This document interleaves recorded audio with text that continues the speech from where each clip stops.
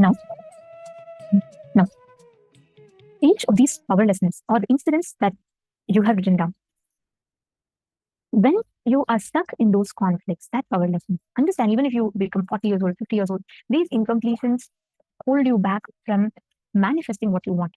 Spend a few minutes and go in front of the Atma Murti and complete with the incompletion. See, understand, you're just going to talk like how you will share with a friend what happened to you, or how you'll share with someone that's very close to you. Just talk. You're literally going to talk verbally, not mentally. Just talk out the incident that caused pain in you. Read it out, whatever you've written down, as you have written it down. Just read it out. Take a few minutes. Just read out whatever you have written down, as you have written down. Relive. Understand, when you are reading it out, automatically your whole, you will start reliving it. Now, you might be 57. Something would have happened to you at the age of 7. But don't try to remember it as a 57-year-old. Go back to your age of 7. Remember from that moment and relive. You're just going to go and talk to the Atma Murti.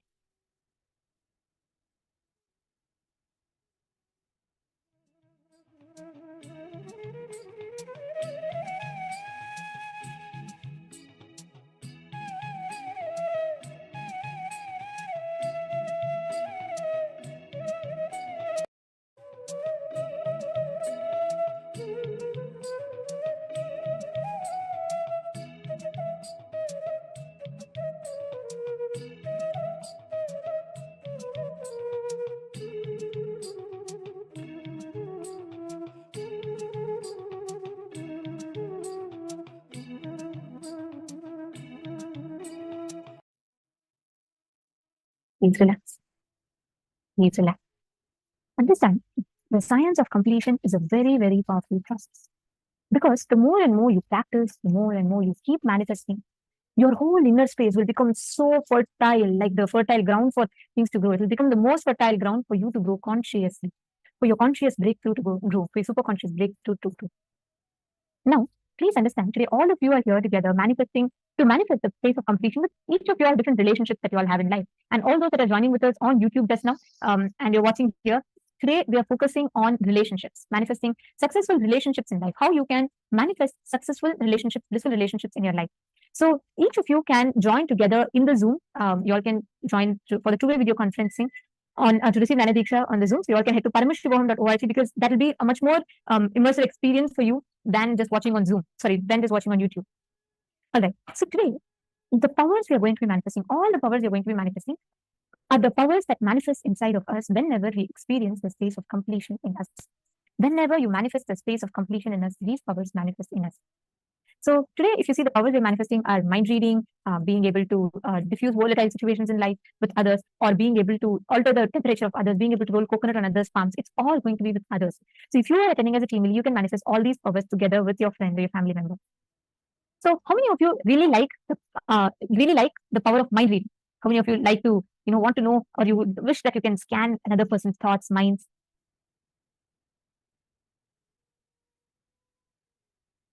How to complete? Okay, one of the participants is asking, Nithyananda Parashakti is asking, how to complete with those who destroy temples and make them powerless? Are the extension of me too?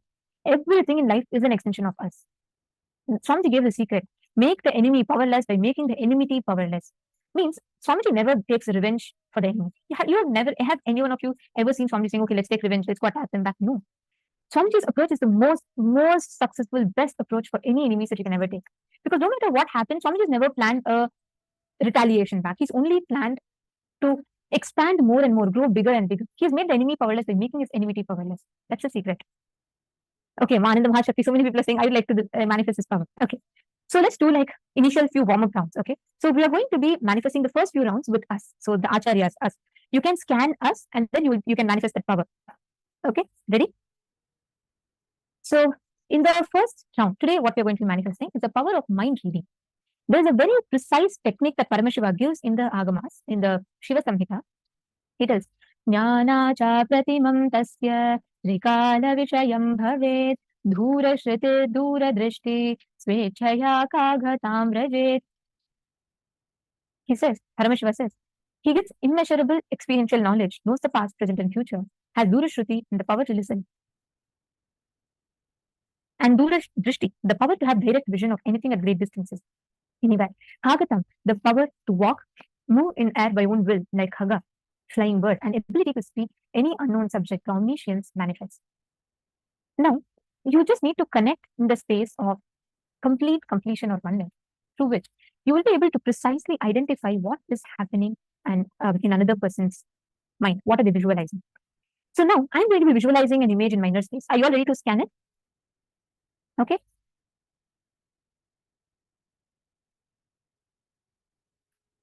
How many of you are ready to scan? Okay, yes, that's a yes from so many places. Come on, Ma Zeng Shu Yun, Mananda Shakti. How about you all? Manana Pradata, Machingo,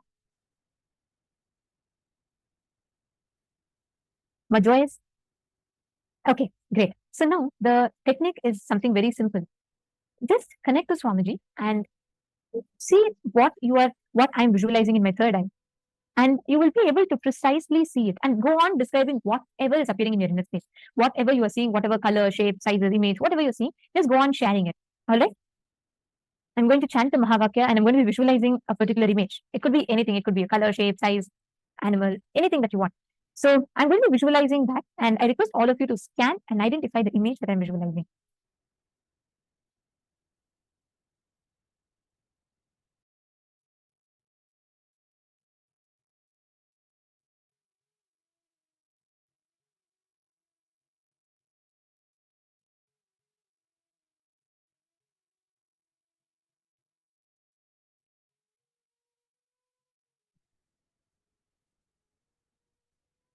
Now, chant the Mahavakya to all the participants that are.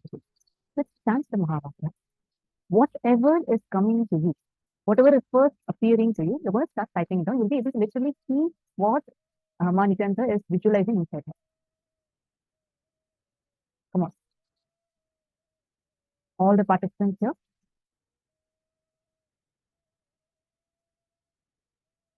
Ma Zeng Shuyun, Ma Nithyananda, Ma Parandamini.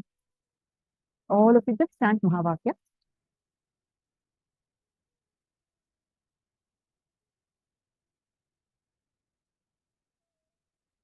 Chant the Mahavakya. And now you're going to just unplug from everything. Do not create a thought. Do not sustain a thought. Do not destroy it. Just unplug. Witness and unplug. Whatever visualizations are coming in, whatever you're able to do, start typing them. This Mahavakya will directly help you. Let me play the Mahavakya for all of you. It will directly help you to unplug. Om Nithyananda Paramashivoham. Om Nithyananda Paramashivoham. Whatever you are seeing that I'm visualizing, go on describe the colors, shapes, sizes, even anything, whatever you're seeing, just connect to Swamiji and ask Swamiji to show you what exactly I'm holding in my inner space. And go on describing as many details as possible. Please start posting. Start posting.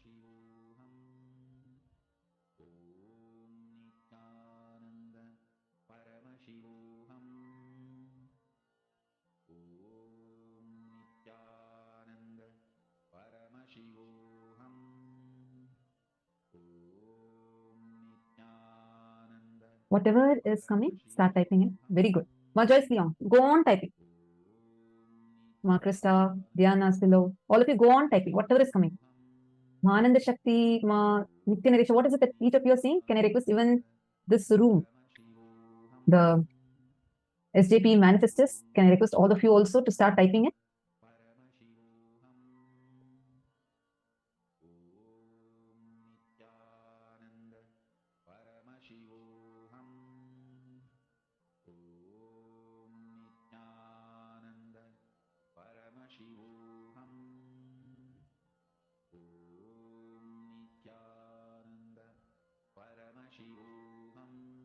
It's okay. Ma Karen, whatever is coming, you keep typing. See, when you don't give a gap for your mind, go on typing. You will see that the thoughts will reduce and you'll start actually seeing through your third eye.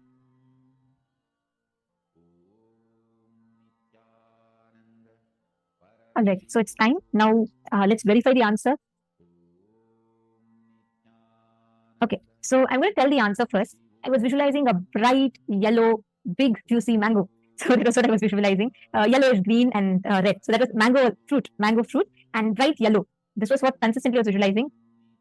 Okay, so let's see what each one has posted. Many of you put bright colors. Okay, I was visualizing a bright yellow. So I look for bright yellow.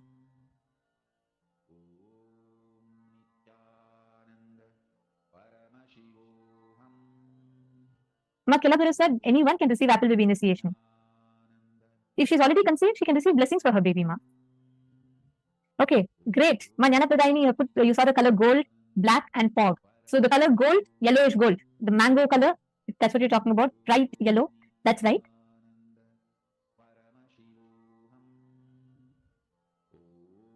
No, ma, Wong Yui, no. I didn't visualize the tree along.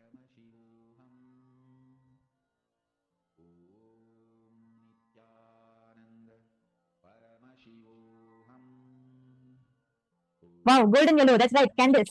That's correct. Many of you seen sun. Actually, like I was visualizing like a hand holding a mango, bright yellow light, like a sun. But I didn't visualize a tree. I didn't really think about a tree. So red, orange. That's right. Madonna, that's correct. That's correct, ma. You've manifested. See, many of you have gotten the colors right. Okay, let's do one more round. Okay, this time, ma Tatupriya, you could visualize an image, and all of us can scan. See, now let's go to a little bit more. Okay, it's okay even if you see like 100 things. See, our mind is cluttered with so many thoughts that keep happening again and again and again and again and again. So that's totally okay, right? Only thing is you should not get caught with those thoughts. You should not see. It's very important that you unclutch. You don't let your thinking interfere. Instead, just ask Swamiji and ask Swamiji to show you, reveal to you what exactly is happening in the other person's inner space. Actually, Swamiji had given a very beautiful technique for this. Swamiji said, whenever you focus, you try to concentrate, you will not be able to mind read. You will not be able to see what's happening in other person's mind. If you know your own mind, you will be able to precisely catch what's happening at the other person's inner space.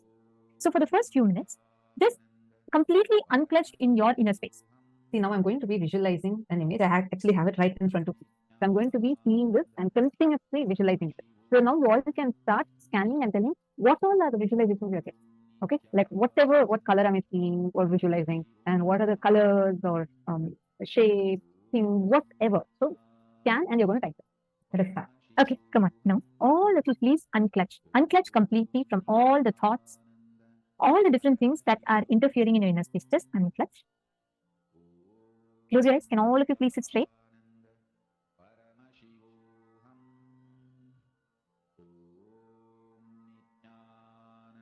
Please sit straight. Let all the thoughts in your inner space completely settle. And try scanning and identifying what exactly is the image that Ma Tatupriya is holding in her inner space. What is she visualizing about? Start describing it in detail. You can see colors, you can see images, shapes, sizes, numbers. Whatever you are seeing, first take a few minutes, all of you see. And the Mahavakya.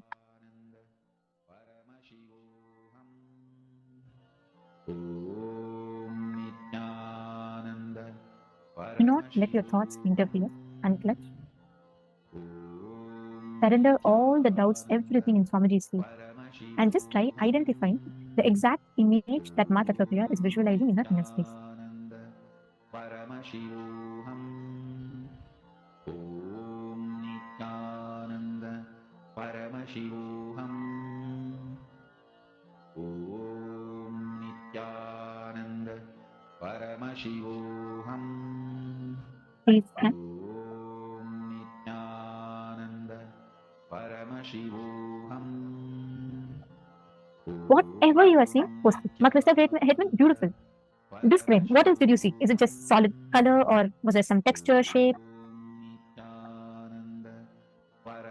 I request every one of you to describe whatever you are seeing. Even let's say if you saw multiple different things, describe. Ma Sonia Rao, no question mark. You are asking, is it a fish? You should tell the answer. You should not ask the question. Question mark means mark of your Don't put that. It's okay. Let her reveal whatever it reveals. You won't posting it.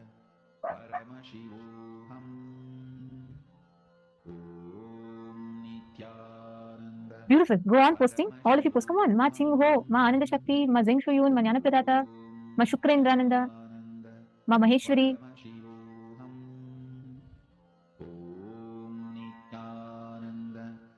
Wow, wow. I'm very excited to tell this answer. Okay, come on, go on posting. Okay, Zach Midaya, get us. Describe the colors. Pankaj Kankaraya, colors, whatever you are seeing. Pavan K. Okay, let me tell you all something. This is super exciting. Okay, so first, let me tell you what the answer is. So, I have not seen anything about you all have typed. I'm just going to first tell what exactly is that. I was seeing and visualizing a rose. It's a light pink, almost like a sunset color, a very light yellow, light pink rose with a green, dark green background. The background has some blurred leaves. So that was what I was continuously seeing. First, actually, I decided to start visualizing a fish. First few seconds, I started visualizing a fish. Then I changed it to rose. And in between, at least like 3-4 times, I kept remembering Swamiji. So, but the main consistent thing that I was visualizing was this rose. Now let me start with the answer. Indra Devanarayan has posted green leaves, red rose, sunshine on the rose. Wow, excellent. And doesn't end here. Nithya Venkateshananda saw Guru's feet with pale pink rose. Wow. Actually, that's a precise description of an image that I thought of, because the moment I saw this image, I remembered of offering to this, like some similar flower to Swamiji in Pada Puja. Like I kept getting Swamiji, so then I'm like, no, focus on the rose. Interesting thing is, so many of you saw flower. Wow. So many of you. Ma Shukrindananda had posted she saw fish as well. She saw a fish, which is correct, Ma, because she said initially she visualized fish for the first few seconds, and I'll read out all the people. I'm trying to scroll and see the answers. Something soft like silk pink color. Ma Parameshwara from Ma Parameshwari. That's correct. It is correct. It's precise. It is exactly like soft, like silk pink color. That's perfect, Ma. That's spot on.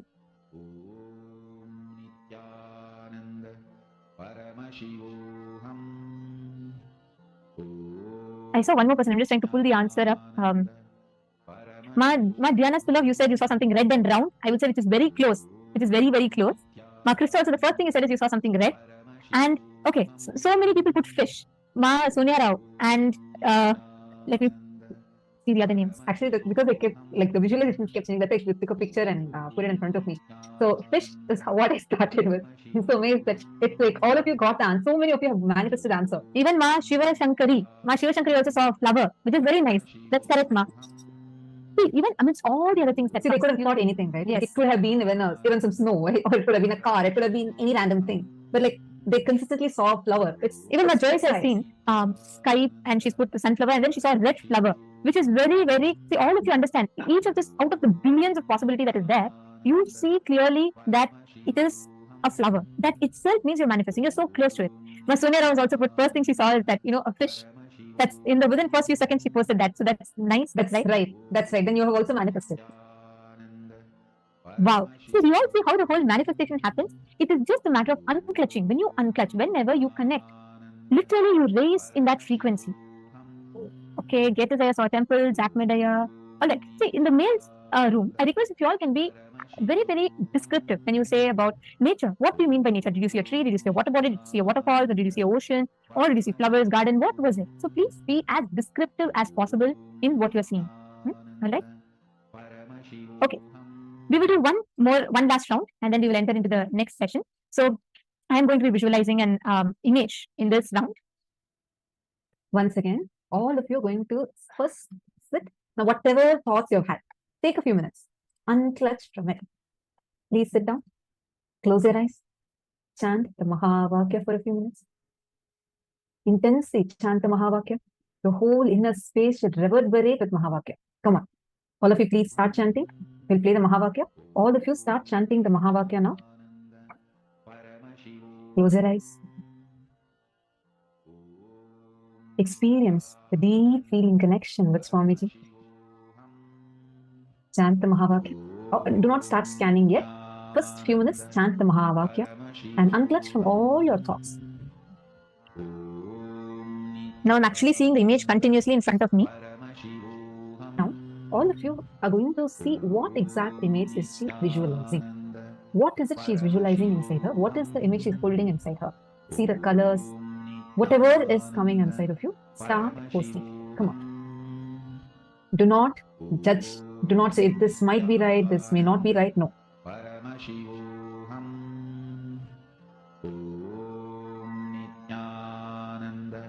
Very good. Majoy is young. Just see what comes. You start telling. Please start typing. Om Nithyananda Paramashivoham.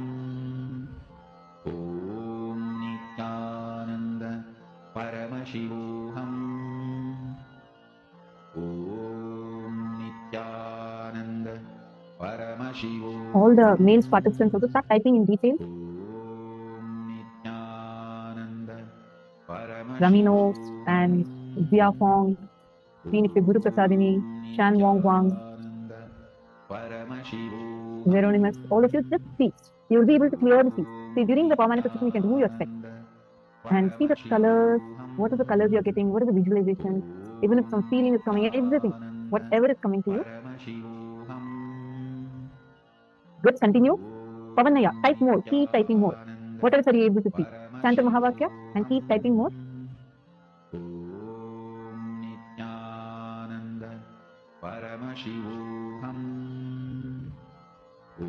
Very good. I'm seeing many of you. Very good. Come on, Ma Ranjani, start typing more. Ma Sonia Rao, type more. Why in? Type more. Keep on typing whatever is coming. Just chant Mahavakya. And go on typing.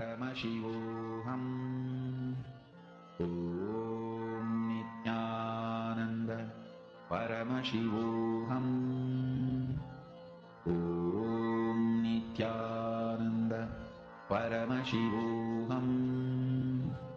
Om Nithyananda Paramashivoham. Om Nithyananda Paramashivoham. Very good. I am so excited actually. I'm waiting to tell what the answer is. Okay. Yes. So first I'll tell you all what is the exact picture I was visualizing. So I was seeing in front of me a forest, like a beautiful forest with a lot of trees and a small river stream flowing, and actually sun is coming through. It's completely green. It's green and like a lot of trees are there and there's a bright light.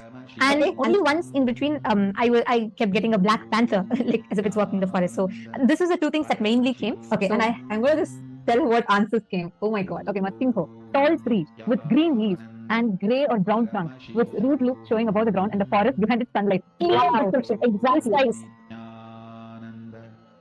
Ma Chingho, amazing manifestation. I really manifested that like spot picture.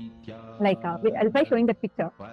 It's exactly precisely as you described. Ma Chingho, amazing manifestation.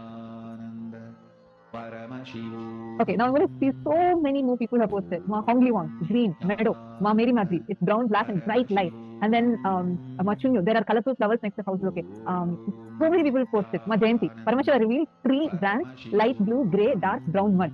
Wow. And Ma Ispat has also posted countryside. And then Ma Indra has also posted green leaves at his feet. Like she also saw a similar description. She saw Ganesha, but then she saw green, she saw leaves, she saw flowers, and Ma Anne Mary so.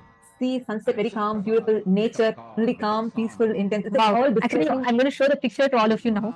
Ma Chingho, yours is like so precise, and so many of you, Ma Virupaksha, and actually I'm not done yet. A lot of people have manifested this round. And Ma Hedishla saw a little bird on a tree, and I'm now seeing like a barn. Ma Krishna Hetman has posted like possibly in a field. Like all these are so close to the thing. And Ma Diana Silo saw a hill. And Mamsakala saw white, bird, and green. This was the exact image I was seeing for the whole time period. And you all can see, oh my God, Ma Sanita had also seen forest with tall trees. Wow. And Ma Ranjani Guru also saw a sun. So all of these are so close. Actually, you all can see. And I say, very big tree with green and golden or yellow light color. Wow. So many of you have precisely manifested. And Ma Chingo, Ma Joyce, and sorry, I'm not yet. A lot of people have posted. Ma Dona, white cloud, circle, wheel, mountain, green grass. Wow. And the word green kept coming. Ma, that is Ma Chante field. Bright golden or white light and the word green. Amazing manifestation. Wow, how do each of you feel? Actually, there are so many more. Let me ask you a question now. How many of you feel you've manifested? If you feel like you've manifested, put I manifested as a message in the Zoom chat. How many of you manifested in the last 3 rounds? Any round you've manifested successfully? Come on, post in the chat. Wow, Pankaj Kankaraya, that's also correct. Pavan K, that's also correct. Because you all have seen sunset. And Pavan also is manifested. So like I'm not yet done. I'm just stuck in a few zooms because there's so many of you who have gotten the right answer. And Chris Kankaraya has put water body, sand, and tree. That's right. Excellent. Wow. How many of you manifested? If you have manifested, just put I manifested as a message in the Zoom.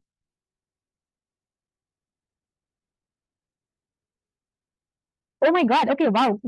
Zizi friend. Aya has posted. There is the flow of the river pushing it to the shore, and there is also the sunshine of the setting sun. Wow. That was spot on. Okay, I'm just going to spend the next 1 hour reading answers because there's so many answers to post. Wow. So please bear with me if I miss your answers. But come on, how many of you manifested in the mail room? Whoever, so you yourself can check, even if you've not called out your names. If you feel like something what you saw was very close to something that we showed, then post it. It's okay. That's how your manifestation starts. Understand, if you are able to manifest something else, if you're able to see another person, reach another person's inner space, that means you're in the space of completion with yourself and the other person. Come on, post. Mailbody's room. I'm seeing many messages. How many of you have manifested? Post in the chat. Okay, Ma Kovardhini, Ma Elizu, Ma Candace. Oh my God, so many of you have posted. Ma Shante, what is sort of manifested? You can't be sort of Paramashiva. You can only be Paramashiva, or you cannot. You are still not Paramashiva. That's all it is. So you have manifested. There's no in between. See, even if you started manifesting, that's a wonderful thing. Celebrate. And it's not a joke. Out of all the possible things, each of you telling these answers, it's like, wow, it's a precise manifestation. Ma Parameshwari, but I manifested 2 times, and I'm so happy to see all manifestations. Beautiful. Great. So many of you have manifested. See, understand, in the next few rounds, when we manifest, you will see how precise, more and more close and very precise it will be. Excellent. Just keep in the space. This is what is called manifesting completion. When you start manifesting the space of oneness with the person in front of you. Beautiful. Okay, so now let's all enter into the next session. And this session, we are going to be learning about relationship, a relationship pattern or possibility. So from each of these sections are too important for us to repeat annotation. So please make sure you're attending every single session. And let's now listen to the revelation from Swami.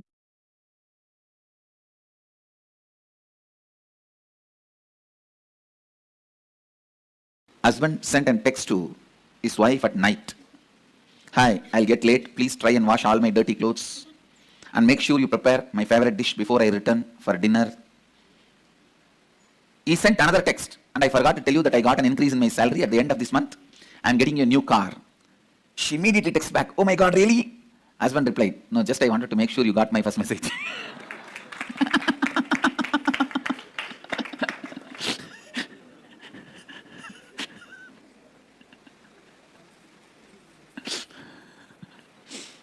Husband texts to wife on cell. Hey, what are you doing, darling? Wife, I am dying. Husband jumps with joy, but types, sweetheart, how can I live without you? Wife texts back, you idiot, I am dyeing my hair. Husband, bloody English language.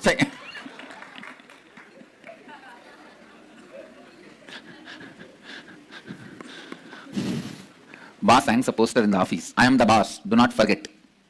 He goes to lunch and comes back from lunch break. He finds a slip on his desk. Your wife called and she wants her poster back home.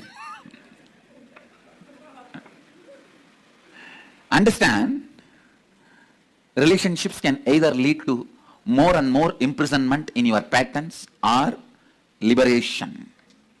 Pattern or possibility, it can lead you to more and more space of possibility. The first and foremost fundamental relationship that exists for you is the relationship between your pattern and your possibility. Please understand. Please come to the space of listening. Dhyan se suniye. Listen. I am not talking about with whom you relate, with what you relate. I am not talking about your relationship with your husband, wife, brother, sister, father, mother. I am not talking even about all that. I am talking about from which space you start relating. I tell you, if you relate from the space of possibility, even if you live with a large family, you are a great sannyasi, enlightened being. If you relate based on the patterns, even if you are living alone, you are bound, patta, fallen, grihastha. Understand? Grihastha or sannyasi, bound or liberated, is no way connected to the number of people you live with or relate with. It connects with the space from which you operate. If you see every human being as a possibility, for that, you also should see you as a possibility. Understand? When you see you as possibility, you will see everyone as a possibility. When you see everyone as a possibility, life, wherever you may be living, whatever you may be doing, you will be living with Vijaya Lakshmi. Means the Lakshmi of victory. Don't say my neighbor house is Vijaya Lakshmi. My neighbor name is Vijaya Lakshmi. When I said the word Vijaya Lakshmi, I meant the Lord, the deity of victory, the goddess of victory. Please understand. How you see you, how you see others, how you see you and how you see others. All relationships you experience in your life can only from two space, two frames. One, listen. Please listen, because I am giving you the punch statements for your life. One, inside the frame and perception given by your pattern. Inside the frame and perception given by your possibility.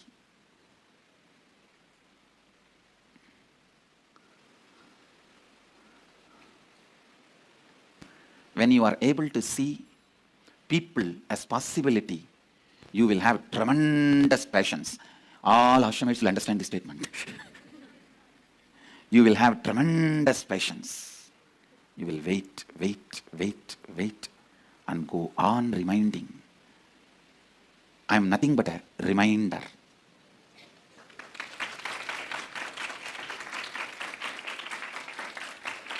I am nothing but a reminder. When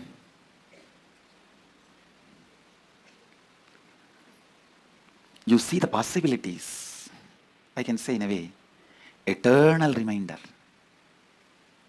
When I see the possibilities, please understand, when I see the possibilities,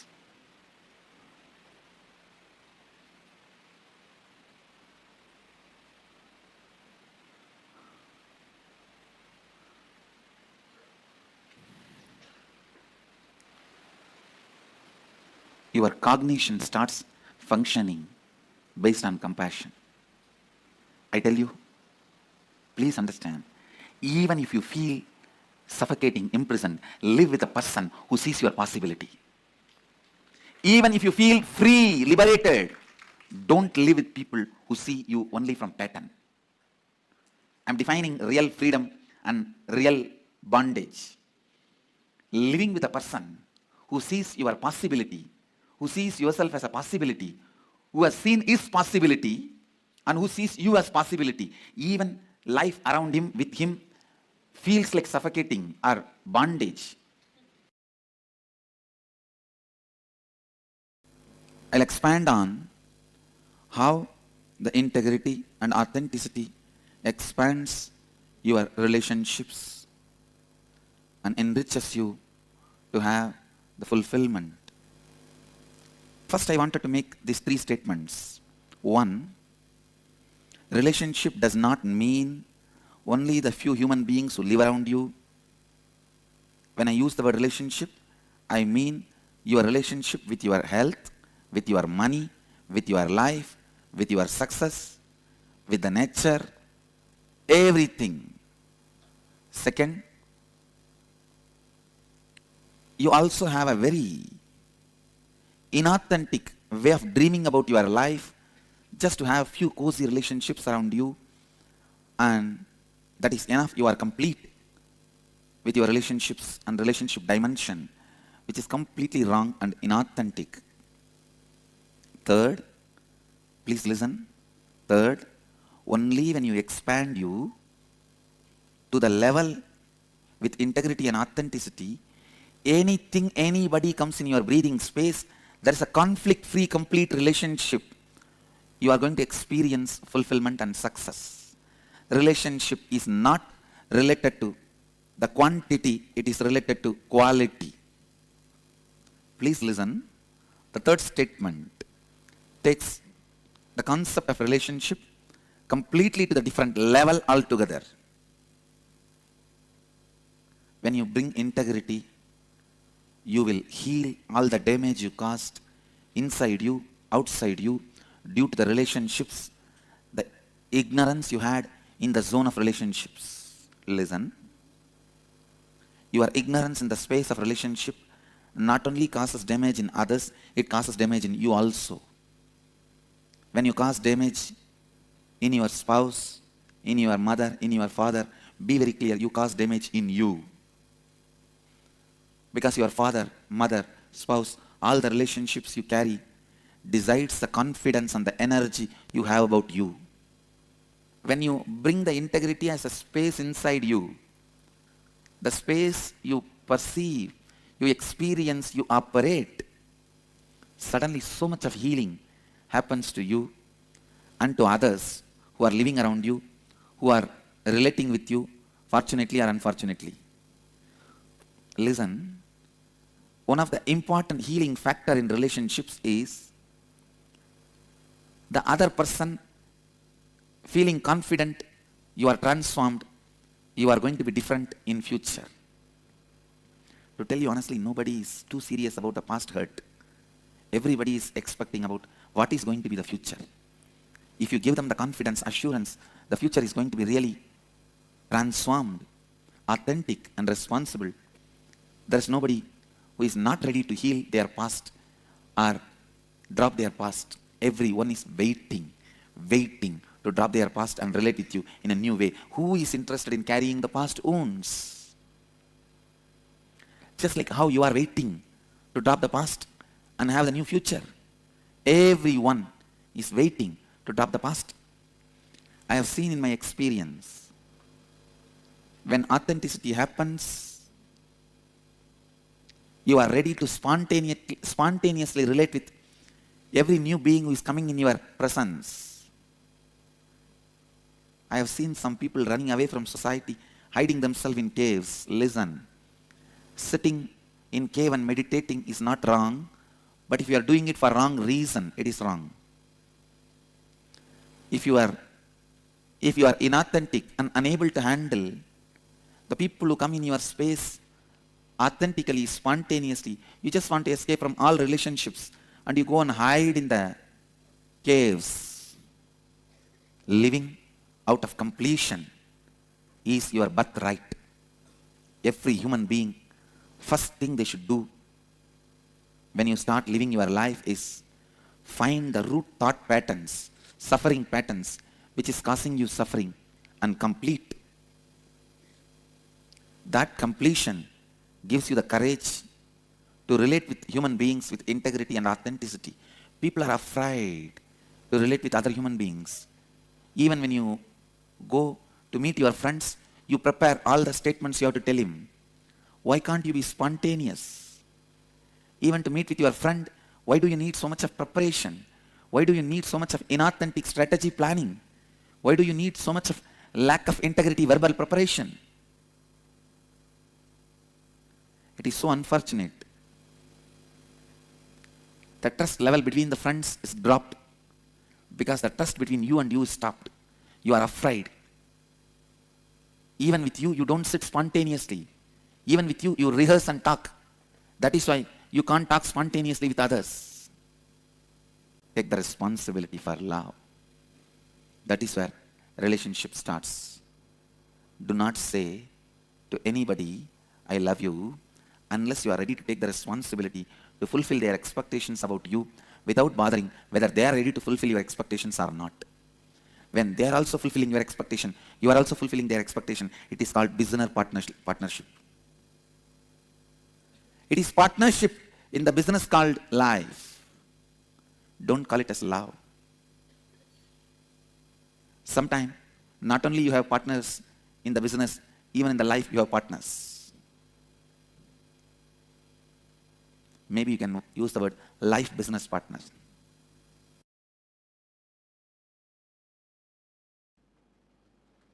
You have only two possibilities. First, heal, enrich your relationship with you. Do swapurnatva, self-completion, by bringing integrity with you, authenticity with you, responsibility about you, enriching yourself. Listen, I ask you to bring these three qualities in you as a first priority. That does not mean I am asking you to do only this. You have to be doing it simultaneously with you and others also. Only then it happens in you. पहले आप स्वयं को लाभान्वित कीजिए, अपने आप को पूर्णत्व स्थिति में लाइए. पहले आप स्वयं को लाभान्वित कीजिए, अपने आप को पूर्णत्व स्थिति में लाइए. When you bring completion to you, relationship with you starts. Enriching yourself starts. If you don't have confidence, you can look at you, you can be with you, you are comfortable with you, you can raise yourself by yourself. Who can be with you? Who else can look at you? Who else will be comfortable with you?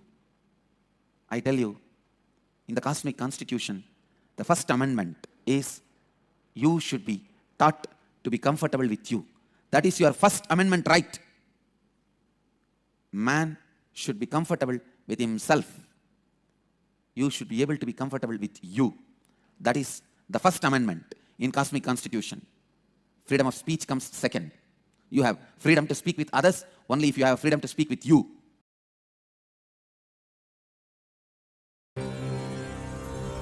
Relationships gives you the feeling it is very important in the life, because through every relationship you try to have extended life.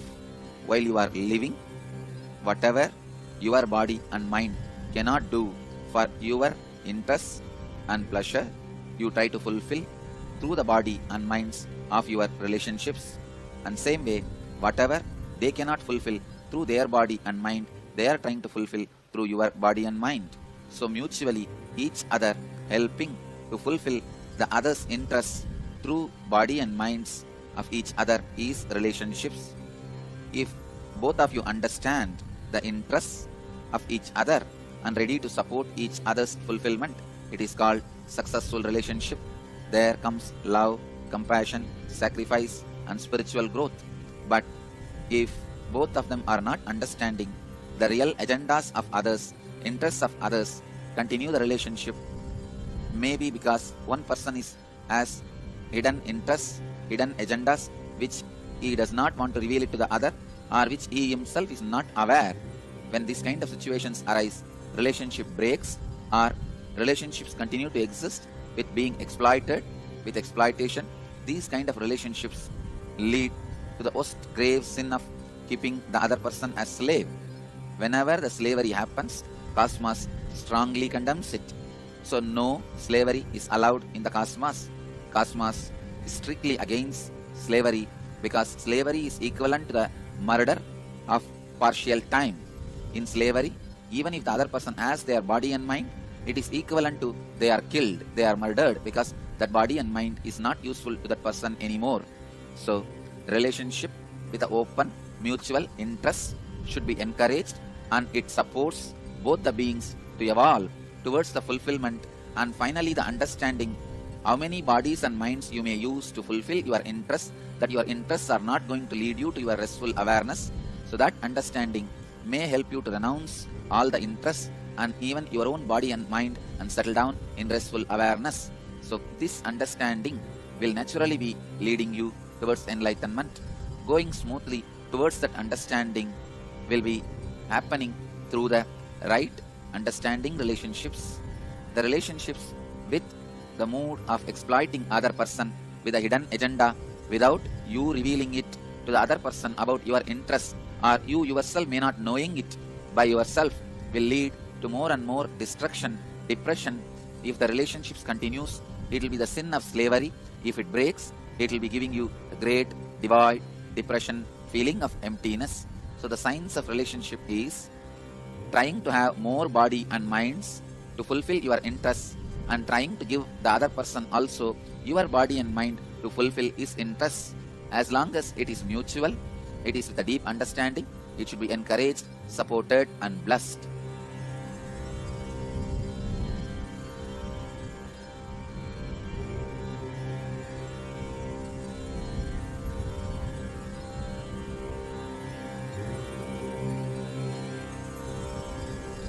Relationships with a deep understanding with each other is equivalent to the conscious birth. Relationships without mutual understanding but still not broken is equivalent to unconscious life. Relationships without mutual understanding broken is equivalent to death. All unconscious life will be afraid of death and end in death. Same way, all relationships which does not have mutual understanding will constantly have fear of being broken. Finally, it will break and bring tremendous suffering to both the persons who are involved in it.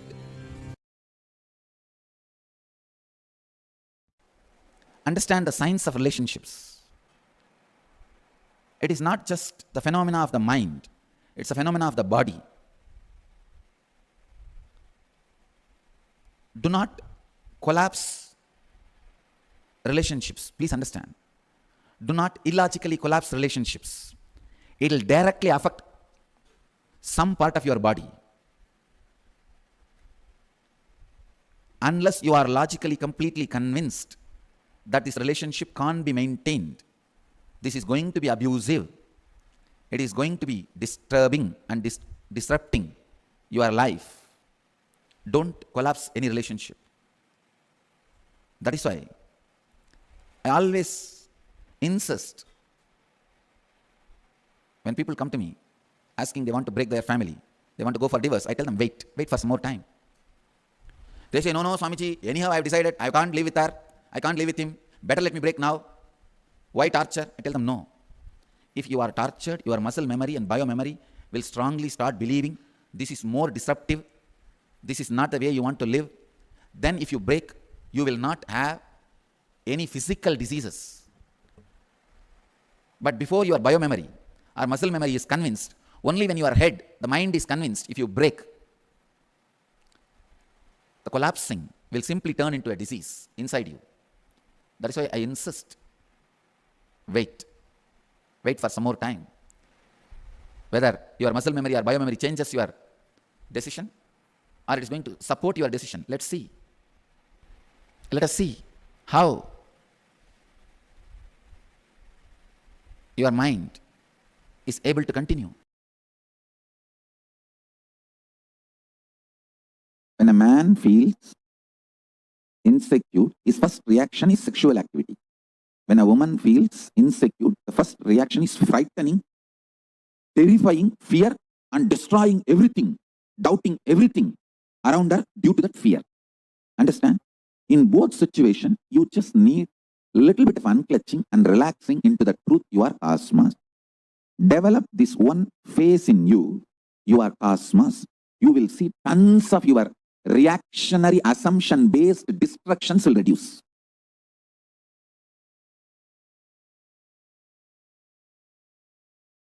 All women, if you teach your man, he is cosmos, and help him to unclutch, you will not be harassed,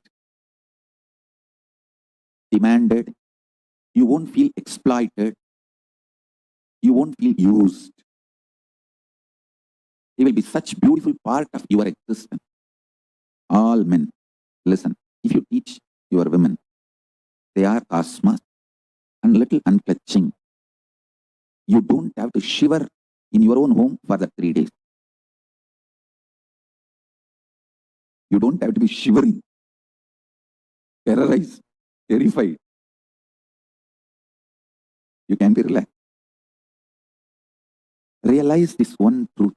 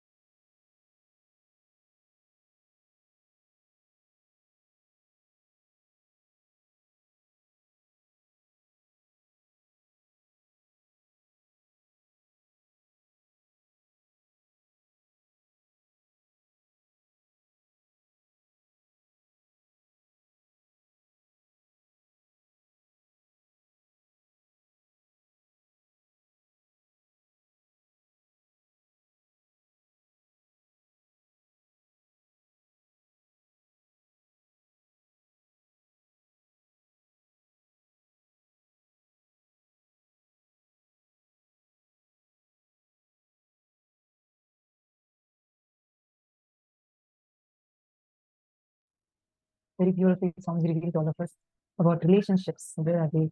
Possibility or patterns? And how just you cognizing yourself as Paramashiva, consciousness, cosmos, can change the way you experience your relationship, can change the kind of relationship you have with yourself and with others. I think, like each cognition of so powerful in between. If you all would have noticed, we had a small clip where it's like a revelation. It's not from the instruction, but like a revelation. I'm saying from that's actually called as Akashic reading, where it's somebody just it's not revealed or explained or commented, but somebody just reads out from the cosmic archive. Whatever has happened, happening, yet to happen. All of these are recorded in the cosmic archive, Akashic record, in the space. And only an avatar has the access to it. So he just sees that from the Akashic record from Hiri. That's that small clipping we had in between. And very, very beautifully sounds revealed about how many times out of insecurities from both the sides, we make drastic decisions in life. Even if you feel free in a relationship that sees you as a pattern, you are suffocated. Even if you feel suffocated or imprisoned in a relationship that sees you as a possibility, that sees your possibilities, you are free. Somebody upgraded the definition of what freedom really means. So many times, the ideas, the judgments that we have, that we carry inside our inner space in each of these relationships, these impact us a lot. The way we understand, the way we cognize, the way we see situations, just by bringing the right understanding in our inner space, we can have a completely different experience altogether of how you manifest relationships in life. Right now, are these relationships a bondage for you, or are these relationships a liberation for you? How is this relationship happening? How is this relationship occurring to you? Is it a pattern? Is it suffocating you, or is it a possibility? See, many times you are suffocated or you suffocate others in a relationship. It is both ways. Sometimes by constantly judging another person as a pattern, you start suffocating yourself and others. By constantly judging others, and by constantly you allowing yourself to experience, go through that incompletions, that suffering, you let others judge you and you suffer. Both ways, understand, you are not experiencing a real completion or a fulfillment in that relationship. You are constantly only seeing suffocation or manifestation of different patterns in front of you. Relationships in your life are manifesting more and more liberation, freedom, when they are seen as possibility. See, first thing, enrich your relationship with you. If you are complete, self-completion, swapurnatva, integrity, authenticity, responsibility, and enriching to yourself, manifests integrity, authenticity, responsibility, and enriching to others. How you are manifesting your inner space. How you are manifesting that experience of completion in your inner space. That matters. If you are complete with yourself, it's not even about others. Many times, incompletion with ourselves only makes us fight with others. If you feel very, very, let's say, if you already feel that you are very not efficient, if the person outside, let's say your colleague or your subordinate, just says, you know what, I think you'll earn more salary if you just a little bit more efficient, if you're a little bit, that is enough. It will just set you off. You will feel so incomplete. You'll start fighting with the other person. But it has nothing to do with the other person. It is with you. Completion gives you the courage to relate with human beings with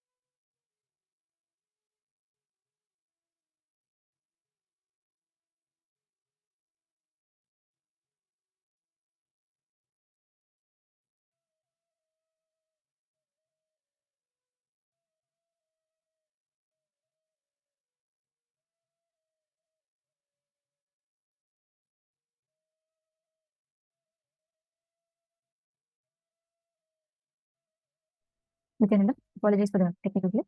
Yes. Don't worry, you all didn't miss anything. Yes. So, like I was saying, right, wherever you judge, connect in relationships with these insecurities, only that manifests outside as experience. Now, Govardhan is asking, Ilangovan is asking, how do we know if our biomemory or muscle memory is supporting our decision to break a relationship or not? Swamiji told Numa, whenever a relationship is only broken with the heart and mind, you will manifest body diseases. Your body will not be ready to break a relationship. If you just take a time and if your body is also in alignment, your muscle memory and biomemory is also in alignment, then you can break the relationship. But it's all about, see, Swamiji explained, right? When a man, when he becomes intensely insecure, always he'll try to fulfill his insecurity through having physical relationship. When a woman becomes insecure, she always tries to express or make herself more secure by becoming overly afraid about everything and just destroying all good things in life. Just identify, especially if you're all sitting as a couple, identify, are you dealing your relationship out of insecurity or are you dealing your relationship out of completion? What is it that you are dealing your inner space with? What space is it from which you're dealing your relationship? It is very important that you identify that. It is very important that you know where you stand. When you bring integrity, you will heal all the damage caused inside you, outside you due to relationships. Many times due to the ignorance decisions you make. When authenticity happens, you are ready to spontaneously relate with every new being who is coming into your presence. When you take responsibility for love, that is where relationship starts. And when you decide to go on fulfilling all the expectations that others have, that is enriching in the relationship. If you just bring in these four, integrity, by constantly healing the damages you cause. Authenticity is when you're spontaneously ready to relate with every new being who's coming into your presence. Responsibility is when you take responsibility for the relationship. And fourth is enriching, deciding to go on fulfilling all the expectations that others have. Understand you can never be exploited with this. People always tell somebody, if you go on giving everything for free, powers and all is like you. It's unique to you. So you should, literally patent it for yourself. Only you should have exclusive rights. So more and more people can come to you and you can use that as your brand. Swamiji just laughed and he said, I am not here to build a brand. I'm here to create Paramashivas. I'm here to constantly reproduce myself in every one of you. That is enriching. Swamiji said he never once feels insecurity, that everything Swamiji knows. The moment, actually, this is Swamiji's lifestyle. The moment Swamiji finds something new, he finds something that's extremely useful and precious, he will come and give it to someone. Swamiji's principle in life is that you'll be amazed. Most of us think if I go on giving, what will happen? I'll just sit as a pauper. I'll not have anything. Swamiji's, it's completely opposite. You can see constantly enriches. When Swamiji gets status, he will not even give 24 hours for himself to be unique. Immediately he'll say everyone bad at us. If Swamiji is manifesting some new power, like means that Swamiji downloads a new software, Swamiji will not even take like 24 hours to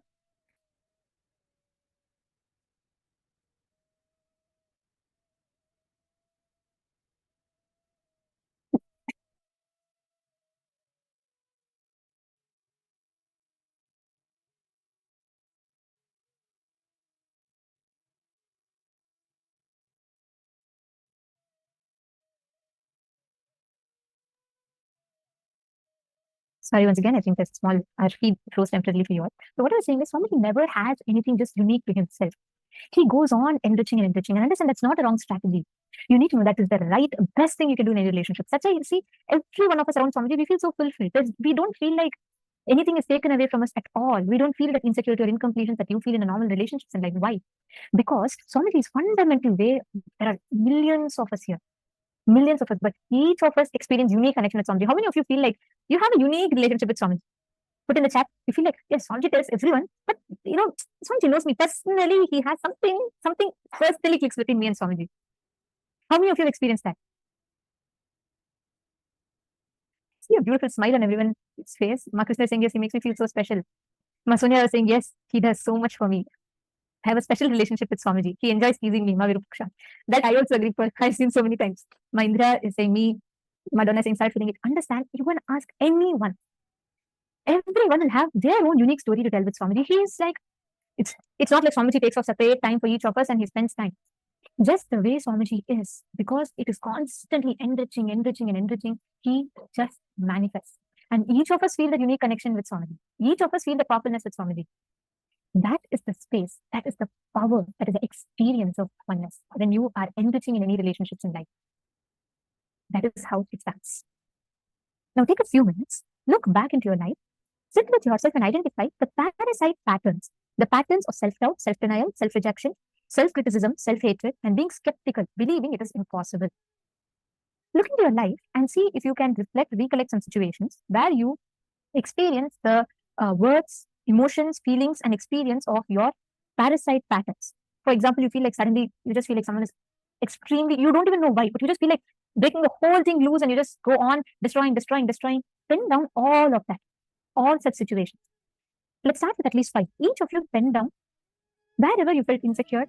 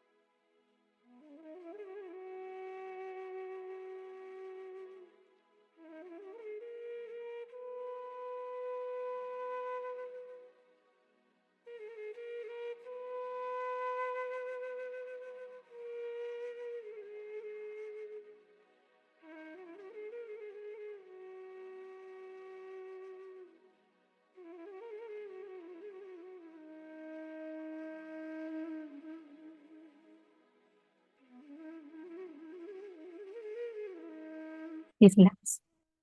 Now, just with this understanding, you will be able to manifest powers, experience the space of completion with others. Every one of you that are sitting here right now, understand that this one space inside of you, you will be able to see how you can experience a complete completion, and you can bring that space of oneness in all relationships in life. If you identify these patterns, these parasite patterns, it will reflect in every relationship in some other form. So if you bring completion in just one relationship, in all the other relationship also, you will experience that space of completion inside of you. Now, let's all enter into the power manifestation. Are you all ready? Should we all do the same as last time? Ready? Okay. So the power we are going to be manifesting is the power of mind reading. And again, in this round, I'll be visualizing another picture in my inner space, and I'll be constantly seeing it as well, just to make sure that there's no other visualization that comes in. So I'm just going to be constantly looking at a picture, and I request all of you to scan through the third eye, identify what is the exact thing that I am visualizing. Okay? Ready? Shall we all start?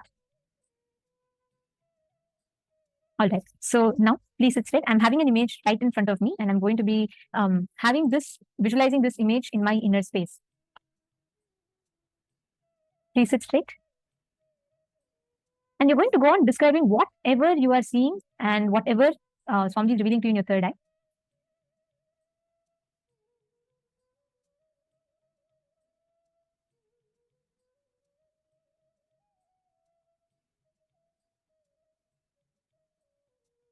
Please stand to Mahavakya.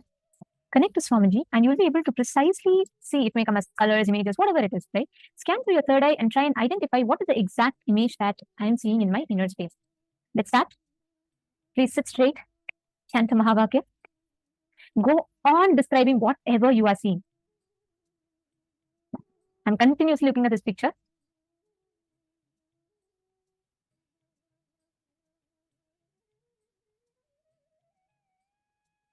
Chant the Mahavakya. Now, we are going to unclench, completely unclench, and just see what exactly she is visualizing. Just see that.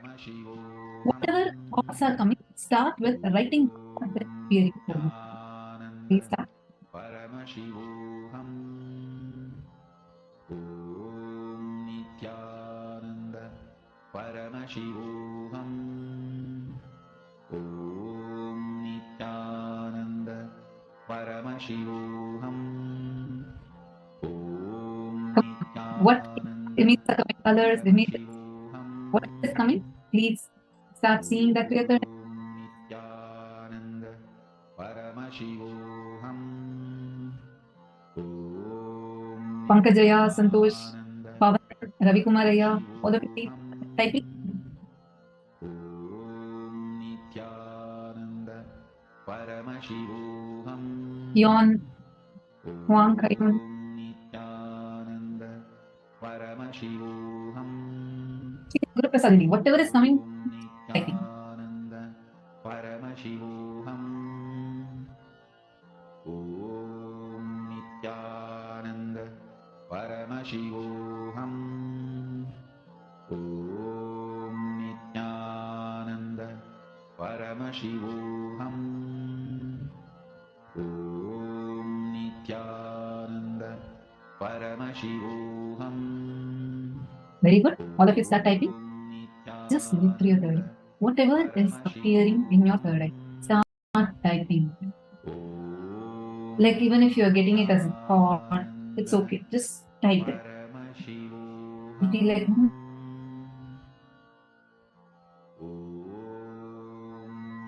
Nithyananda. Paramashivoham. Om Nithyananda. Paramashivoham. Om Nithyananda. Paramashivoham. Om Nithyananda. Paramashivoham. Om Nithyananda. Paramashivoham. Om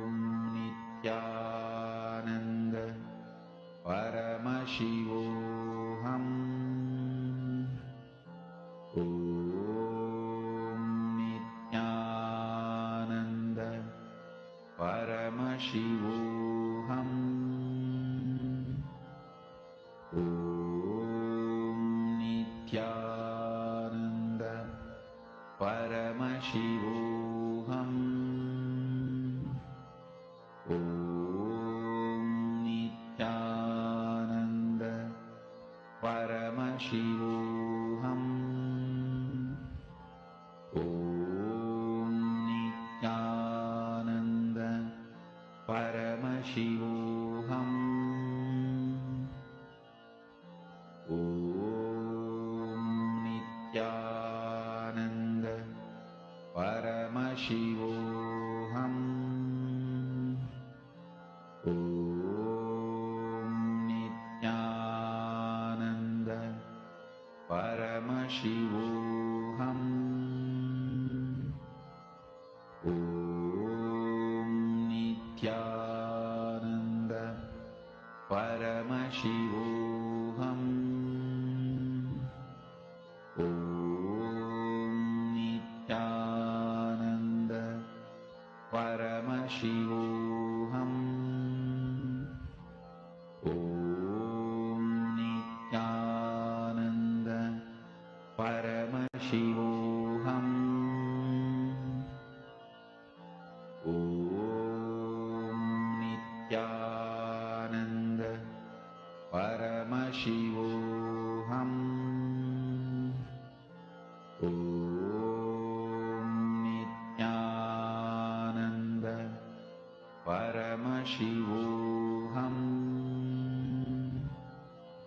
Om Nithyanandam. Paramashivoham. Nithyanandam, sorry for that audio issue. I think you were all not able to hear us. You lost your audio in between. Yes. So I was just saying, actually, first I was visualizing an image of a train.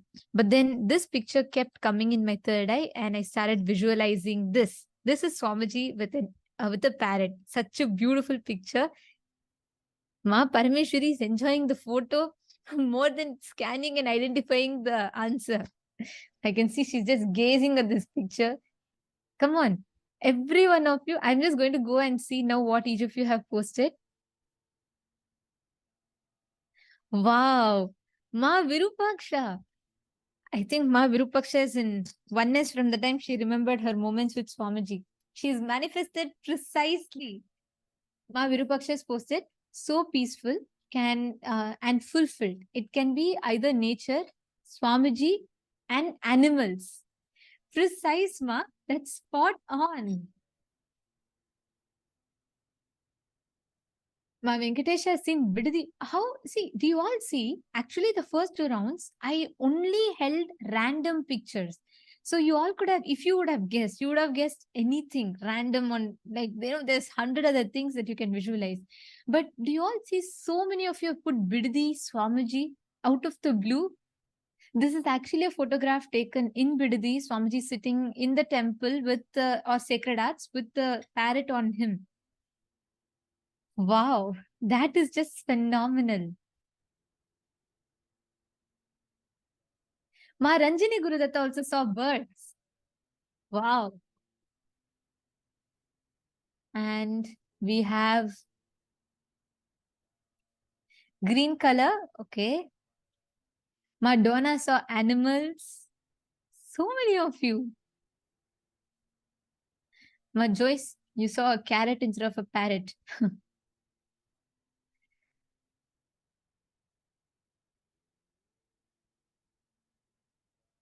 Oh my God, this is beautiful. But I'm also seeing many participants not yet participating. Can I request every one of you to participate? Sudarshan Pujari, you have manifested. You saw Swamiji. See, you saw Swamiji in a standing pose, but you saw Swamiji. Actually, if it was just anything random, I could have, for that matter, I could have seen anything, right? Like any random image I could have visualized. You precisely saw Swamiji, and just above that, you've posted, you saw nature, tree, and water-like painting. Wow. And please understand, Sudarshan Pujari, you have started manifesting. This is manifestation.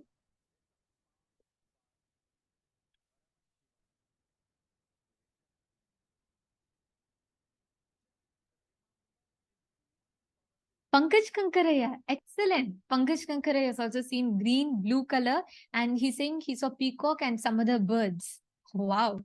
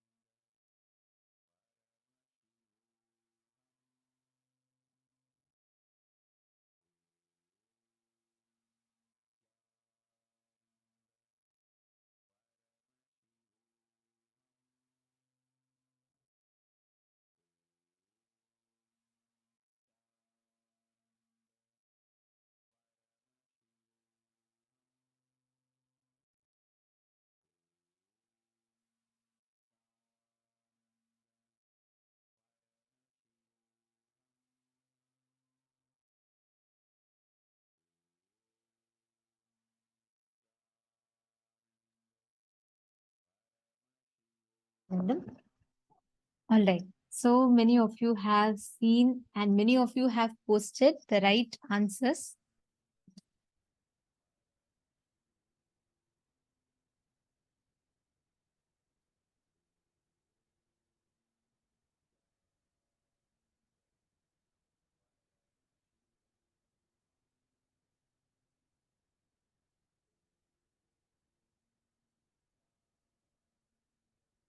Beautiful. Actually, I'll tell you all one thing. Whenever you're manifesting, right, don't wait for you to see something perfectly and then you don't wait for you to get something exactly like how you want it to come. It can come in any which ways. That is the power of manifestation. You just need to see, you just need to identify correctly what is the exact thing that is, you are visualizing. And every time, whenever you are manifesting this power of mind reading, right? Come to that space of unclutching, come to the space of completion. Each time you are manifesting from the space of completion and oneness, just go on posting whatever comes. I'm actually saying many of you did not participate or post in the last round. Please do not skip. See, only the more number of times you manifest, the more precisely you start being able to see and identify. This round, how many of you are ready? put ready in the chat. Let's see. Because I'm seeing many people didn't post whatever you saw. Come on. How many of you are ready for this round? Post ready in the chat. Let's see which room everyone is ready and ready to manifest.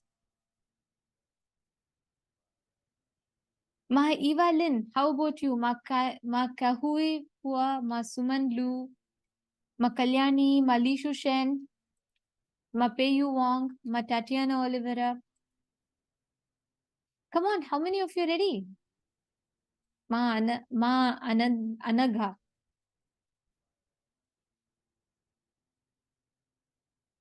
Ma Jnana Vijnana Priya, Jnana Paravidya.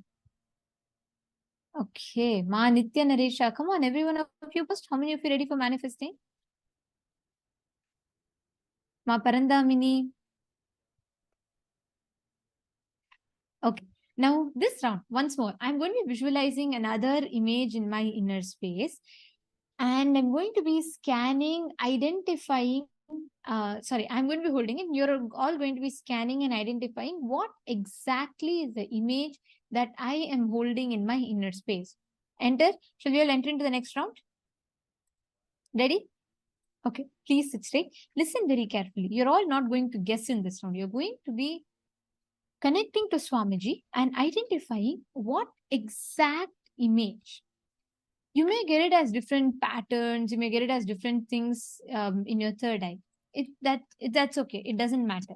But just identify what is the exact image that I am visualizing. Okay, shall we all start?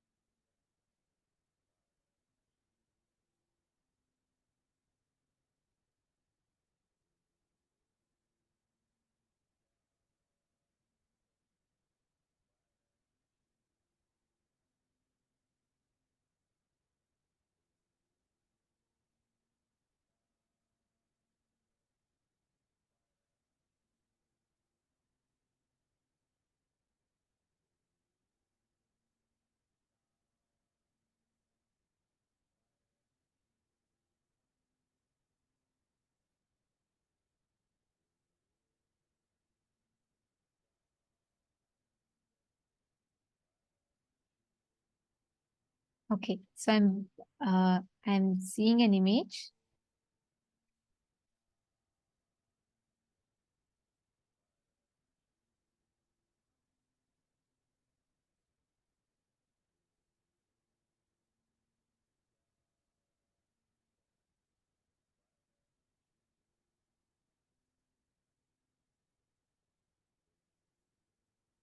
Can connect to Swamiji and just scan through your third eye and identify precisely what image I am holding in my inner space.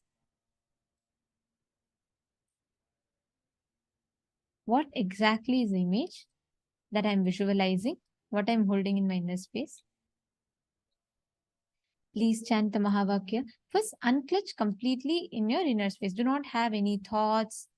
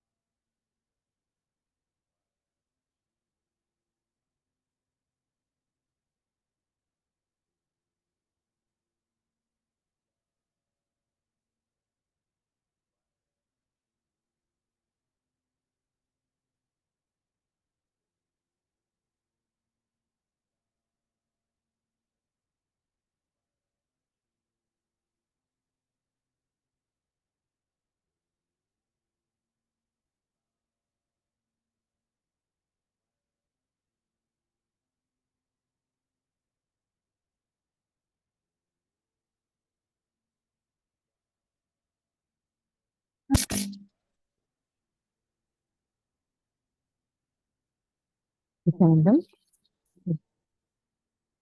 Hope all of you are able to hear me.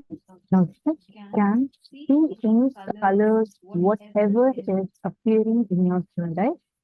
Start writing that down. Colors, or even any picture, image, anything that's coming.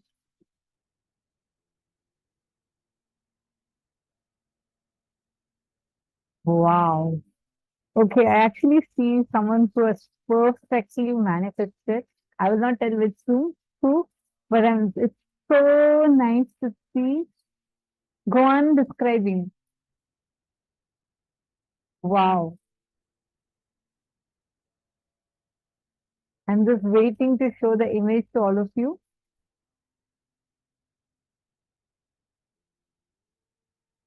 Keep to your third eye, zero guessing, zero guessing. See through your third eye and you're going to type.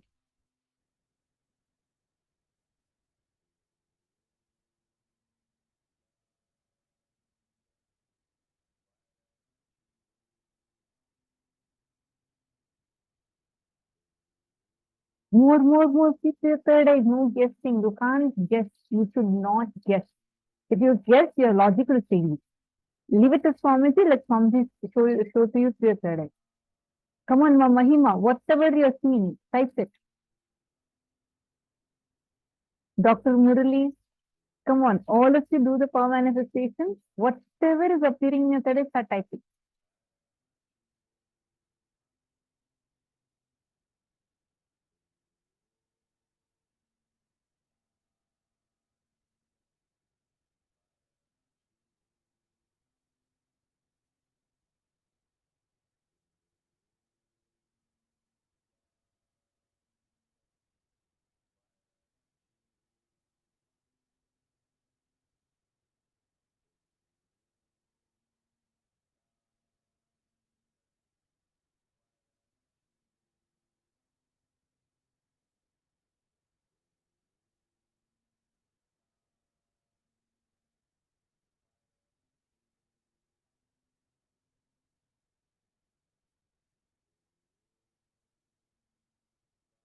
More.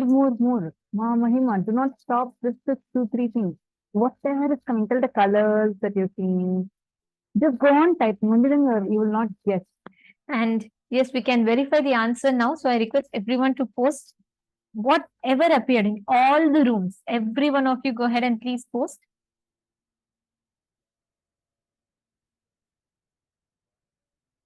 All right. I think so many have already posted.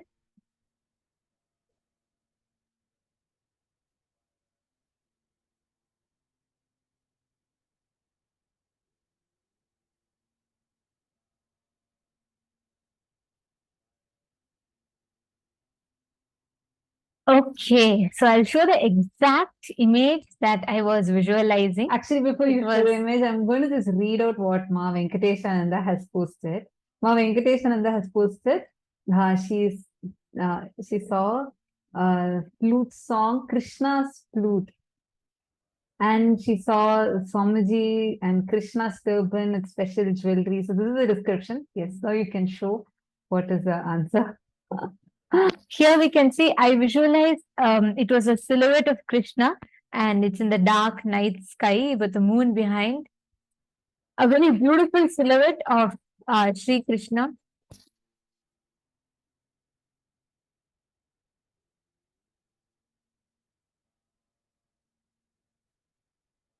So this is a very beautiful silhouette of Bhagavan Sri Krishna, and this was the exact image that I was visualizing. So now let's see the answers, and I request every one of you, now it's late, now you can't post, but I request every one of you to participate. It's okay, whatever you're seeing, please post. See, you all can actually scroll through the chat. Can each of you just scroll through the chat and read? How many of you see so many people have posted suddenly everything related to temple and deity? Just see each answer. Everyone from out of the blue, everyone is saying bright. It is very holy. It is it's a temple or a deity feeling. This is 100% manifestation. Please understand. All of you scroll. See, you all can think if I'm just telling 1 or 2%. Just see, each of you see your respective zoom. Scroll and see, you will all see there is a mention about suddenly about deity, about something specific.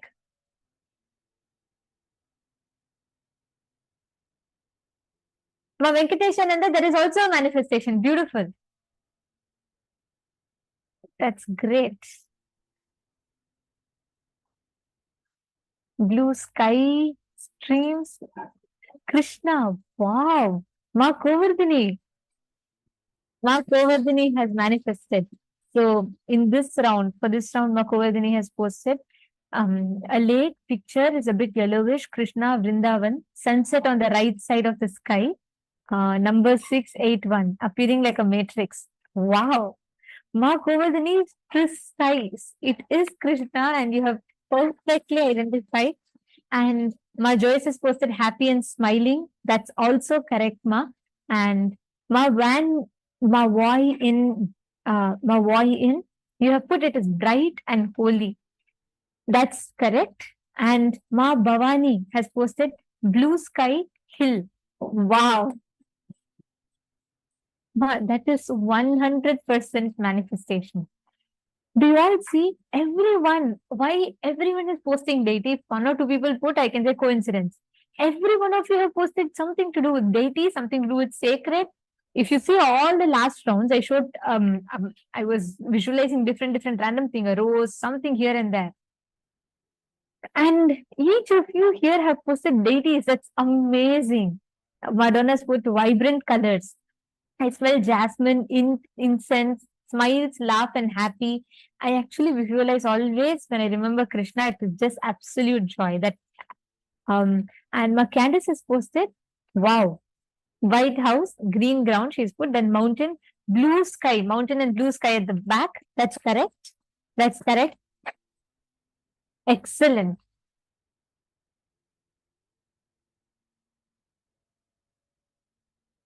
Wow. Beautiful scene, Swamiji with white clothing.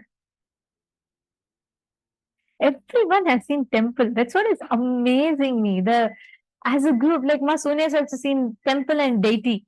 Actually, all of you who have seen temple and deity have all manifested. Please understand, you've all started manifesting it. Who've seen Krishna has spot on manifested it, or some of you put night sky and blue and black. That's also a manifestation. But whoever have seen deities, please understand, it is manifestation. You have started manifesting. Oh, Ma Vijay Swarupa. Wow, Ma Vijay Swarupa has posted banyan tree, bird, Swamiji in Krishna dress. Excellent. Oh my God, you guys are all amazing manifestors. So be careful. In few days, you guys will be able to start reading people's minds, what people around you are thinking. So you should tell people to be careful around you. Okay, let's see in the mail room. How many of you have manifested? See, Pavan Kaya, do you see, you didn't see anything specific, everything was dark. It was a dark image, and that's why you kept seeing dark. You're understanding? It's something very important for us to understand here is how you cherish it matters, like how you celebrate Paramashiva's happiness. You will see more and more, you celebrate it more and more intensely, you will start manifesting things. I saw the way you were manifesting, you're actually manifesting very nicely. This is how it starts. Celebrate it, come on. You don't think of something like a desert or an Iceland. You are seeing so many things so related. Understand? Because it is a clear manifestation. Be very clear. It's just for manifestation you're doing. Celebrate it. And actually, ZZ friend, understand, you don't need to try calming down or anything. Just manifest. ZZ friend. Visualize Swamiji. All of you understand this. The more you manifest powers, the more unclutched your inner space becomes. You don't need to wait for you to completely become unclutched for you to manifest. But this what you can. Go on posting. It's okay if it is wrong. So what? It's not wrong. Understand? There's nothing wrong in you putting, even if it is wrong, and just go on posting. So what? Start with it. Don't wait. Do not stop. Do not pause. Go on posting. Go on posting whatever you're seeing in your third eye. Understanding? Don't wait for you to see something in specific. Don't wait for something to come precisely and then you manifest. No. Whatever you see, just go on posting it. Sudarshan Pujare, wonderful will persistence. Keep trying. That's right. And do you see, you suddenly saw a Shiva, a deity. You could have seen anything else. You are seeing a deity. That is correct. And suddenly see easy and you're seeing clouds above the sea and crescent moon, crescent on his crown. Penshuan, you have manifested. It's a blue sky you've seen with white clouds. That's excellent. You started manifesting. Beautiful. See, all of you understand. This is a secret of manifesting. Whenever you go on visualizing in your inner space, and when you constantly see through your third eye, which means it's okay even if you're not getting right answer. It's okay. Go on posting. That's all matters.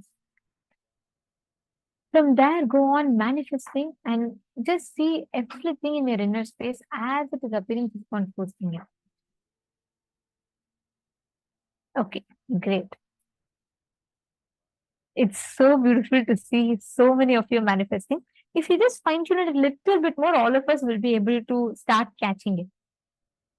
Now, the next session we're all going to be entering into is a very, very important session. We are going to be manifesting you're going to be understanding the science of completion with others. Many times in relationships, the past wounds, the struggles that you have, the pain, judgments, incompletions, it's all sitting inside of us, and many times it doesn't allow us to relate with another person normally. This session, Swami is going to be revealing to us such a beautiful science that will help you heal from pain, even the most deepest wounds from the past. So let us now listen to the science of completion that Swamiji is revealing in this session. Get ready to enjoy.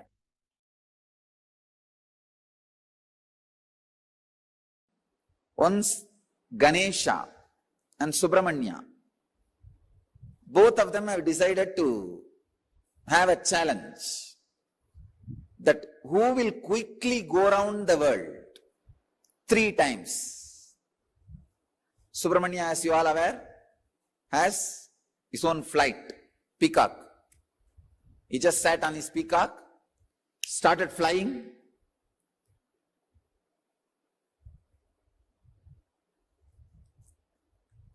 Crossing the continents, crossing the oceans, hills, once, twice, thrice. He completed and came back. He saw this Ganesha, heavy guy. His vehicle is a rat.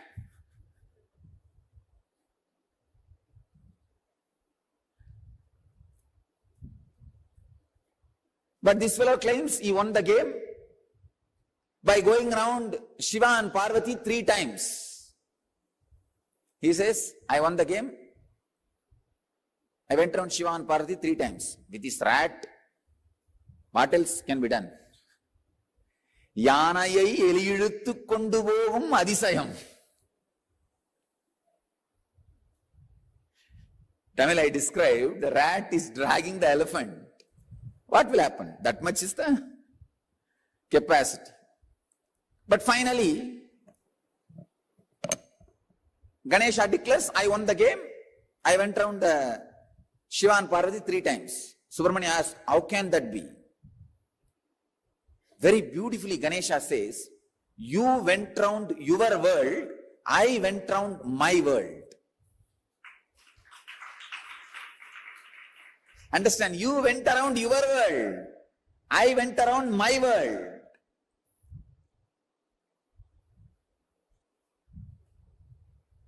You went around your world, I went around my world.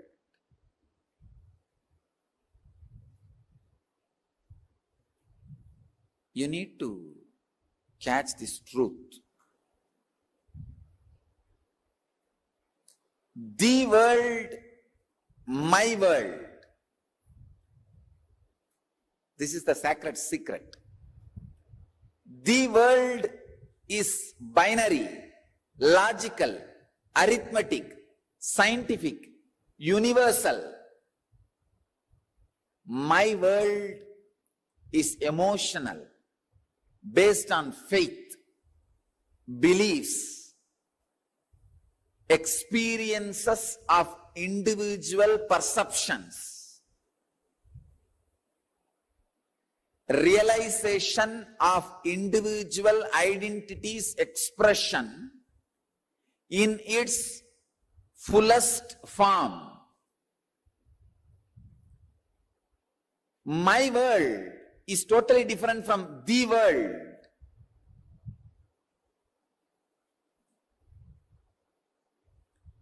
When my world is completely in tune with the world, you are a Jivan Mukta.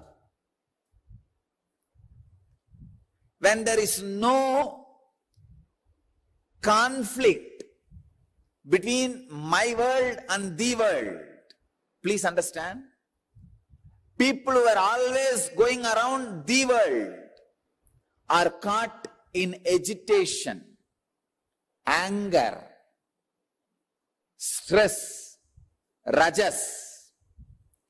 People who are completely caught in my world sometimes can miss the world. Here, Ganesha is successful not just because he was centered on my world, he was centered on my world which was in tune with the world. He was completely experiencing my world, the Ganesha's my world and the world is one and the same.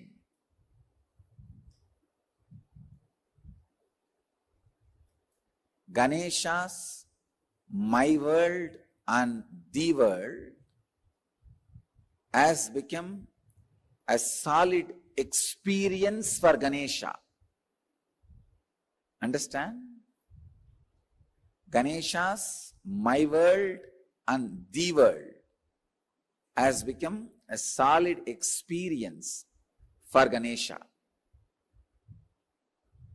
I'll give you a clear picture.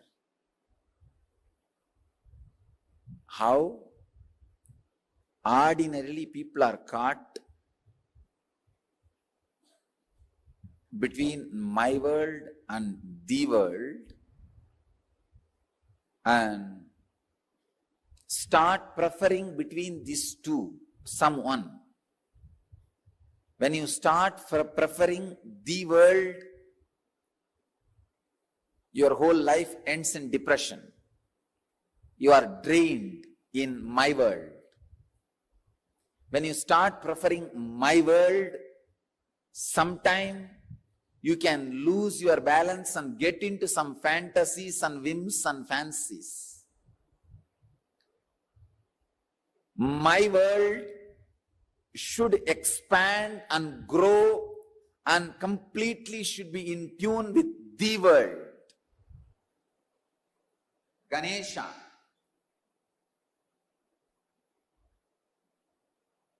is my world.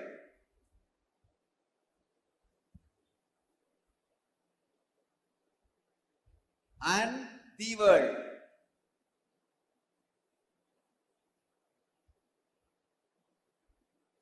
Both are in tune because Mahadeva, Shiva, and Devi. Please understand, Shiva and Devi are really the world, and Ganesha also experienced Shiva and Devi as my world. Please understand, they were really cosmos, and he is also experienced them as cosmos. So the my world and the world has fallen in tune as the experience of Ganesha. So he going around Shiva and Devi is literally going around the world. Even though he said he went around my world, in his case the my world is the world. Usually human beings who give preference only for the world become extraordinary materialists, but end up in spiritual poverty. Spiritual poverty, depression, utter depression. Same way, people who prefer only my world sometimes end up in hallucinations. Without falling in tune with the world. Understand, the world can't be rejected as you think. Misunderstandings about the world should be rejected. For example, fire is the world.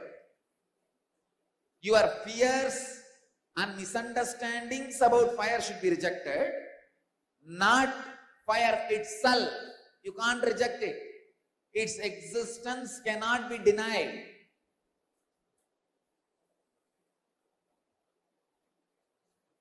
Maya is the ideas which are not in tune with the world, but you are carrying about the world or Maya.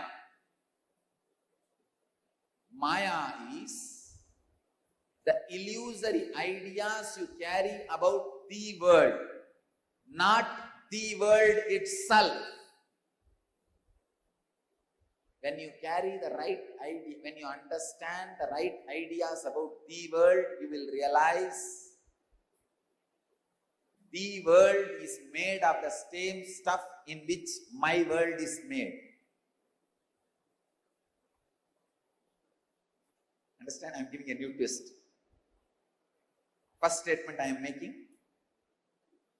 The fire, earth, water, air, space itself cannot be denied. Your wrong concept about it is Maya. But when your wrong concepts about it is removed, it loses the identity which you are thinking it is having.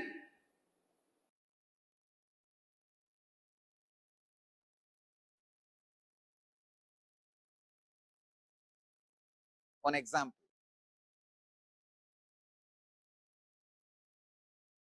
The fire. You have fear about fire. That fear is called Maya. But fire itself is not Maya.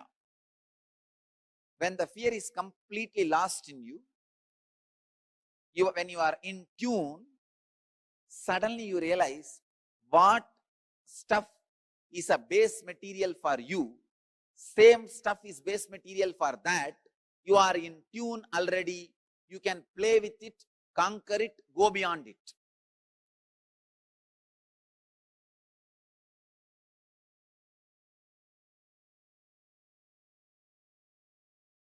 Catch it if you can. It's one of the very, very, very subtlest truths.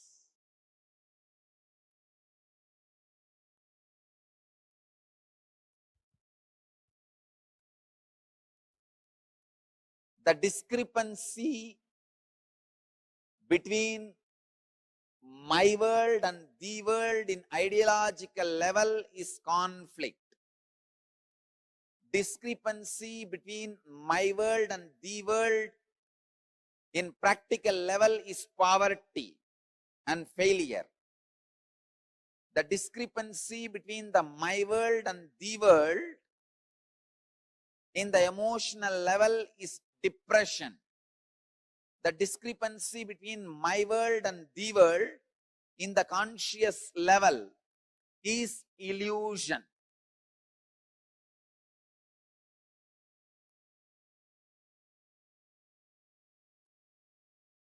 Next, Subramanyas. Muruga.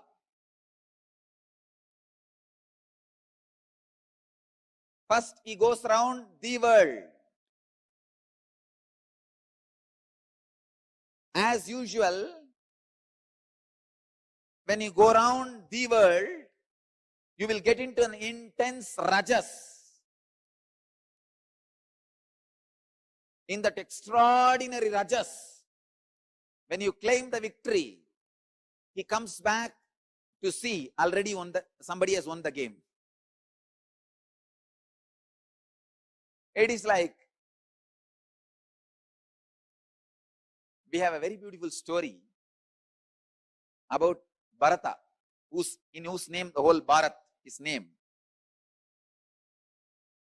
He suddenly felt he should conquer the whole world and conquers, reaches the peak of the Meru hills, which is mythological basically in Hindu tradition, to establish his flag. When he goes there, suddenly he finds 10 million flags are there. Means before him 10 million people have conquered the world. All their flags are there. He felt, oh God, where did I land?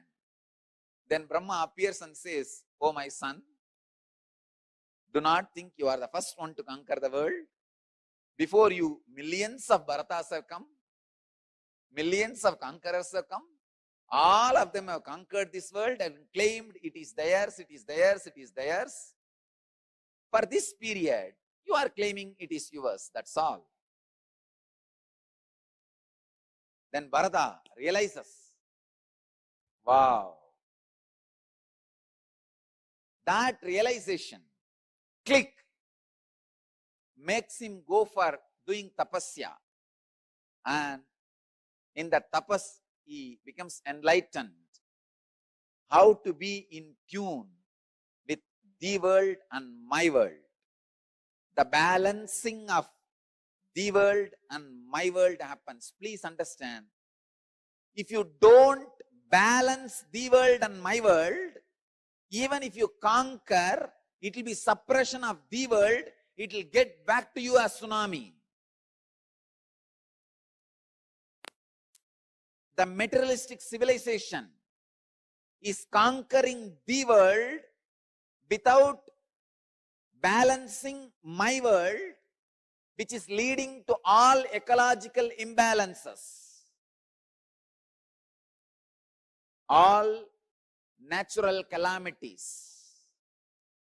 Here, just like Bharata, Muruga comes back after going around 3 times the world, sees Ganesha sitting contently, radiating, and that gives Muruga initiation. Click. So he goes to a private place, Palani, stays there and does tapas, by becoming a sadhu. He becomes a sadhu, leaves everything, goes there and establishes himself in my world. When he is in tune with the world and my world, in the tapas in Palani, he becomes enlightened and starts radiating enlightenment to the world. Understand? The world and my world. You need to understand the whole story in right angle. Don't think he went and stood there in anger and Avai came and sang some songs and then he went away back to Shivan. It is a cinematic version. Exactly this is what has happened. Subramanya, when he sees just the success in the world is not the ultimate, you need to balance, understand, tune with my world and the world, then conquer, then go beyond. without in tune, any effort to conquer the world leads to great chaos in the world and my world. The restlessness in my world, natural calamities in the world. Extraordinary restlessness in my world reflects as natural calamities in the world. Understand?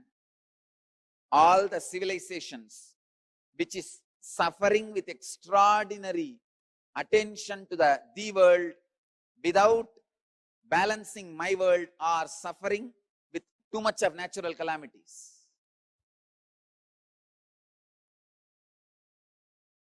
If you study, you will understand this truth.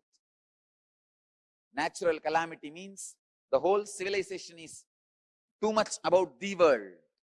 The balancing of my world is not happening. History should be in tune with mythology. Logic should be in tune with emotion. Facts should be in tune with truth. Binary should be in tune with zero. Understand? The binary logic, linear movement should be in tune with circular movement, logic based on zero. The Indian rishis were able to discover zero just because they were able to understand the secret connection between the world and my world. Only a person who can comprehend the deepest secrets of the world and my world can comprehend the power of zero. Zero cannot be mathematically understood. It is just a theory. If you want to experience zero, you need to make the world and my world in tune. Tuning my world into the world is the samyama you are expected to do to fall in tune with the elements, fall in tune with the nature by Patanjali. I think this is a very sharp truth, very sharp concept. If you just understand this one story, Ganesha going around and Subramanya going around, you will see, are you going around the world or my world? Are you too much centered on my world or the world? Second, is your my world is really in tune with the world? Is your my world is complete right experience of the world, and the concept you carry about the world in my world, are they your beliefs or experiences? If Ganesha was just believing Shiva and Devi is his world, he wouldn't have won the game. Not only Shiva and Devi should be the world, Ganesha should be experiencing it.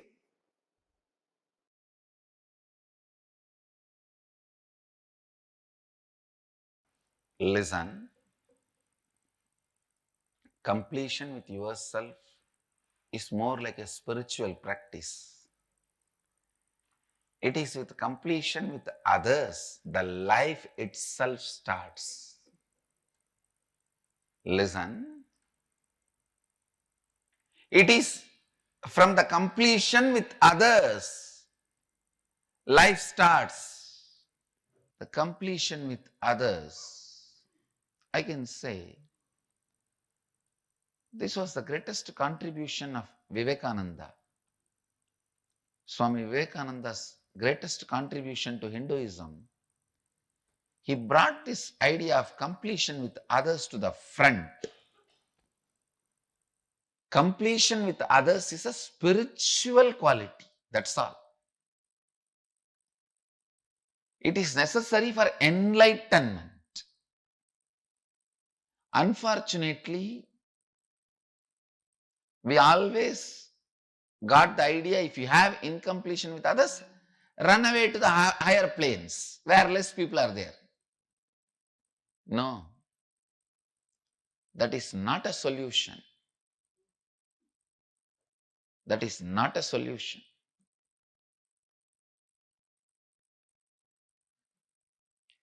Completion with others is the basic necessity, the basic quality you need for enlightenment.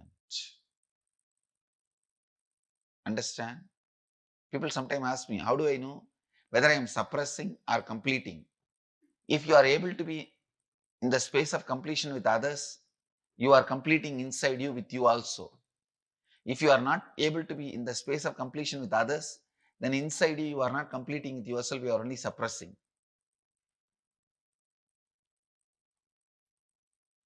So the scale to find whether you are completing or suppressing, completing or brooding over, completing or waiting for a chance to take revenge.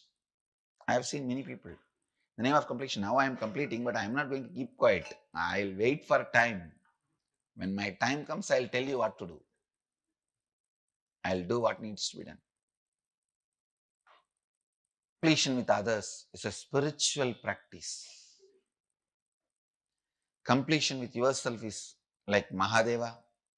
Completion with others is like Devi. Devi is required for the life to happen. That is why in all our temples, I have put Devi along with Mahadeva. I have not put Devi as a separate deity.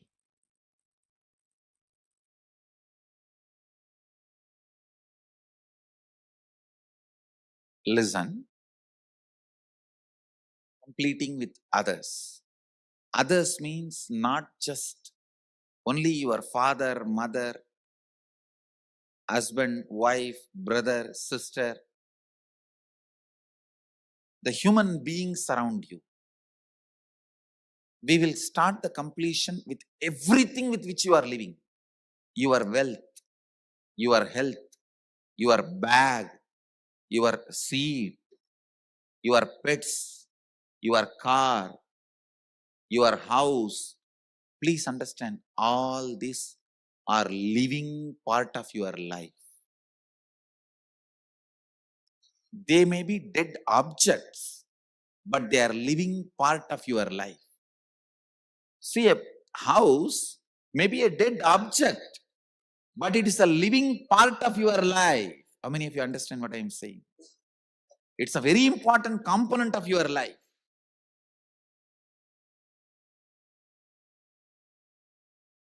First, we will start completion with all the human beings with whom we are living.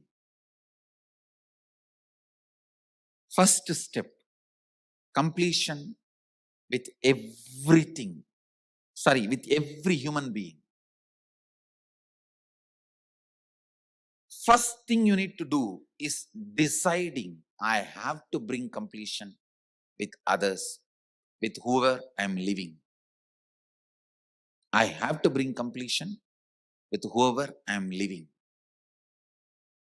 Even if they don't want, I will stretch my best and I will decide I am in the space of completion. Whenever they want, I am open to have them. I am open. I am going to be in the space of completion. Whenever they are also ready, it will become completely complete. Understand? Completion with others does not mean you are going to apologize to them. No. Apologizing is not completion. Asking sorry is not. So many people were saying, I want to apologize, I am sorry. No. I am sorry is not completion. I am deciding to drop hurting pattern in my life. or any incompletion, misunderstanding, anything, I am deciding to drop, and I am deciding not to bring them, not to give life to it again. See, past, you can't say you are wrong or you are right. No one can say you are wrong, you are right. It is not apologizing. It is not feeling sorry for the past. No. Deciding, I am dropping this incompletion, hangover of the past, and I will not allow this to happen once more. Completion is actually responsibility, not apologizing. See, apologizing or feeling sorry comes out of powerlessness, but completion comes out of responsibility. Understand the difference. Please listen, see the difference. Now, when I am saying you need to complete with your mother, with your father, with your brother, with others, I am not asking you to apologize. I am not asking you to call them and say, oh, sorry, oh, sorry, oh, sorry, bus, bus. No. No. Feeling sorry comes from powerlessness. That is not completion. When you call, you explain, this is what has been perceived by me. Here, I am not interested in looking into you are wrong or I am wrong. That will only create more and more anger, hatred, and suppressed violence. I am only saying one thing. I am ready to drop the past and its powerlessness, incompletion. I am declaring I am dropping the past and I am complete. I don't have incompletion. And I will not create any incompletion anymore. Your decision and declaration, when it reaches them, you will suddenly see they also open up and start coming towards completion. But first, you need to be prepared.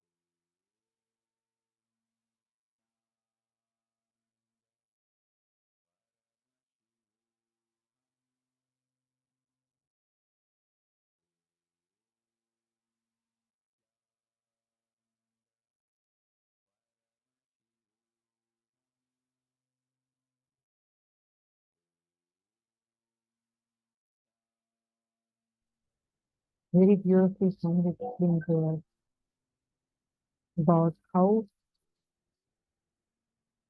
the world and my world, the differences, and how only completion and bringing my world to the world, bringing them in tune to bring completion, and how to do completion with others. So all these sounds very beautifully explained to us, and this is exactly what you're going to be doing right now. So we're going to be understanding about what is the world and my world. I mean, we all have understood it, but we're going to now just go through a quick recap of what all Swamiji explained to us, and we are going to be entering into an internalization exercise to understand this more deeply and to start implementing it in our life.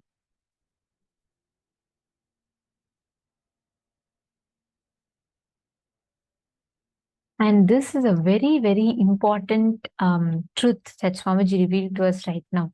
See, the reality, what we see, and our interpretation of the reality is two different things. And there's a big gap between the two. Whatever happens, we always give an extra layer of our own doubts, fear, everything we add to it. All the things that are happening in front of us, we add our doubts, our fear, everything, and we give an extra layer to it. That is what is my world. The world's perception from our own perspective. Actually, this one image can summarize the whole thing for us. Like literally, this is exactly, one person is saying it's 6, one more person is saying it's 9. This is how we are also dealing with our life. Human beings are a bunch of patterns. So even when you want to be good to them, you have to go near them very carefully. You have to talk into their listening with a lot of sensitivity. You're supposed to create the space of completion in you and share that space with others. That is what is completion with others. My world is emotional, based on faith, beliefs, experiences of individual perception. Realization of the individual's identity is expression in its fullest form. The world is binary logic, arithmetic. It's binary, logical, arithmetic, scientific, and universal. My world should expand and grow and completely should be in tune with the world. These are all few of the things that you all just learned. Now, very powerfully, Swamiji had explained it to us about how the world and my world, how it exists, how the difference is, and did all of you so far understand? For example, let us say that your friend is coming and shouting at. Let's give me an example. The action of what is happening is the world. The fact as it is the world. But the impact, the reactions, the way you perceive it is my world. Usually the reality happening, which is how we perceive.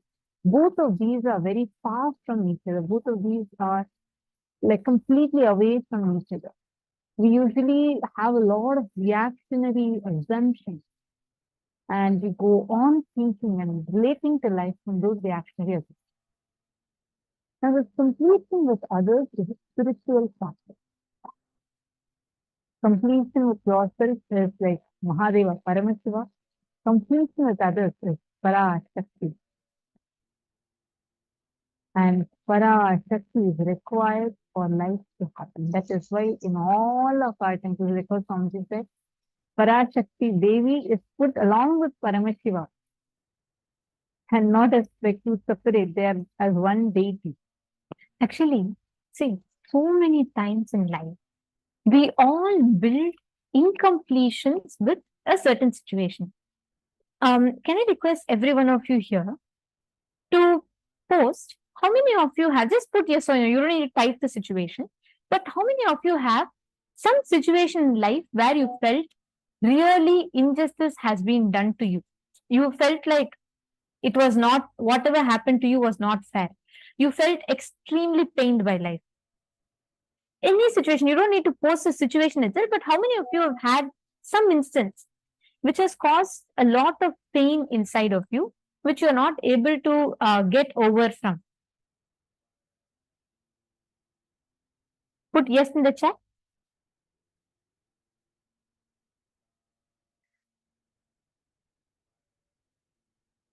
Okay. Okay, I see so many people. Thank you all. Firstly, thank you for posting. Thank you for opening up and posting. Now listen very carefully. All the situations where you felt suffering, suffocation, where you felt completely suppressed. You were not able to experience life, experience fulfillment or completion in life.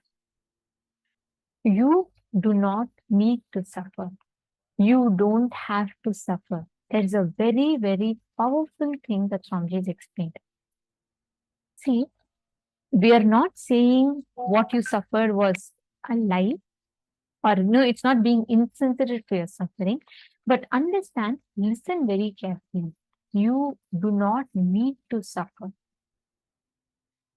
All your suffering is because of this gap between the thee world and my world. You might have had the most painful relationship. You might have had the most painful situation in that part. I agree. But just look, I'll give you all one example. Listen to this very carefully. Swamiji gave this one example in one of the satsangs, and from then on, it's been like stuck to me, and I feel like it's making so much sense. Listen very carefully. Let's say you were young, okay? You are a 7-year-old child, and you are playing in rain, and your mom calls you once, you don't come. Your mom comes and calls you the second time, you don't come. Your mom calls you the third time, you don't come. So what she does? Naturally, she says you will catch cold and all of that, and you are happy, your 7-year-old self, just playing in rain. Next moment, she comes out of the house, she comes to the road, gives you a tight slap, holds you by your hand, literally grabs you inside the house and locks the door. She tells no more going out. Now, I know I see many of you laughing, but it may be funny for you now. You may understand she did it out of concern. But when you were young, do you know what you did at that moment? You would have felt, what has my mom done? What kind of a mom she is? Look at all the other mothers. They all let their children play. Why she's stopping me alone? She doesn't want me to be happy. She doesn't like me. She hates me. You start developing these incompletions inside of you. And listen very carefully. First, it will start with your mother. You will start feeling this mom is horrible. She doesn't like you. You feel like she hates you. You feel like she's not even a good mother. You feel she's very evil. Time passes. You may even completely forget about this incident. You would have even moved on. It will just be normal. You'll become more matured. You'll understand. The incident might change, but this cognition, at that moment, you start wearing the cognition that life does not want you to enjoy. You start wearing a cognition, you start having a cognition in your head. It's like you're wearing a purple specs. You pick up and wear the purple specs. Like that, you pick up the idea that life restricts you. There is no freedom in life. People control you as a cognition. Each of it might be different. Someone develops a cognition they're unloved. Someone develops a cognition that, their life is not allowing them to be free. So let's take this example. If you pick up the cognition, the child who's playing in the rain decides that, okay, my mom doesn't love me. She doesn't give me the freedom. And you wear that as a cognition. You grow up. You move on. From your mom, you go to school. In your school, you ask your teacher to be part of some culturals. She says, no, you cannot be a part of cultural. You have to focus on academics. Your marks are not good. Again, the same pattern gets triggered. When you were 7 years old, how you felt? You felt controlled. That same pattern gets triggered in you. You feel life is controlling you. Life does not want you to enjoy. Time passes. Next with your friends. In your high school, you want to go, you would like to join something, and your friend says, no, if you want to come with us, you can't do that. Then again, you feel controlled. From friends, it changes. You go to you meet your fiance, you meet your boyfriend or a girlfriend. And after that, you feel they are possessive of you. They don't want you to go here or there. Then you get married. You feel even more constrained through the family. You feel people are all forcing you to be a certain way. Then you go to your boss, you have a job. Your boss You feel you go for a project and your boss rejects it. You feel again controlled. You feel life has taken away the freedom from you. From 7 years old, you would have become 47 years old now, but the cognition that life does not allow you to be free, does not leave you. The situation is simple. Your mom came out, she called you, you didn't come. She came, she slapped you. I'm not even coming to whether the slapping is right or wrong. I'm only saying that incident that happened when you were 7, without you completing it, without you addressing it, it sits inside of you till you are 70. How many of you are understanding this? How many of you are seeing this? How many of you are seeing that your life also, there has been some incident? It can be so many different things. It need not even start from your mom. It could be starting from anyone else for that matter. You pick up that cognition, you wear that cognition inside, and you go on relating with life from that cognition. So anything happens, you only see life from that cognition. So the world versus the my world has a big gap, has a big difference. This gap that you all see, this gap between the reality and the actuality is incompletion. So many relationships in life. Actually, people may have done wrong to you. I'm not saying no. People might have cheated you. People might have really caused you so much of trauma. It could be, but the suffering you're holding on to is hurting you. Swamiji tells always, pain is inevitable, but suffering is a choice. Pain happens. You might have different relationships. You're in delusion, the other person is in delusion, and you might have all these problems. But the suffering is in your inner space. You hold on to that. Someone who did something wrong to you 10 years ago would have, that whole incident is over, but even after 10 years, the wound you are still brooding over in your inner space. That is incompletion, and every one of us carry such incompletions in our inner space. The world, what happens, and it all starts with one delusion we built. So, just one time you start, you build an understanding about the situation. Actual situation is what? You are playing in rain, you didn't come, your mom came to call you, you didn't listen to her, and she came, she slapped you, she dragged you inside and locked the door. Let's say even if you didn't hear her, but she still came and slapped you, it's okay. But this factual situation. But how do you remember it inside of you? You remember that your mom took away the freedom from you. She didn't want you. Just because you didn't listen to her, she got so angry. You feel it's unfair. That is you having your own interpretation. That is your my world. So there's a situation in the world. I'll show you all this image. This completely sums up what I'm trying to tell. What you see in as the reality in front of you versus what it is actually. This is the world versus my world. Your my world is that television prompter that you're seeing, where only half the image is shown. The world is the factual thing, the whole thing.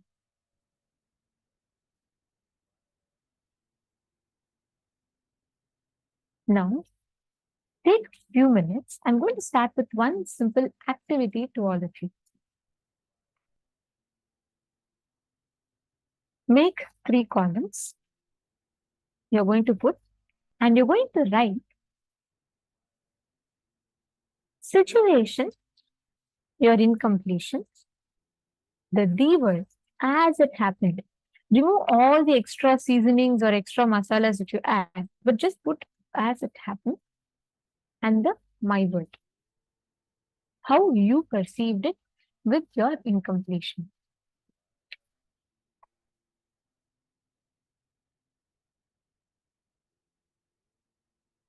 Are you all understanding? there is a situation. Now you're in completion. Put that in one column. Next, write the world situation as it happened, how things happen as it happened. Then write your interpretation of it. Situation would have happened. The same mom example, let's go back to. She came, she slapped you, she took, that's the world as it happened. You don't need to make someone look good or added along with it. So pen that down. Take a few minutes. Please write these 3 columns. If any of you have any doubts or questions, please post.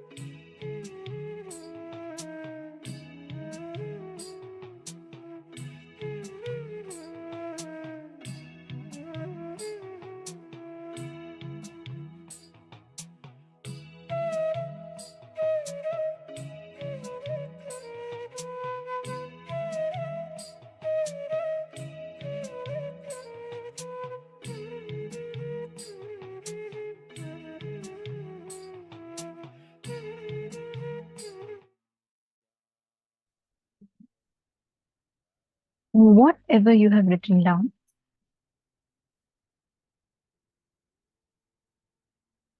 In the next step of the process, describe the relationship you have with 3 people in your life. Just 3 people, any 3 people. It can be your spouse, your mom, your dad, your child. Go back in life and describe the incident when you started judging, having incompletion, anything it can be. It can be, oh, my spouse is over controlling, over possessive. My mom doesn't love me enough. She's partial. Go back to the earliest moment when you started having that incompletion. Describe actually what happened as it is. Like, for example, let's go back to this example of the child playing in the rain. Exactly as it happened, write down the D-world situation. This is a very, very important exercise. How many of you are writing down? Can I request everyone to please post how many of you are doing this? It's a very important exercise. It will completely change your perspective with relationships. Ma, Krista Hetman, that's right. The world is not logical, ma. It's not logical responses. It is about the situation as it happened without the impact of your incompletion in that. See, you writing down the situation without having, okay, let me tell this as an example.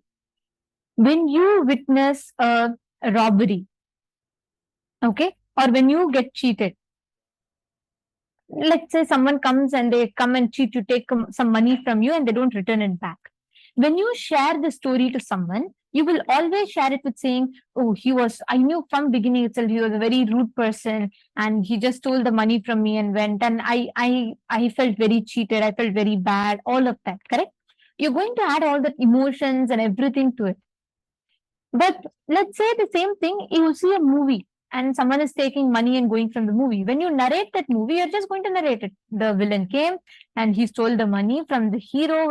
He did a conspiracy and the money was stolen from the hero and the hero had to suffer. So you're just going to read it out like a fact, correct? There's no personal this thing to it. So when it is in the D world, when you're writing down the D world, you're going to write down the situation as it happened. Can each of you take 3 relationships in life? First step, once you all have written down 3 relationships in life, please put your finished writing.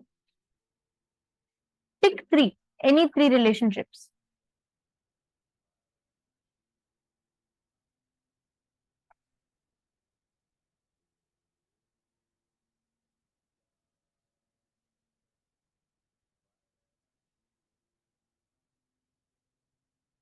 Okay, how many of you have written down 3? You're done, you have chosen 3. Ma Kasturi, Ma Marianne, Ma Miao Zhang. How many of you finished picking 3? If you finished picking 3, put yes. Okay, Ma Shante is done. How about Ma Donna, Ma Liangshu, Ma Tanja Gebra? Okay, Ma Grazina is done, Ma Krista is done, Ma Teng is done, Ma Mary is done, Ma Bhavani is done, Ma Krista is also done, Ma Diana is done. Okay. I request everyone else also to please pick up. I'll explain, don't worry. First pick up 3 relationships, I'll explain you all. Just pick up 3 relationships. Okay. Now, listen very carefully. What you're going to be doing is, you're going to be writing down. Maili, you're saying you're confused. I'll explain to you, ma. Just wait. You just pick up 3 relationships, that's enough.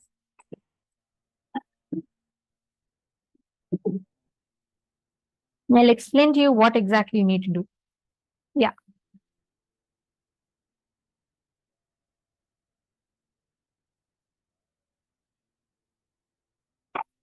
Okay. Now,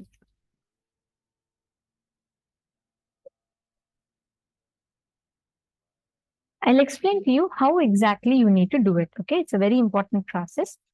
You're going to be writing down the word. First, you're going to be writing down. In each of these relationships, you have certain incompletion with them, correct?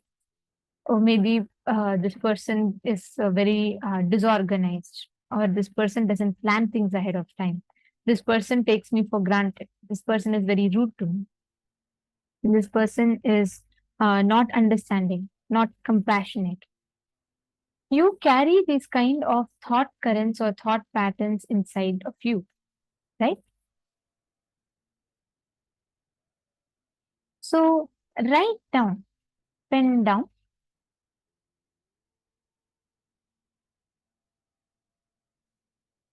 all the judgments that you carry about that person or that particular relationship. And go to the incident where you started having that judgment.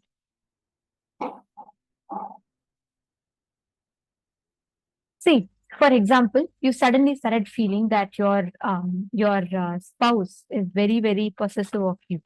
If that's your incompletion. Okay, let's say that's the judgment you carry. You feel that your spouse is very possessive of you. Now, what you're going to do is you're going to go back to the first incident where you felt that your spouse is being very possessive of you.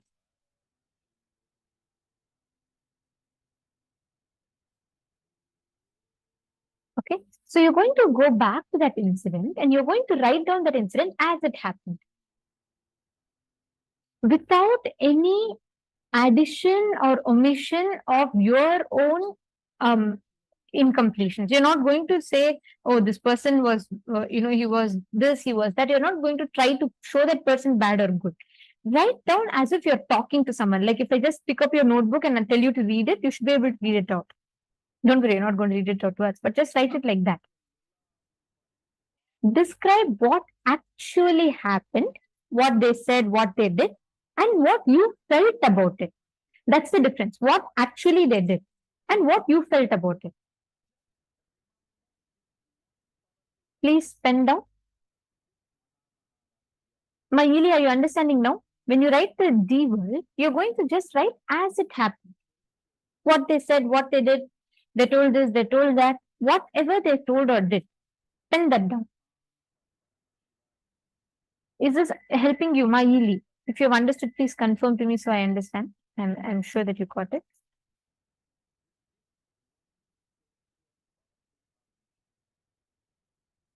So you're going to write down what exactly as it happened.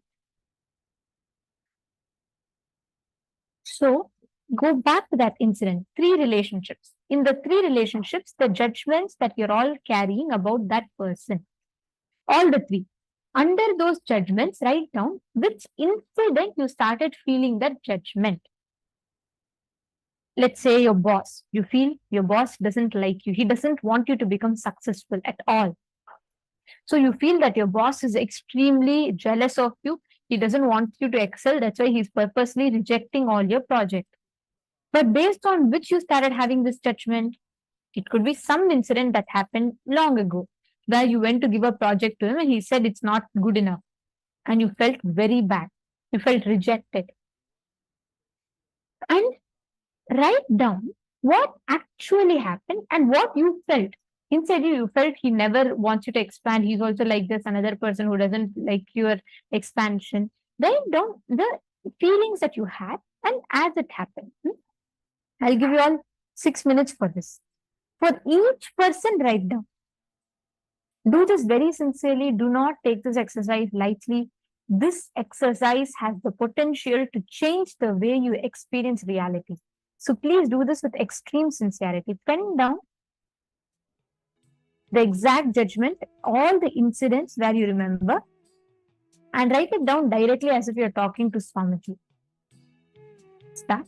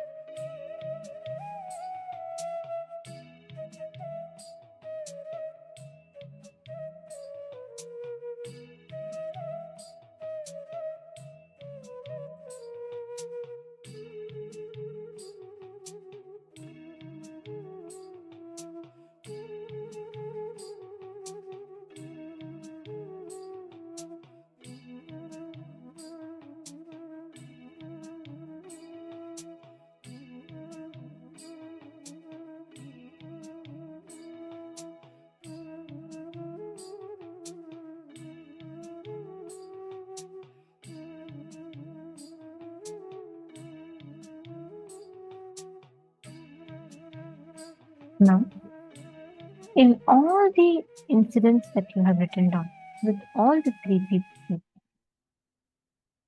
in the next step, please take a few minutes. Invoke that relationship in Swamiji's Atmamurti and complete with them. Verbally talk to them, not mentally. Just verbally talk to them. Please listen very carefully. Do not do it directly with the person.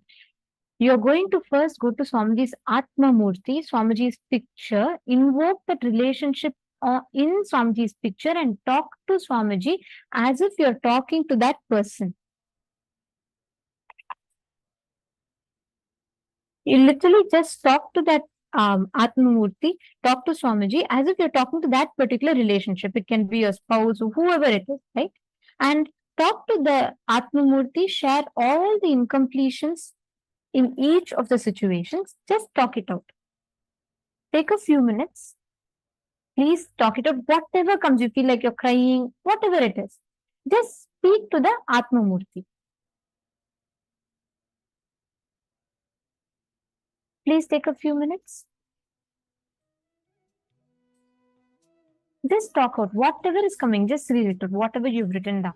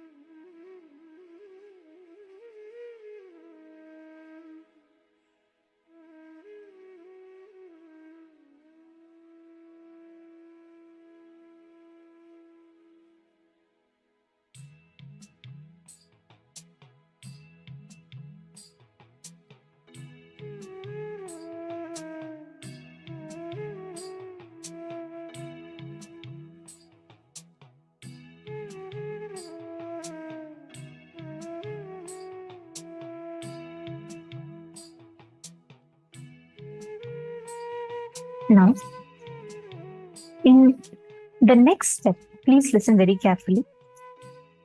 Please relax. Please relax. Now, we're going to be entering into the most important step. Hope all of you were able to complete. How many of you have finished the first two steps? Can I request all of you to please put yes in the chat? Okay. How many of you have completed the first two steps? It's very important. Please confirm that you've finished the two steps.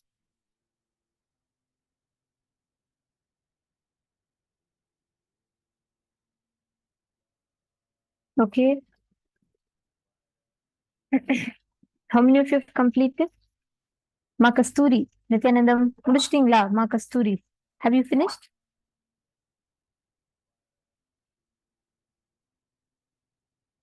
All the others? Machuya, Mashuing,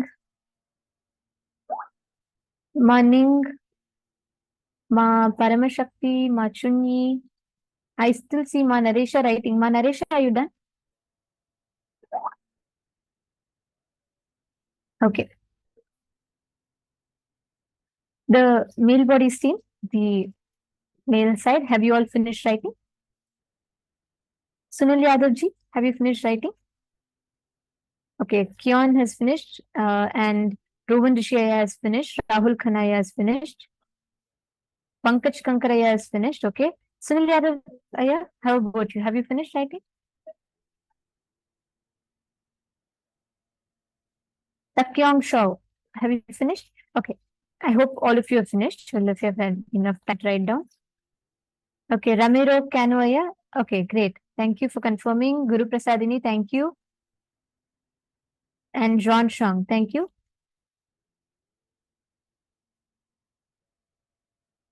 Yes, 3 people. Jan Sheng, 3 people. It's not of one, it's all the 3. All the 3 relationships that you took. So one after the other, one after the other. Okay. Now listen very carefully. Next is the most important step. First thing, you are responsible for the incompletion that is created inside of you. Listen very carefully. You might not be the reason, but you are responsible. You might not be the reason for why a situation happened a certain way. Completion with others does not mean you're simply going to go and say, oh, sorry, I did this, I did that, I'm very sorry about it. No. Completion is not apologizing. Completion is you restoring, realigning your space of oneness back to you. Now, each of you are going to be completing with the 3 relationships.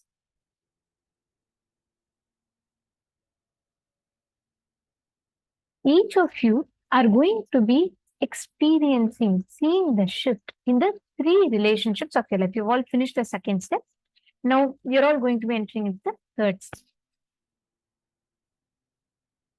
Now, we're going to do a very important process of enriching within the mirror. So first, these are important before you do the completion of the person. After you finish the previous step, where you've written down the incompletion, now, and you've also finished invoking them in Swamiji's afternoon. Now, all your spicy, fear, anger, vengeance, everything will come out through words. Only then you'll be ready to complete the conversation. So do not directly go and complete, even if your relationship isn't right to you, because you will come back with no relationship. First, talk to Swamiji's afternoon. And next, you're going to take a mirror. In the mirror, lock your eyes, like literally both of your eyes should be looking at your eyes reflection. And see the whole incident as if it is happening on the mirror. Like how you watch a TV or your laptop, you watch a video. All that is happening on a screen, correct? same way, disassociate yourself from that. Just see the whole incident happening on the mirror. Just see it, visualize as if it's happening on the mirror. Got it? Let us now start. Please start. So can each of you bring a mirror and please sit in front of the camera? And we will give you all only 6 minutes for this so that we can, in the interest of time, we need to complete few more steps. So just want to make sure that you're all having time. So at least pick the 3 incidents and Jian Cheng. Yes, it is with the 3 people. You're going to relive all the 3 incidents also. Please bring a mirror. You're going to go through the whole incident where you first formed that conclusion about that person. Each of you, please start.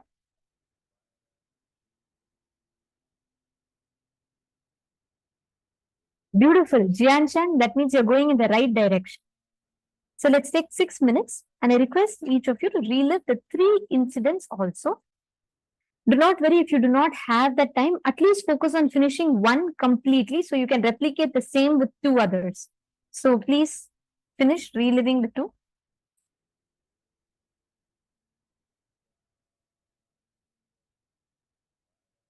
If you feel like crying, it's okay. But lock your eyes in the mirror.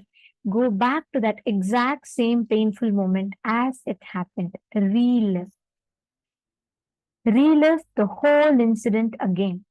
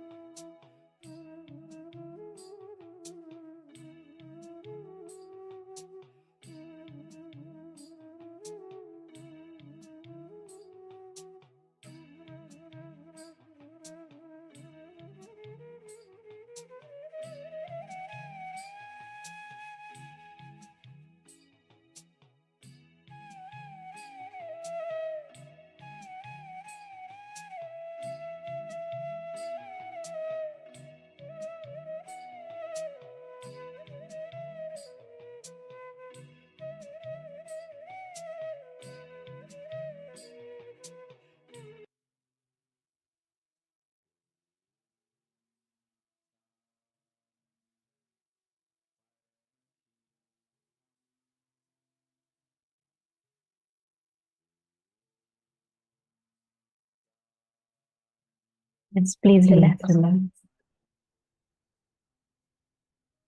Settle down. So you can relax and settle down. The fellowship finished.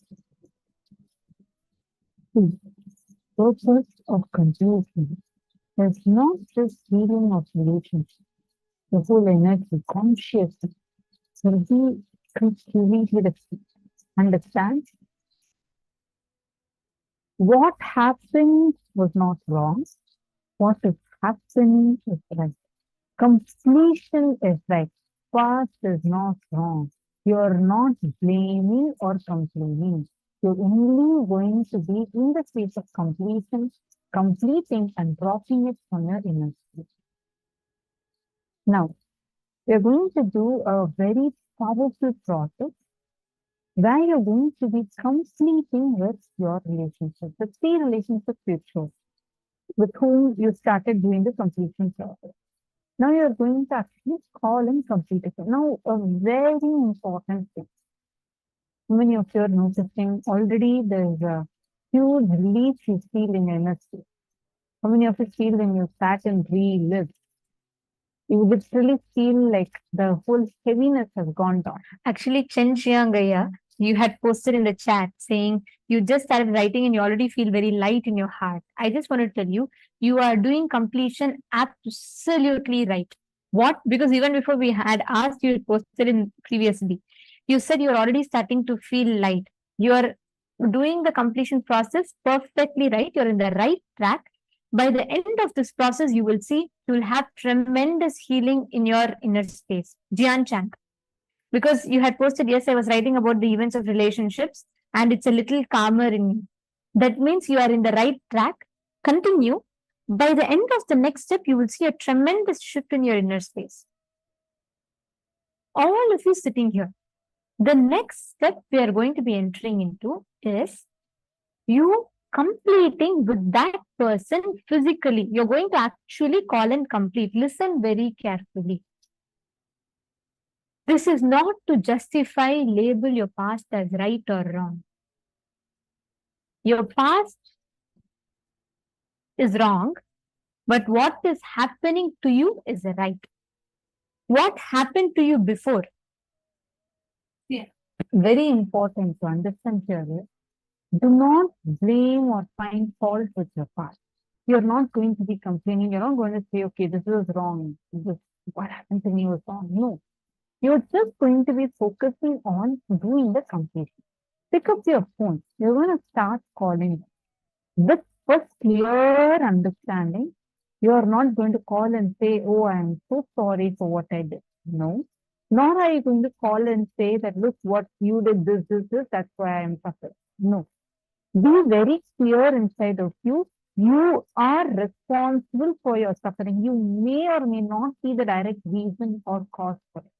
But because it's happening to you, you're responsible for it. Pain is inevitable, but suffering is a choice. When 10 years ago your friend slapped you, what you experienced at that time, the few seconds or probably few minutes after the slap was physical pain, like pain. But holding on to that every time when you remember that, it's creating so much of reaction in you is suffering, which is a choice. Decide to drop that suffering path. Complete with that. And with that decision of completion, you're going to now be calling them. You're going to now be calling those relationships. See, this is a very important step. I request all of you to kindly let us know if you're understanding. Only with the right understanding, you should be doing this particular step. Yes. And you're going to be calling the three people. It is not about blaming. Do not call and say, hey, you know what? You did this. Or, you know what? I am responsible for the whole thing, so put it all on me. No. Can I request every one of you to define what you understood as completion? Can each of you please post in the chat? I'm seeing many of you very sincerely doing. Please, can I request all of you to post in chat? What did you understand? What is completion according to you? Krista is putting, yes, I no longer am having such a as much of an emotional reaction as I was originally. Beautiful.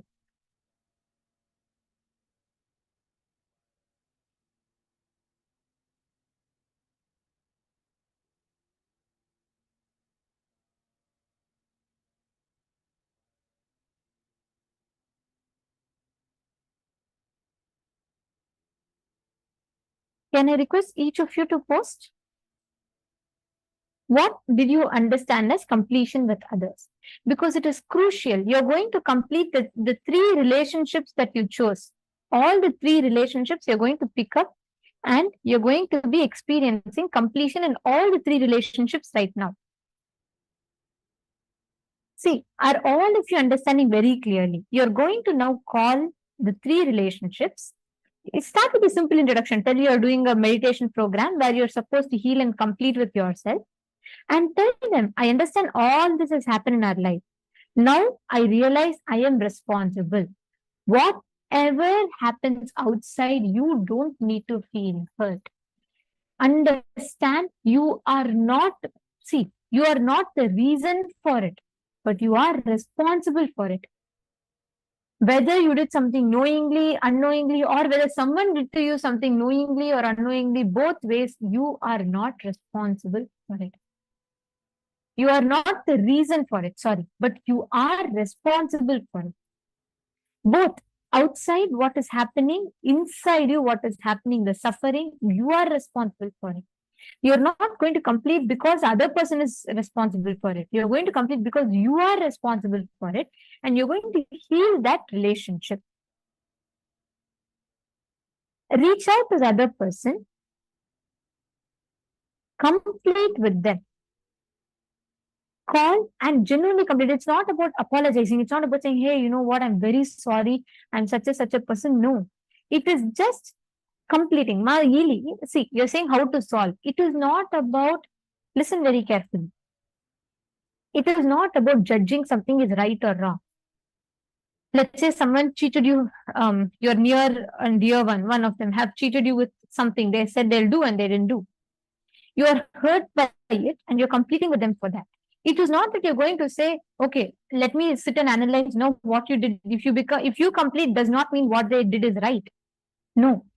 If you complete, just that the wound you are having inside of you will heal. Listen very carefully. How you can solve many times incompletion inside of you reflects as the reaction in other person. When you complete inside, you will see the outside will change. 100%. You can take this down in writing because it's my personal experience. When you write it down and you've written, you have completed with Atmamurti, you've completed with Mirror. Now, a certain amount of that emotional baggage is reduced. Now, when you call the other person, you are going to be completing, you're going to be experiencing that space of completion. You are not going to blame them. You are just going to complete and restore your space of oneness with them. Mahili, are you understanding? Call, complete, explain to them. It could be something wrong, right? It's okay, but explain to them, tell you want to restore, you want to align back. You are responsible for what has happened. Express that and complete with them. And I also want to tell one more step. At the end of your completion, do not cut the call. Please have them hold a coconut and roll the coconut on their palm. Listen very carefully. This is the way you will manifest the power. Because the moment you experience completion in your inner space, you will experience completion in their inner space as well. And the moment you experience a shift, they will experience a shift, and you will see automatically the coconut will roll off from their palm.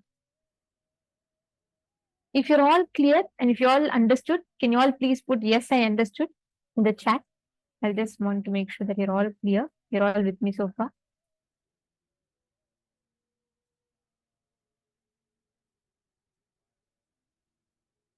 Okay, Ramiro has posted, I understand that completion doesn't mean that I am reason for my pain, but it means I am taking responsibility for my suffering. Absolutely right. Ramiro Cano, you caught it. That's the right thing. Ramiro Cano, now with this understanding, call your relationships. I have experienced this.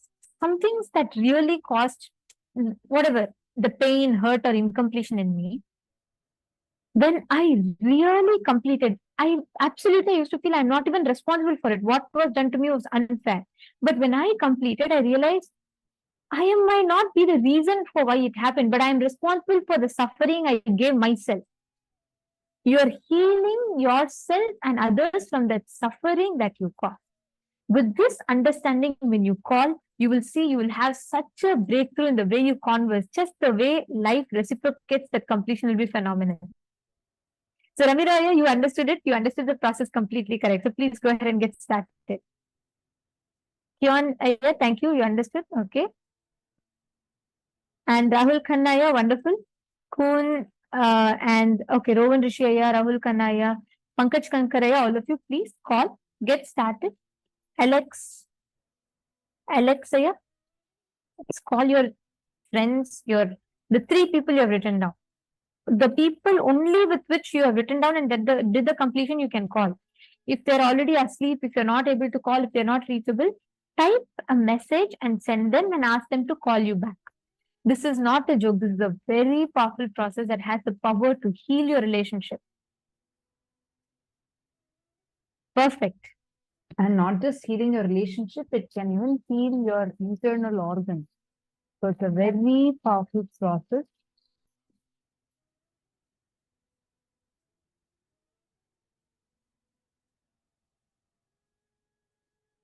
Diana Spiller, understand.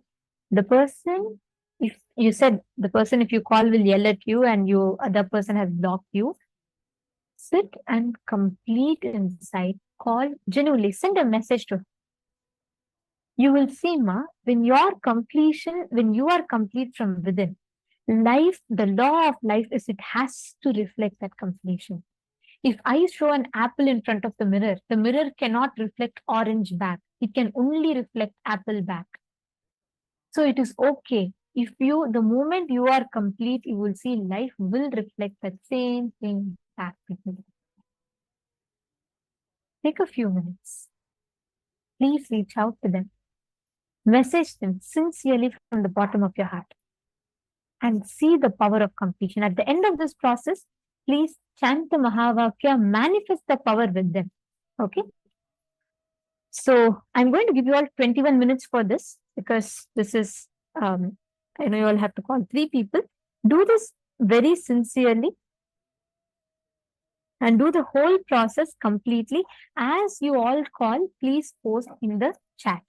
Let's all start.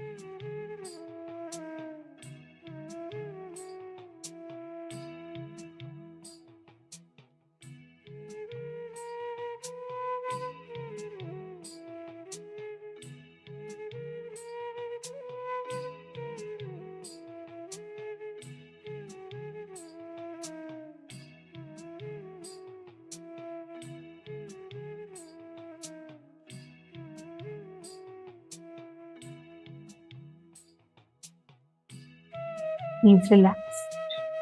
Slowly, very slowly, please settle down.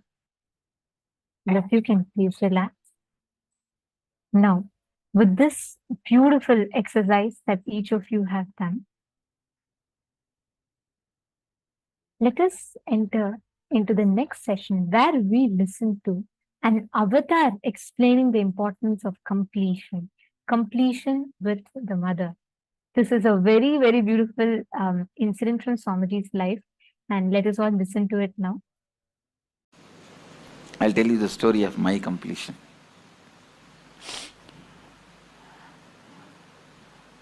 See, when I left the house, I think it was 17 and a half. I'll tell you the story of my completion.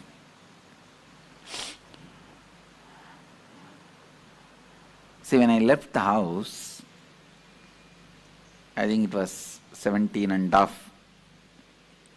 Many times I ran away from the house, and 17 and a half, once for all I ran away. And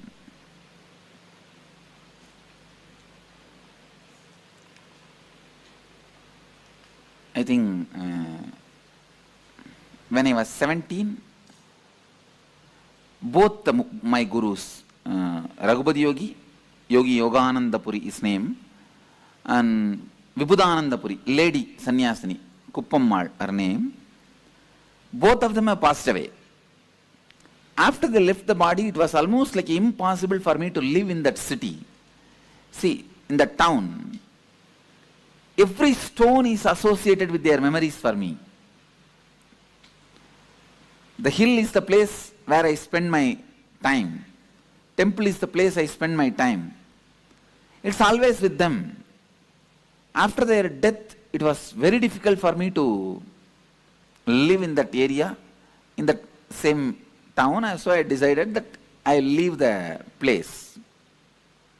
Now only we call it as town and all. In those days it was a Pakka village. Pakka village. The whole village is only 5 street. 5 street or maximum I can say 10. 5 to 10, not more than that. Now of course the whole thing is developed and expanded and all that is.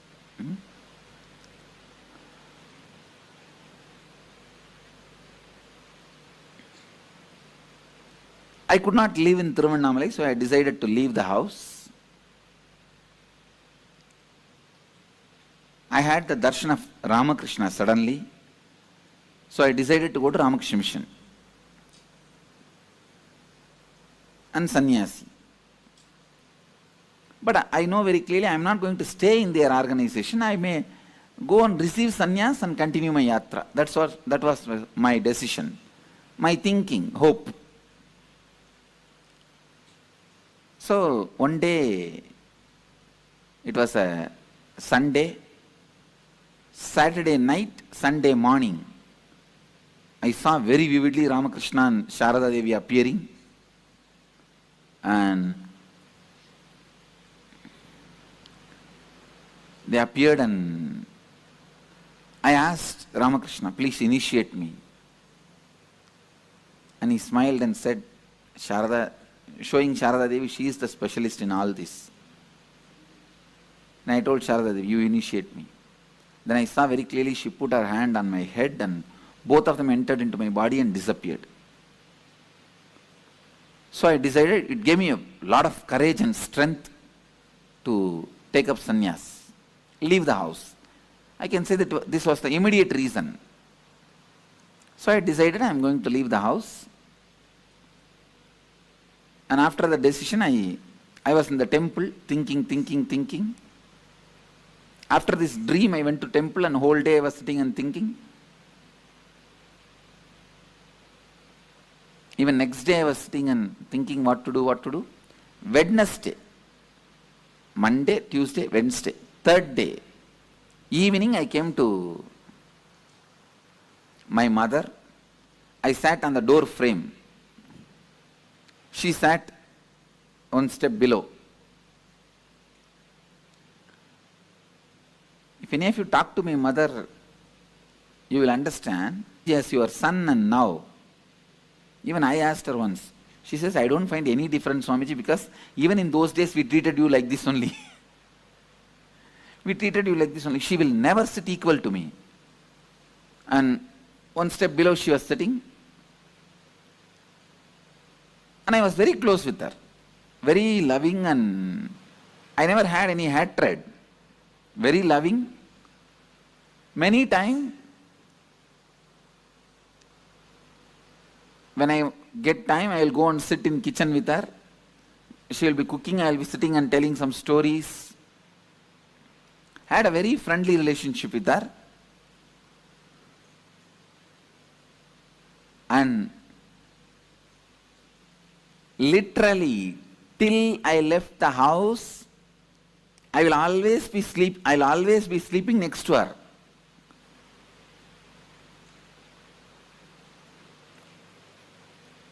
I think if you are from the Western culture, it will be shocking, you will not be able to understand. In Indian tradition, we don't have even the idea of the child abuse. So always, as kids,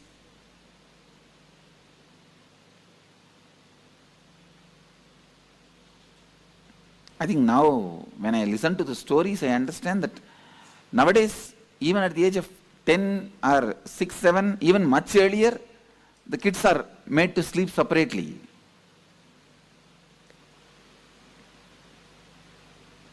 Till I left the house, I will always be sleeping next to her only, holding her. And another one thing, after my enlightenment, from the age of 12, I started this pattern of bedwetting. 10 years, I was bedwetting. Later on, I found out what was the reason. The kids will have bedwetting, you have heard. But when I was a child, it did not happen. At the age of 12, it started. See, after the enlightenment, every night, the consciousness falls into samadhi. So the message from bladder to brain does not go. That bladder is full. And brain does not act. It's in some other state. So I don't get up. Every morning she has to get up and wash the sari and dry the bed in the first floor. It's a routine, but she won't complain even a single day. Single day she won't complain. So I called her and said, I was sitting and I said, I was looking away from her, not looking at her, looking away from her and said, Mom, Swami is going to become a sannyasi. I won't address as me. Only recently I started using this I and me. If you see even my earlier discourses, you will not see anywhere this I and me. It's Ramakrishna style. And only very recently only I started using I and mine. I, me, all these words. Otherwise I will tell only Swami. Swami. Even to tell about me, I will tell only Swami. So, if you talk to our Gurukul kids, even they will not say I and me. They will only tell the name.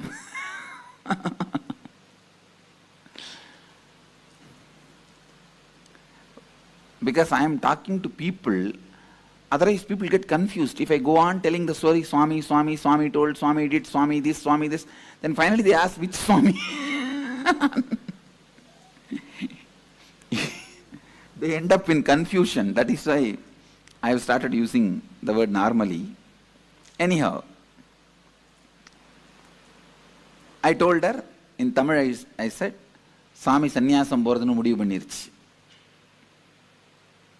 I told her that Swami has decided to go as a sannyasi.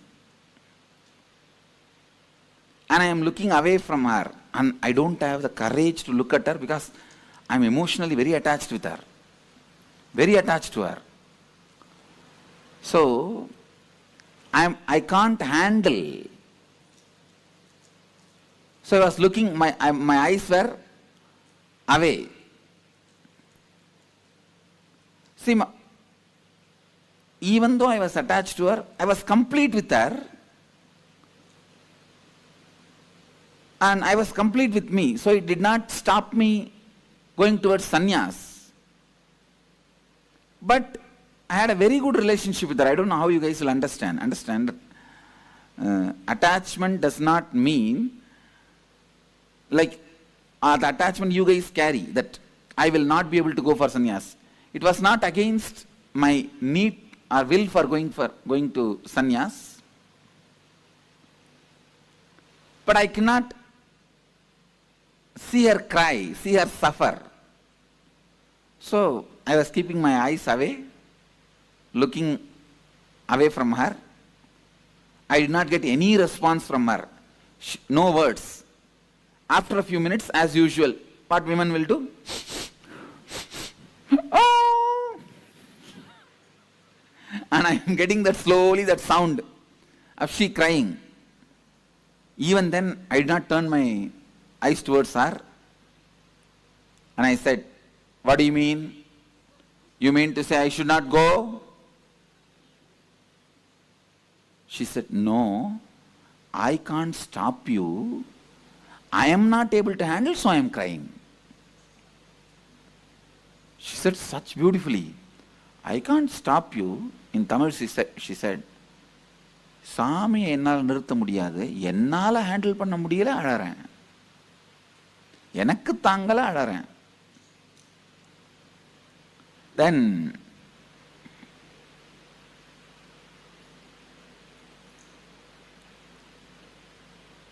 she hugged me, and usually I am a very I will be so happy and comfortable with my mother. Even while I am sitting in the kitchen, I will be only putting my hands on her shoulder and talking. I was very comfortable. So I will never miss a chance to hug her. This hugging, I think, I learned from my mother only. Now I tell you really, if you are complete with your mother, all women in your life, the relationship will be so complete. If you are complete with father, all men in your life, the relationship will be complete. I was so complete with my mother,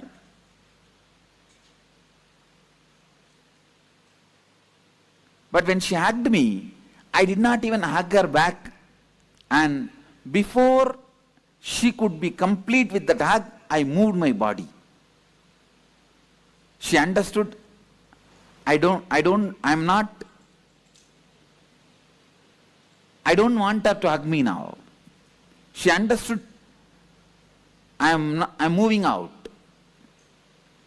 She just took her hands off and she moved, and she was wiping the ears and crying. Immediately my father came from behind and said, my father was actually shouting at my mother, did you disturb Swami in some way? Why is Swami suddenly telling he is leaving the house? We are after all taking care of him nicely. And he has no courage to talk to me directly. I turned back. I asked him, now to whom are you talking? He just kept quiet. No, I did not tell anything. And he went away. And then the drama started. Of course, when I pushed her away, in the half hug, I could see very clearly part of my bio-memory was incomplete. Please understand, part of me was incomplete. See, if she fought with me, I would not have had incompletion. You are fighting with me, come on, I will fight with you, over. She never fought with me. So I could have allowed her to hug me, means I could have done a little more care, with a little more sensitivity, with a little more love, because she's not asking me don't go. You understand? She's not telling don't go for sannyas. But I was afraid, if I give her the love or attention or care, I may not go. I may not be able to go. So I can say that It was more, the incompletion was created with her, more because of my self-doubt about me. Then, finally, next day morning, I can see the whole village is in front of my house. It's a very tight-knit community, small village, tight-knit community. I can say it's one large family, that's all. The whole village. At least that whole area. I've seen in those days, in every house in the puja room, there will be one old man's photo. I asked my grandmother, who is this Swami? She said, no, he's your grandfather. I asked then why his photo is in every house. She said, for all the house, he is the grandfather.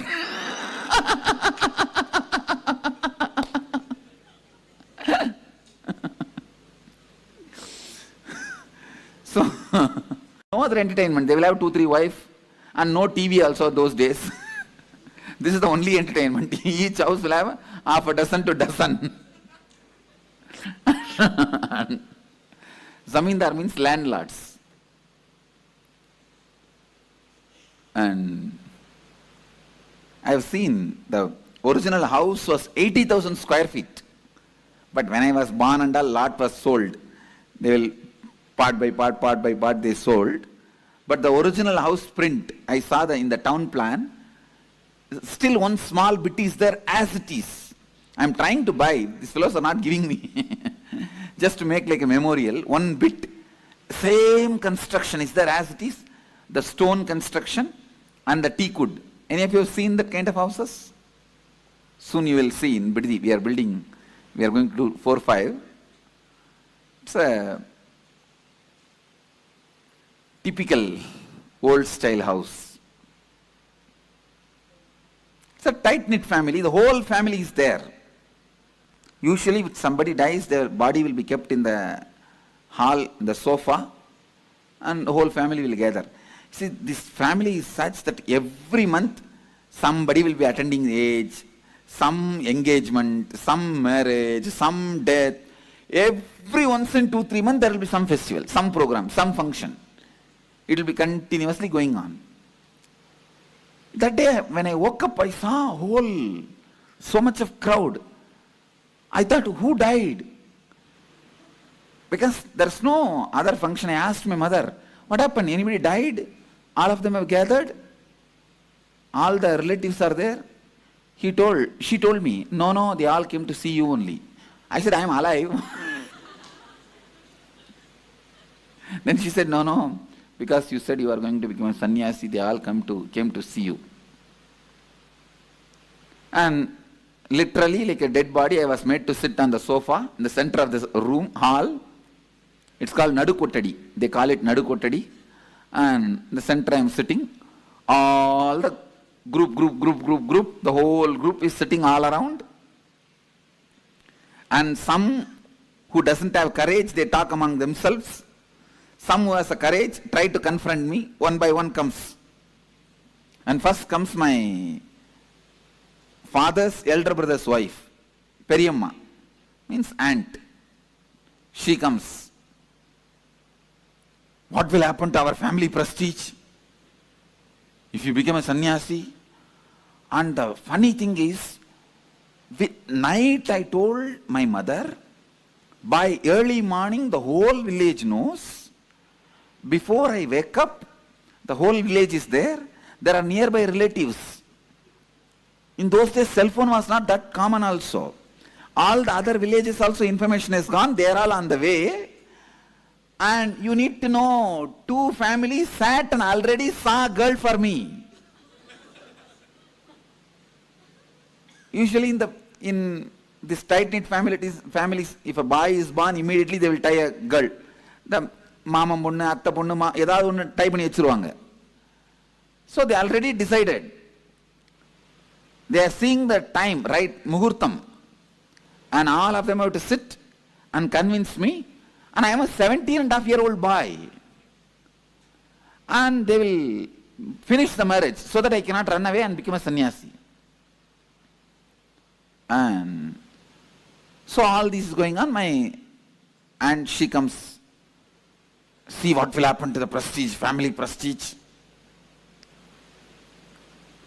And I cannot live. If you run away like this and all, whole village will talk, everyone will talk about us. And now only we are having little prestige and family is all settling down. She has 2 daughters. And who will marry my 2 daughters if you run away and become a sannyasi? After all, they are my cousin brothers, cousin sisters only. If you run away and become sannyasi, nobody will marry my daughters. I will hang with the sari on the fan. She told in Tamil. Shalai katti fan la thongiruven appadinu. I will hang myself in the sari on the fan. I slowly looked at her and said, she used to be very heavy. And I said, for your weight, the sari will tear, fan will break. You better use the rope on the uttaram. Uttaram is the beam. You use the rope and hang yourself in the uttaram. Surely you will die. That's it. And immediately she got angry. What? You are asking me to die? You are asking me to die? Get out of our house. Get out of our house. That's what I told her. I'm going.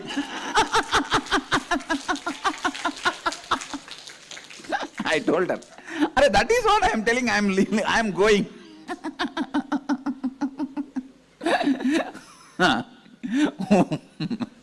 Then comes the next guy. If you are from South India, you can literally enjoy the whole scene. You can visualize the whole scene and see.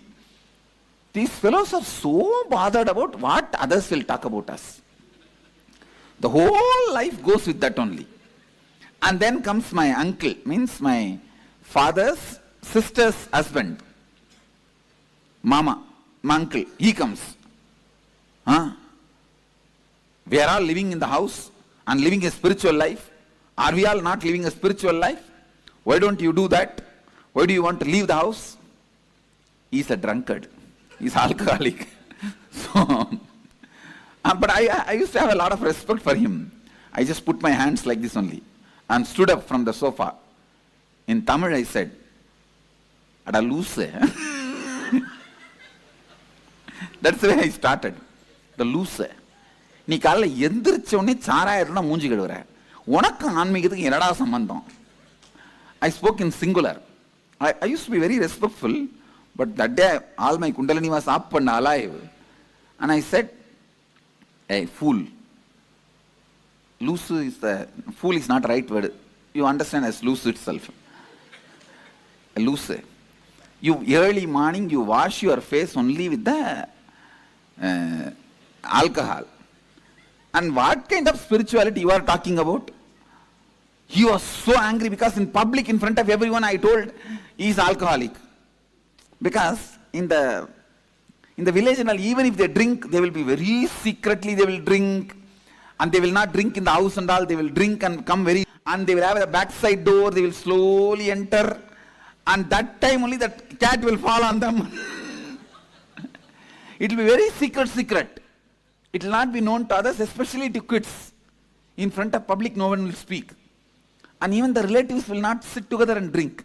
This fellow will go separately and drink and come. This fellow will go separately and drink and come.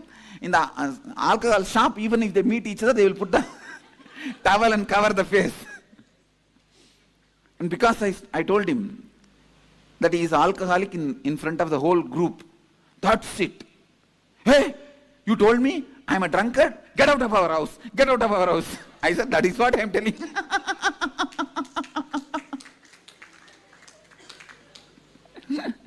And second wicket over. So like this, few more wickets came.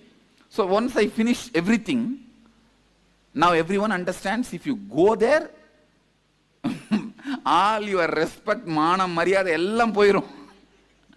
They understood. I am not going to bother about anybody. The way I was answering or talking, they all are very clear that now nothing can be done.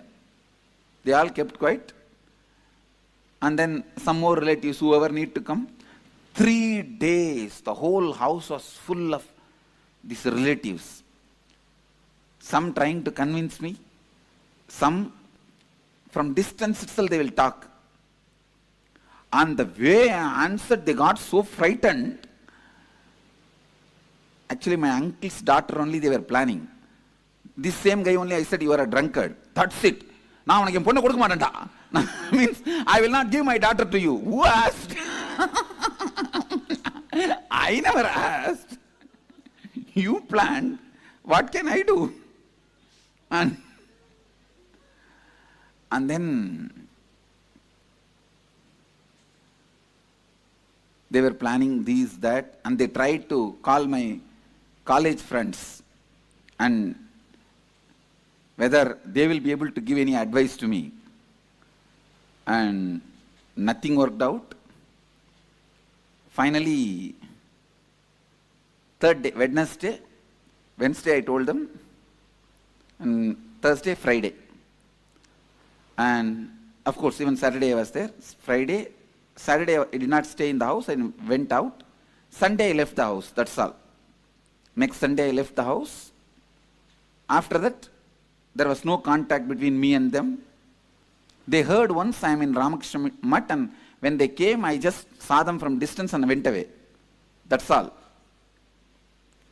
And anyhow, I left the house and traveled and had different experiences, saw the different monks and sannyasis, everything, and had my realization, my, my life mission, everything.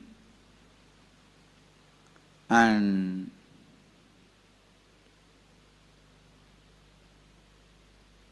when I had that experience at the age of 22, that I am an incarnation to transmit this experience, my body and mind is prepared for it. After that experience, it took 9 months for me to settle down normally. If I move the right hand, left hand will not move. If I move the left hand, right leg will not move. The coordination will not be there. If I speak, everything will be stopped. That's the way body was functioning. To settle down and become normal, it took 9 months. So when I settled into the body and became normal, the first thing I felt is I have to complete that biomemory which was left in me as incomplete. So I went back to Tiruvannamalai. Actually, that time I was staying in a place called Kanchipuram, near Kanchipuram, a place called Perukkaranai. And there they take stones for making deities. So there are artificial caves where they removed the stones, quarried the stones. I was staying in one of those caves. Then when I decided, I wanted to complete with her. When I felt I should complete with her, immediately I went back to Tiruvannamalai. I went to the house where they were staying. There I saw nobody is there. And somebody else is having shops. When I went there and asked, I wanted to see Arunachalam and Loganai, my father and mother's name. They said, no, they are not here. They went away. I asked, it is their own house? They said, no. 8 years before they sold this house. They went away. I asked them, where are they? Do you know the address? They said, we don't know where they are. We don't even know whether they are in Tiruvannamalai. We don't have any idea. When I was inquiring, they thought that I am coming there for food, because my mother had a wonderful habit, which is from my grandfather. Every day, she will go and find some sadhus and get them and give them food. My grandmother also had this pattern. Every day, she will go and find some sadhus from the temple and get them, give them food, only then she will eat. My father's mother and mother's father, both of them had this habit. So sadhus will come regularly to have food. So these guys thought I came for food. So they said, we will give you food. I said, no, I just wanted to meet them, that's why I came. So I do not know now where they are. I went to temple and sat there. It's already maybe around night 8 o'clock. I thought in the temple at least some of the friends or relatives will come. I'll see them or they will see me, then I'll ask them. When I was sitting in the temple, first time after 9 months, I felt hunger. Because I settled into the body.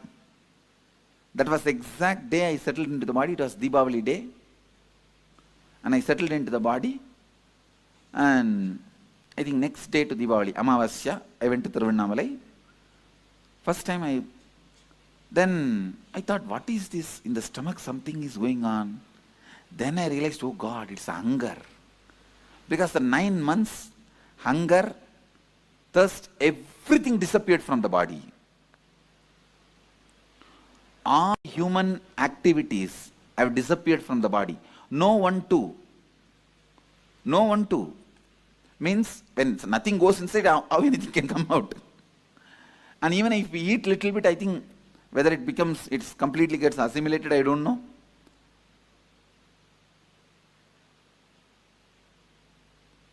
So first time I felt the hunger after the 9 months. So I was sitting in Thiruvannamalai. It was funny, sitting in Thiruvannamalai, hunger and no food. But immediately, in few minutes, I could see the power of space. The Devi temple priest, he walked straight from the Devi temple and gave the food to me, Nevedyam. I asked him, no, why are you giving it to me? To whom you want to give? Maybe you wanted to give for somebody else and you are mistaking and giving. I told him in Tamil, எனக்கு எது கொடுக்குறீங்க? நீங்க வேற யாரையோ நினைச்சிட்டு எனக்கு கொடுக்குறீங்கன்னு நினைக்கிறேன். Then he looked at me and said, no, eat, and went away.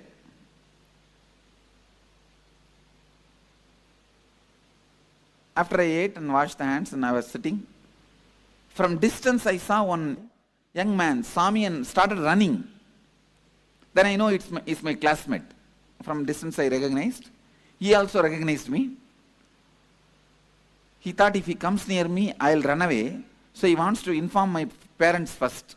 He ran and told my mother and father. In 10 minutes I saw in my vision space one face coming and standing. My mother came and stood.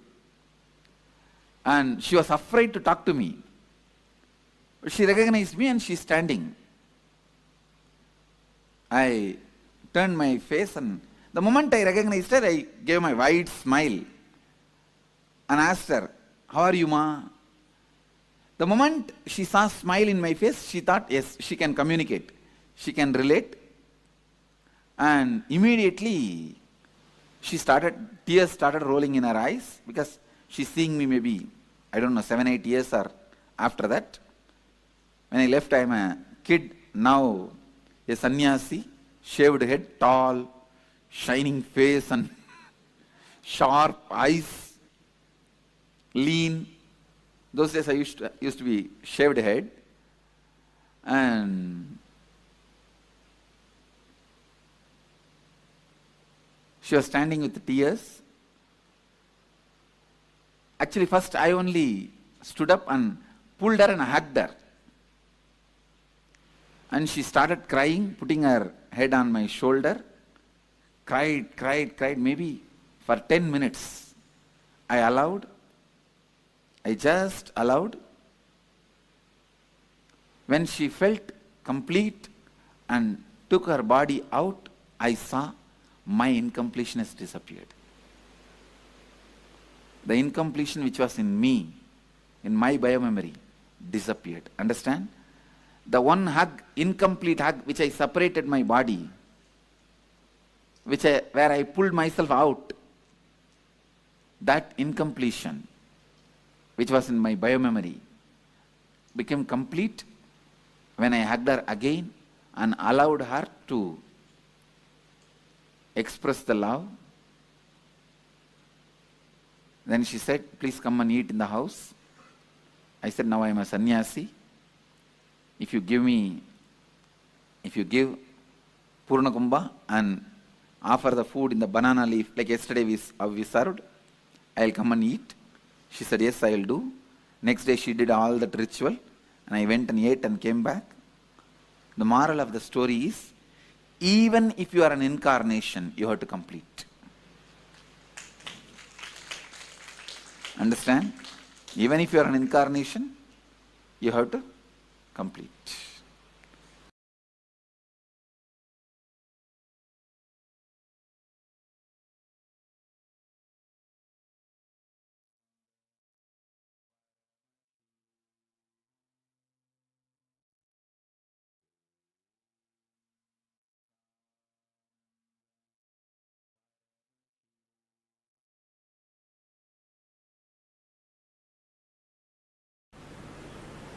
Love. Vast, huge ocean. The subject which will taste different from different banks or beaches.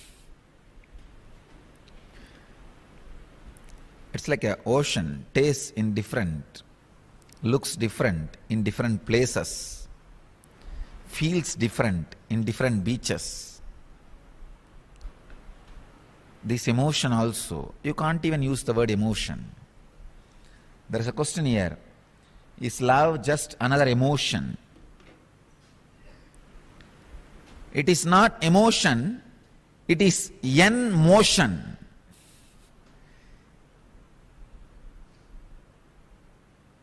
It is the energy which makes motion happen in you towards enlightenment, from enlightenment towards enlightenment.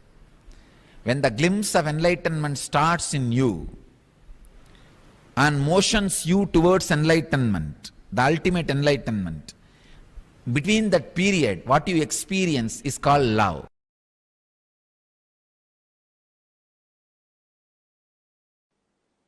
You always show the soft things as the symbol of love because you know only pseudo love. Understand? We always show only the bird feeding the baby bird as the symbol of love, action of love. A rose flower we show as symbol of love.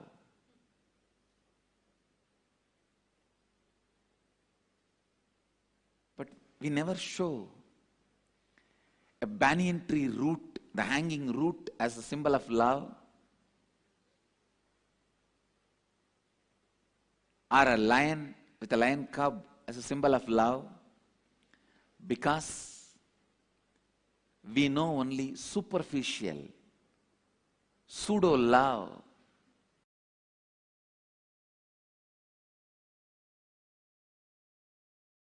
Please listen. The core source material is love. Love is Paramashiva. The source material of Paramashiva,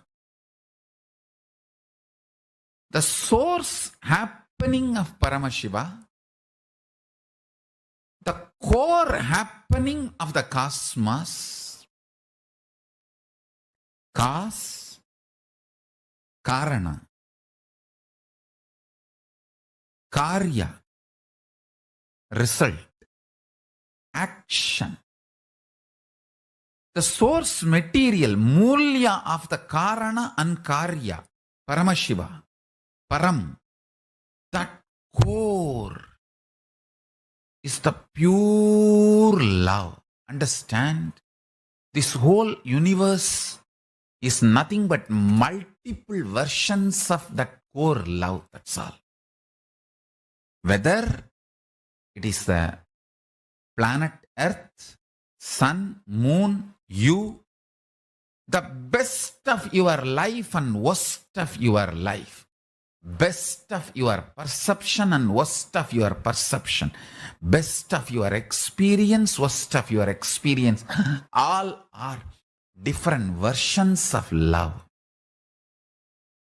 When I utter the word love you, understand you are absolutely loved and protected and safe.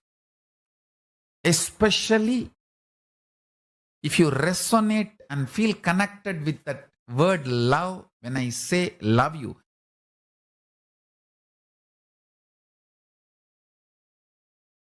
I tell you,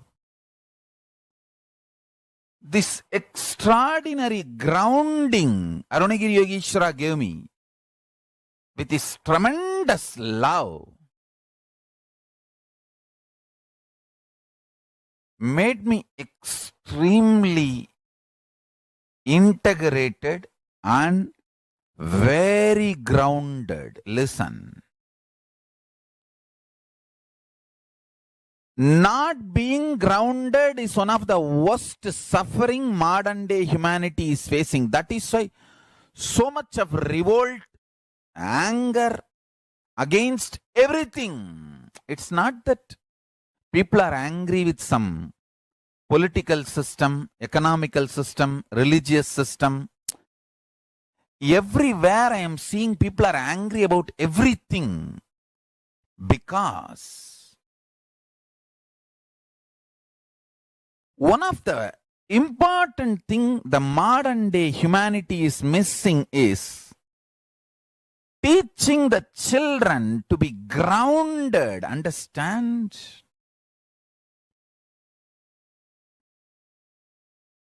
Only after I grew up, I feel grateful to my gurus. The way they grounded me with my integrity. Whether yoga or puja or the right powerful cognitions, the way they grounded me, something extraordinary. I can see same my age boys who grew up in Tiruvannamalai. The difference, the only difference is Arunagiri Yogeshwara grounded me. The extraordinary love and integrity. I tell you, it is not that because he showered love, he did not integrate me. It's not love of spoiling. The modern day parents, when they can't spend time with you, when they can't groom you, train you, be around you, they just give you gifts in the name of love. You also equate gifts to love and love to gifts.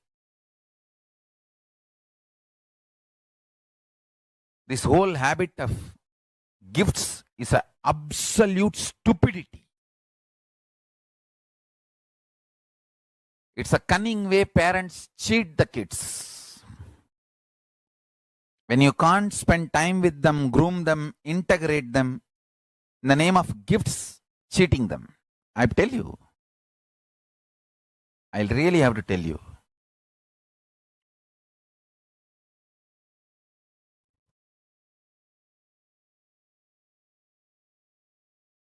Understand?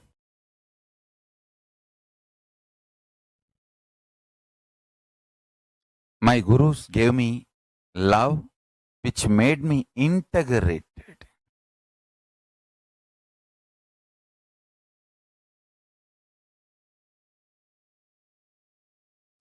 Please listen. Now I am going to make a very important sacred secret.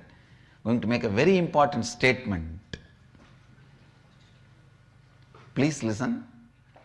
Now I am going to make a very important statement. Love of the Master enters into you, completes you, fulfills you, and turns back as love for the Master and enlightens you. Listen.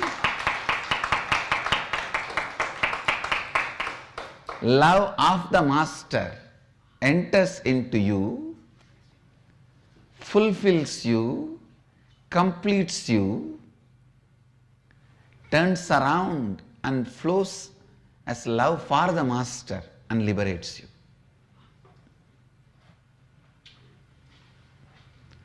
Blessed are those who taste love of the master. Whether it is a benign look, benevolent look, or a serious look of a surgeon. When a surgeon looks at the tumor, remember, he looks at the tumor, not you.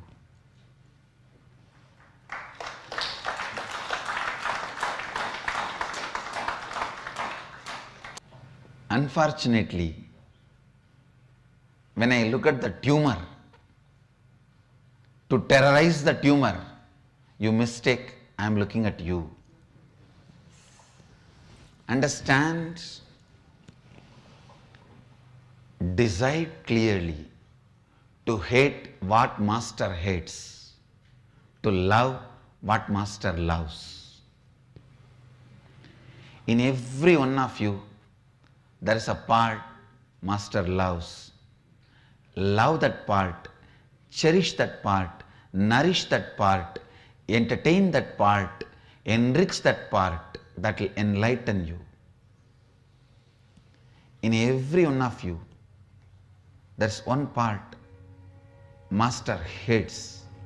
Hate that, destroy it, complete it, drop it. That will be a great liberation for you.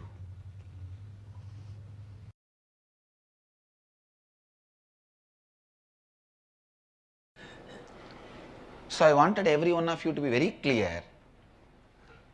The truths I am sharing with you is directly from the inner space of Mahadeva.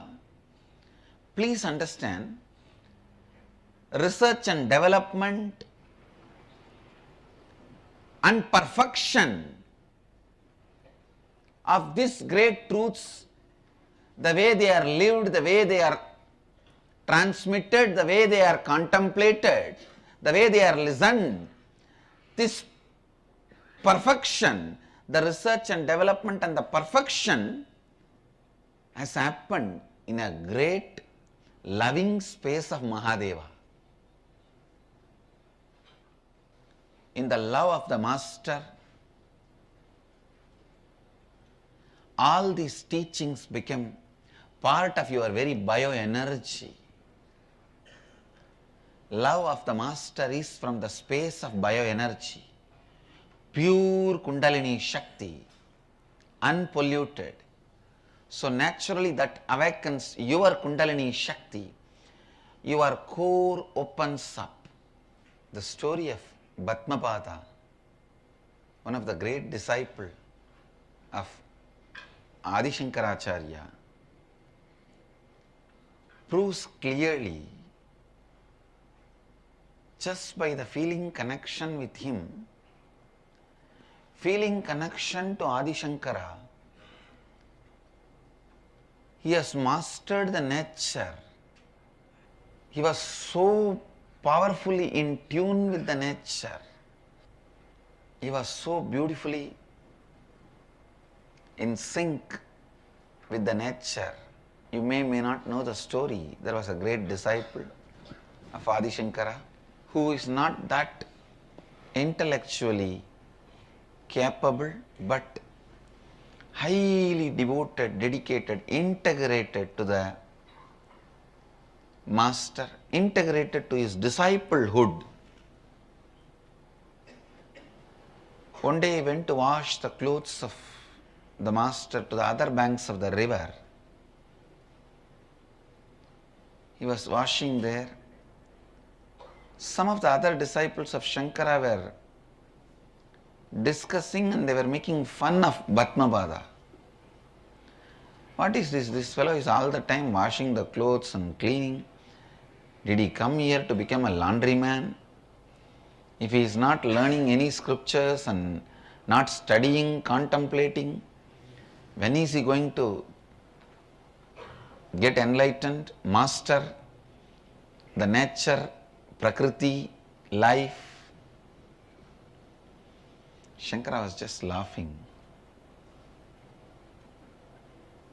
He may be little less capable in intellectual way, but he is an amazing, intelligent being who is doing what needs to be done first, who is putting first things first. Shankara wanted to show this to other disciples. So he just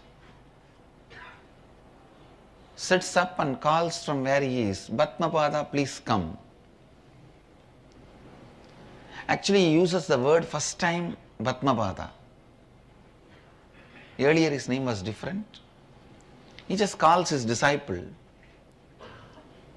The moment Master called, the disciple forgot everything. He just starts walking on the river. And the river, oh God, now I have to protect him. When somebody is in such a deep space of trust with the whole cosmos, Master is a representation of the whole cosmos. I cannot allow him to suffer, I cannot let him down. So the river just makes lotus flowers and holds his feet wherever he puts his feet. Please understand, lotus will never happen in the river because river is flowing water. It happens only in ponds, stable water. But here, river produces the lotus and holds his feet when he walks and makes him cross the river. Usually, people will be anxious when they cross the river. Maybe first time, a river would have been anxious when a person is crossing the river. That she has to safely reach him the other side. Because every step is held by a lotus. He was called Bhatmapada. Shankara demonstrates to all his disciples the need for the loving space for the transmission of the Advaitic truth to happen, because your birth itself has happened when you denied the self, Advaita. Something that deep which is able to make you assume a human body and broken mind can't be transcended unless you trust somebody more than your human body and broken mind.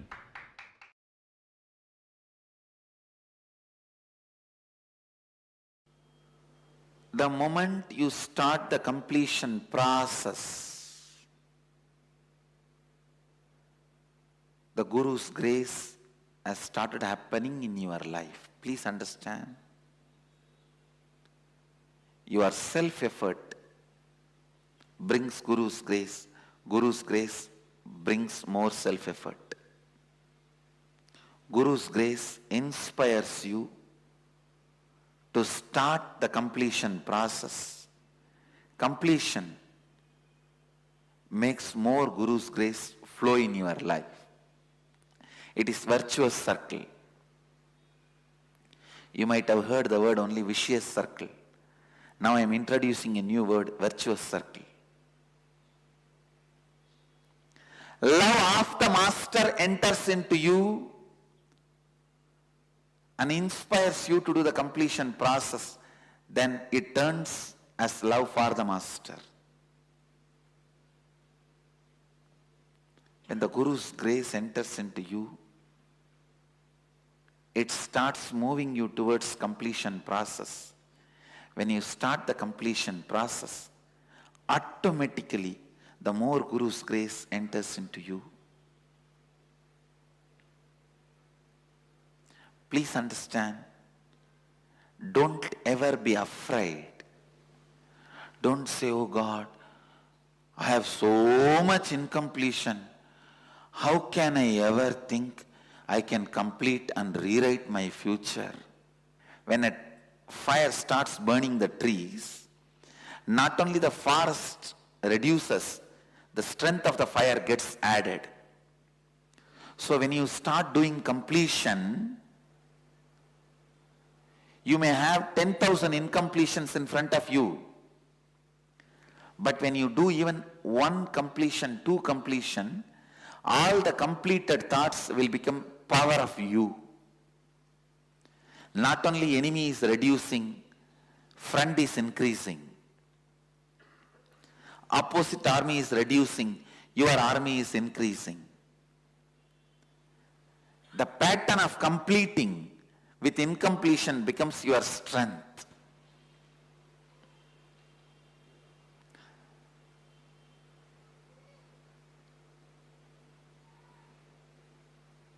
When you start walking or running, day one, don't start thinking, how can I run the marathon of 50 kilometers? First start running 1 kilometer, 2 kilometer. The stamina your body builds, that will take care that you run 20, 30, 40, 50 kilometers.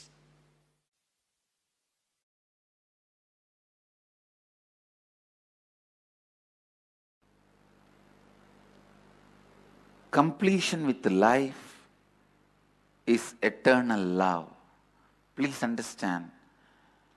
With anybody you feel complete,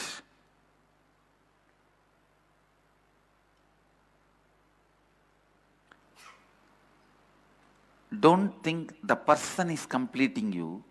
Your completion is making that person beautiful. Please listen. What I am talking is a very important point. If you see somebody and you are in love and you feel complete, be very clear. That person has no role in your completion experience. Because of your completion,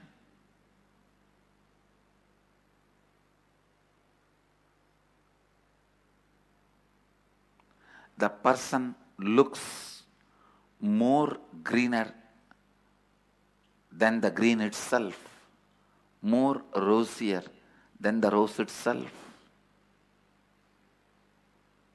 more beautiful than the beauty itself.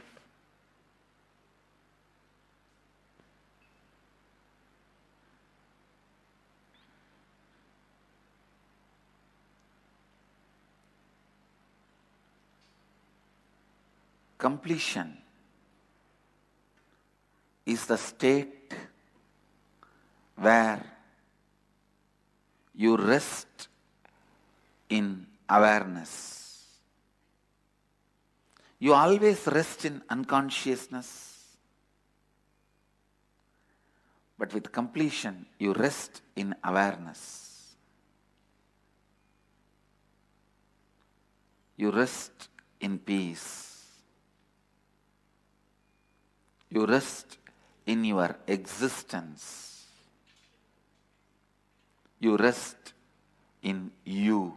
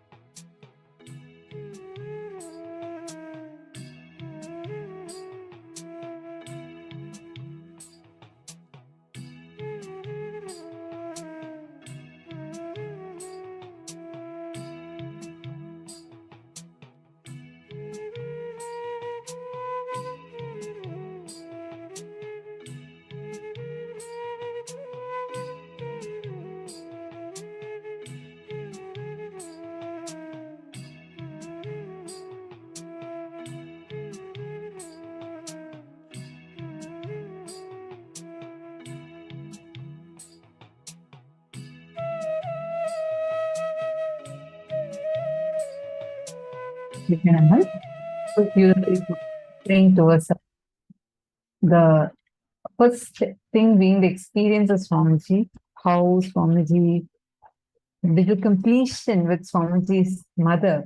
And Swamiji explained to us the importance of completion, even if you are an avatar, how important it is to be in the space of completion.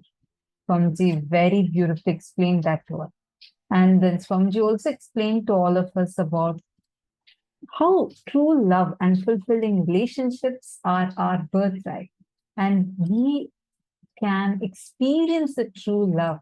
We can experience the true fulfillment.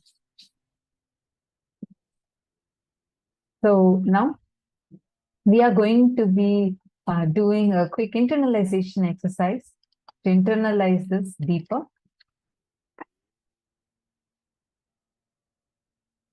Fulfilling relationship means every relationship which reminds you again and again, gives you the experience of that oneness. It's a fulfilling relationship. This is my favorite ones, like Swamiji said. See, we usually think, many of us would have this question, oh, does Swamiji know me? Does Swamiji love me? I like Swamiji. Does Swamiji also like me?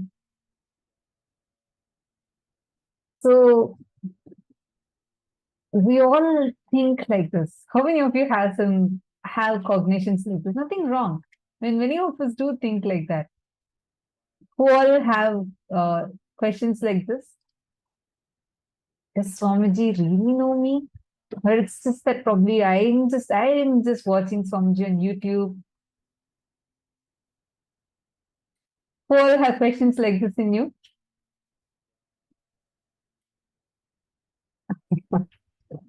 Okay. See, understand. I see some of you raising your hands reluctantly. Understand. The best news.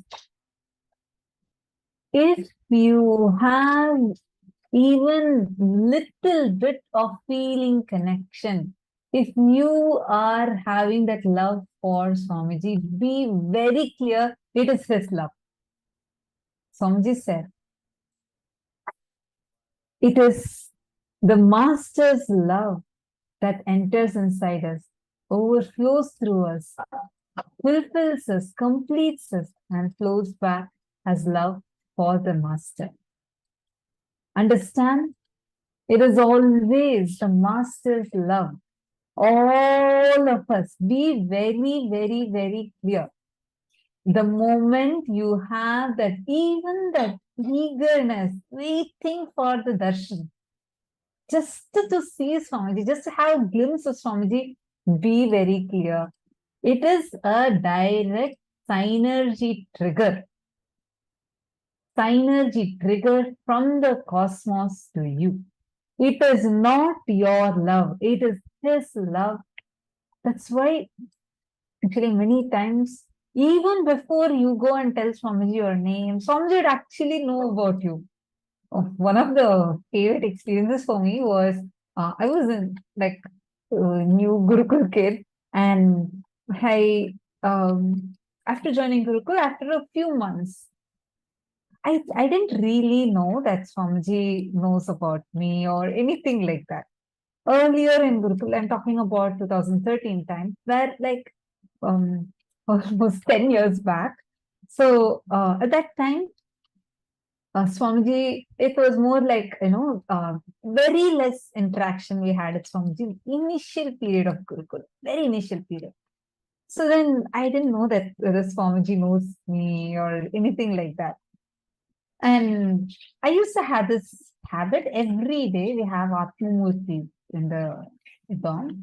And every night I'll go and tell Swamiji's Atmamurti everything that has happened throughout the day. I'll sit and talk to Swamiji's Atmamurti. I'll tell like, Swamiji, this person did like this. I'll tell all my complaints. I'll go and complete everything. I'll go and tell Swamiji's Atmamurti. And I won't be loud. It'll be like my personal conversation with Swamiji through Swamiji's Atmamurti. So after something had happened, so I wanted to go and complete with Swamiji for like something about temperature or something like that had happened.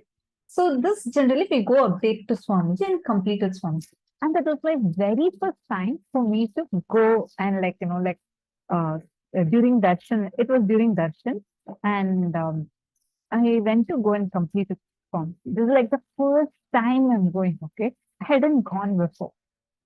So I was like so excited, or like all kinds of reactions were happening in me. What did Swamiji tell? Will Swamiji will know me? Like, what will Swamiji say if I go and talk to Swamiji? And then I'm going and planning the darshan queue. So after like other participants are all getting darshan, then I'm going. And then Swamiji saw me and Swamiji was like, "Oh, you come, come, come." That one word itself was like, "Oh my God!" Like Swamiji knows me. And then I am going, and then the person, the mentor, she told that Swamiji she wants to complete. This was like the first time going. Swamiji is like, "Oh, I listen to your completion every night."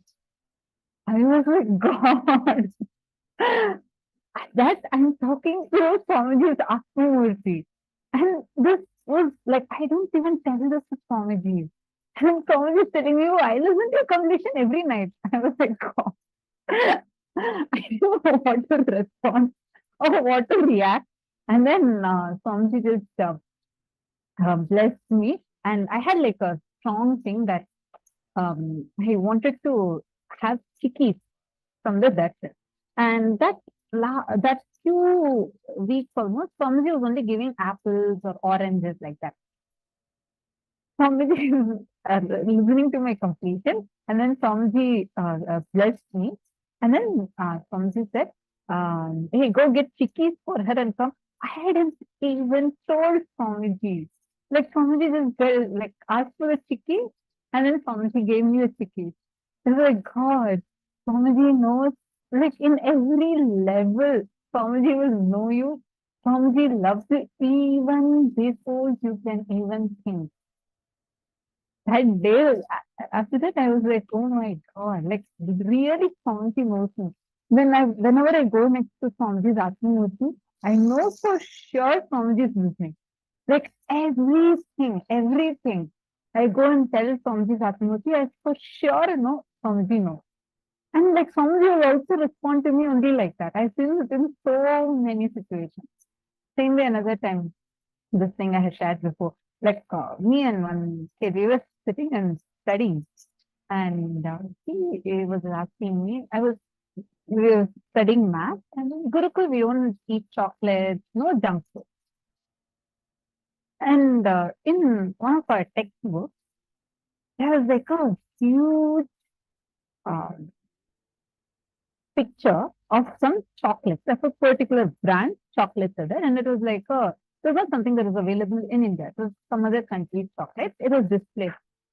And then I was like talking to that kid, and like he was my classmate, and I was telling him that about some math term I was discussing, and he asked, "Yeah, okay.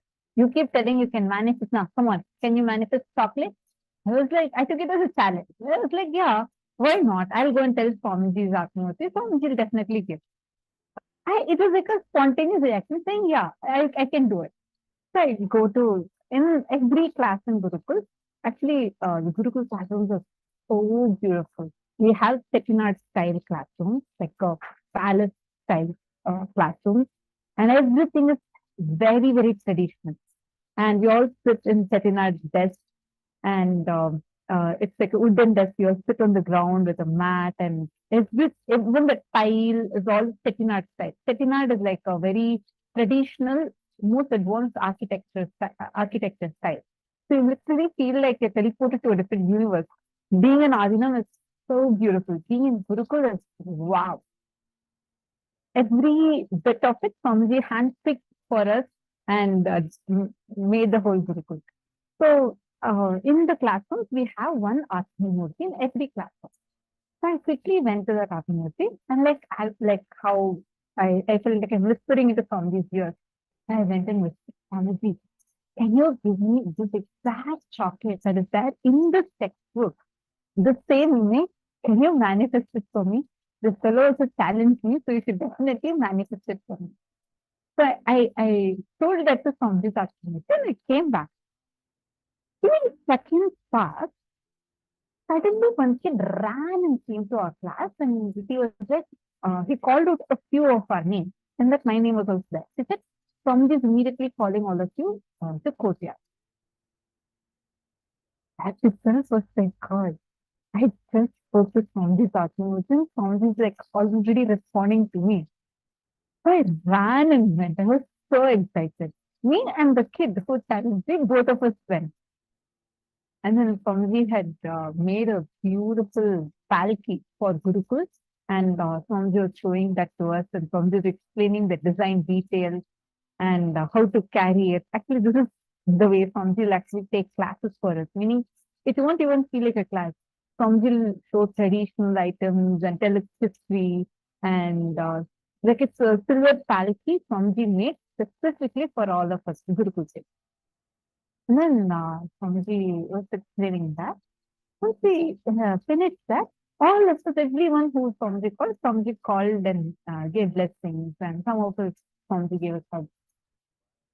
And then Swamiji saw me, and then Swamiji was like, hey, wait. And then Swamiji called one of the sannyasis at home and told him to go get a particular chocolate and come.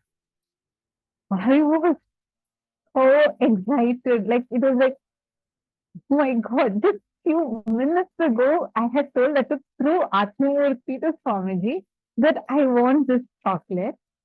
I was so excited. The word Swamiji, the moment Swamiji uttered the word chocolate, just that took the level like, oh my God, this is like ultimate. Like, immediately Swamiji manifested.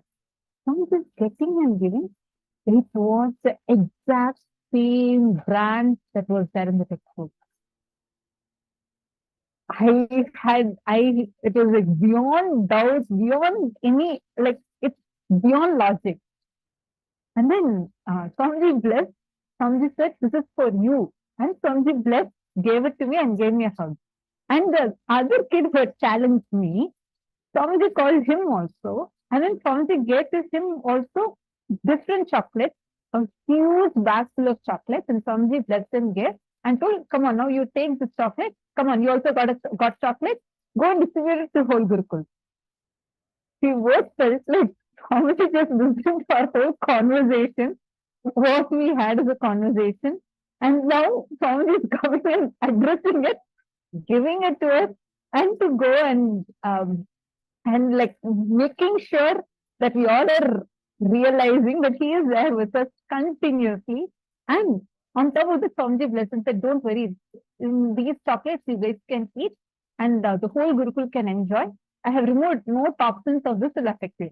I was like, God, it's super cool to have Paramashiva as your dad. Like, really, he's your father. He's just there. And then he would shower his love upon you much, much, much more than you can even imagine.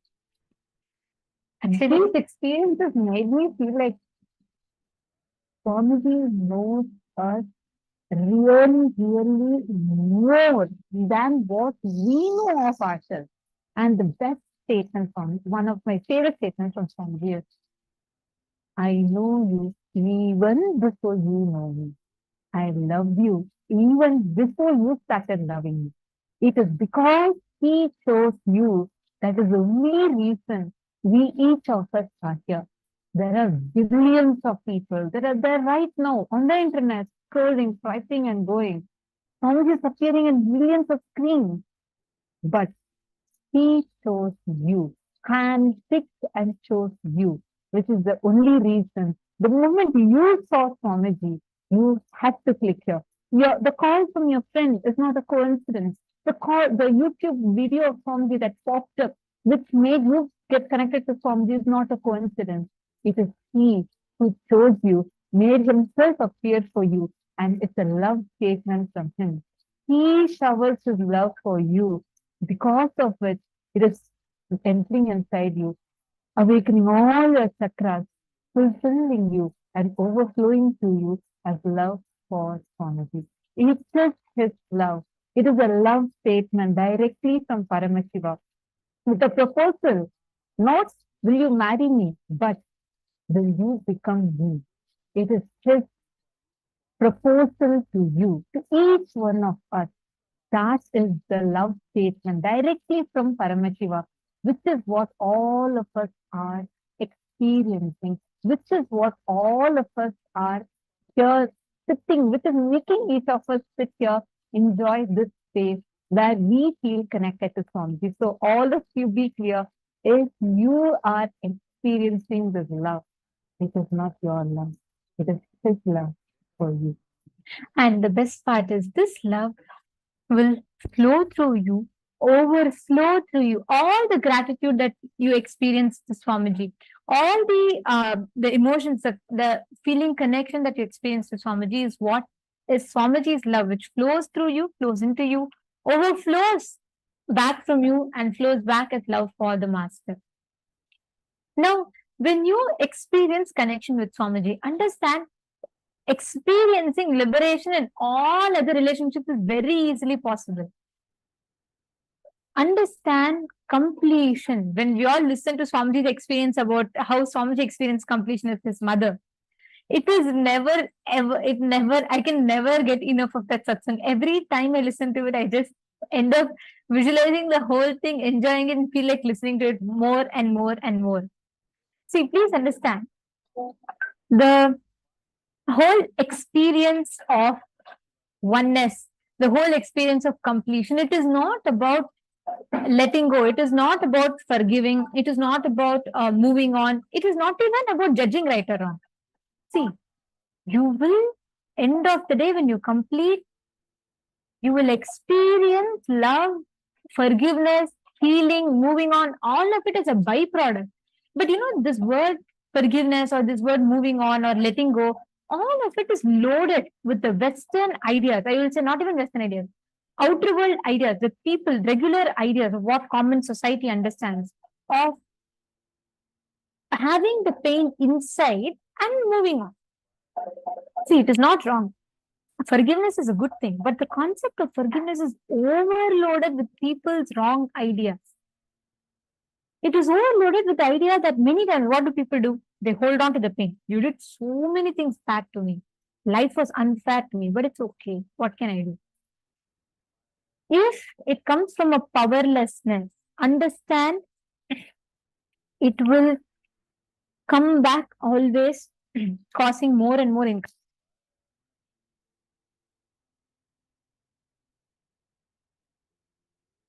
Sorry.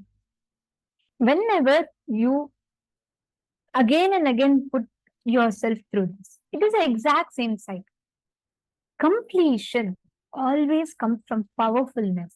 You understand that whether people hated you, rated you, judged you, abused you, attacked you, they conspired against you, whatever they did, you will realize that nothing can touch you because your consciousness, your Paramashiva. And from that space, when you forgive, it is a different thing altogether.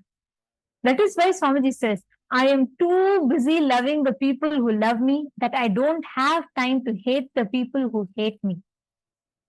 Because in Swamiji's dictionary, Swamiji says, I am too busy accepting the friend request. I have no time to accept enemy requests. I don't accept enemy requests. See, only if you accept someone as your enemy, they become your enemy. Na? Swamiji says, I don't even accept people as my enemies. So there is no, so the whole thing, the ground on which people can attack Swamiji is loosened. Understand, when you move on, the concept of completion, the concept of forgiveness or the concept of understanding, the concept of letting go, the concept of moving on, all of these is completely different. Ma Krista, Ma Katie Lux, Ma Krista Menard, this for you. Ma Elizabeth Ferdman. See, you might have had the most painful moments in your life, right? Some situations would have cost you very painful incidents, painful things in life. Now, completion is not about you trying to judge, you trying to say, oh, if I complete with my mother, will she become right? Will I become wrong? No. The answer is no. Ma Krista Menard, Ma Elizabeth Ferdman, and Maketi Lux. Are you all there? Could you all come on camera? I'm not actually seeing you all on camera. Okay. Listen to this carefully. You can experience completion with your relationships, some places where you feel even you've been abused. Listen to this very carefully. The most important thing here is there are two parts. One, you are thinking just because you go and complete, the other person might become right, you may be wrong. No. Even if you think, oh, let me complete just to heal my pain, that is also wrong. Then it's coming from incompletion. Completion is you experiencing the space that you are Paramashiva. Because you are Paramashiva, that Paramashanta Swarupa in you, nobody from outside can take away something from you. Swamiji will tell. Once one participant from Inner Awakening asked Swamiji that how does Swamiji deal with all abusers and attackers? Swamiji faces so many attacks and persecution that keeps happening. But Swamiji said, you will never see Swamiji saying, oh, it's okay, I will bear it, I will go through it. Swamiji never talks like that. You know why? Swamiji tells, not once any of these attacks touch Swamiji. He exists as Paramashanta Swarupa of Paramashiva. Whether someone is there offering flowers at his feet or whether someone put thorns in his path, that does not touch Swamiji or shake who he is. That is completion. You going back to your original state of Paramashiva is completion. Completion is not about you judging someone right or wrong. Just because you complete with your mom and you feel she's done only wrong things to you in your life does not make her right. Or just because you don't complete does not make you right or wrong. Understand, you completing is you going back to your original state, your natural self of who you are, what you are. And forgiveness, you right or wrong. Understand, you completing is you going back to your original state, your natural self of who you are, what you are. And forgiveness, unfortunately, the concept of forgiveness is loaded with our misconceptions, I would say. It is nothing to do with religions. It is about the misconceptions. Listen very carefully. Swamiji explains the most profound truth here. The moment you say forgiveness, you're already overloaded with the pain that, oh, I would have gone through whatever I went through, still I should move on. No. Completion is you coming to the conclusion that you are Paramashiva. Because you are a Paramashiva, you never had that suffering in the first place. Because you never had that suffering in the first place, the suffering it does not belong to you. You are just dropping a delusion. That is the Satya. That is the Parama Satya. That is how we exist. That is our original self. Once you complete forgiveness, moving on, letting go, all these so-called concepts becomes a byproduct of it. Naturally, when you complete, you no more cognize someone as your enemy because there's no definition of enemy in your inner space. You just feel everything is manifestation from within. How many of you here feel like peace? How many of you here want to experience the true love, fulfillment, completion? All want to experience it. Jan Changaya, I read your message. See, this kind of experiences, living around Swamiji will make us continuously, your life will be so delicious. Like literally in every aspect, Swamiji will be there with you. He would guide you, not just guide you. See, like in programs, the darshan, what we are experiencing is just one dimension of Swamiji. When Swamiji, when you experience Swamiji, literally, he's there with you as your own father. And he'll just be there for everything. He'll be there and be with you and continuously your life itself feels so miraculous. Normally, life is logical. But with Swamiji, life is magical. And the best news is, even when we think Swamiji may not know me, many people think, oh, I'm Chinese, Swamiji may not even know me. I'm somewhere, I had never even come to a physical program, so Swamiji may not know me. No, Swamiji knows you. Swamiji knows each and every one of you. Only because he knows you are even here. Understand? Just remember this. How many of you are keeping with this?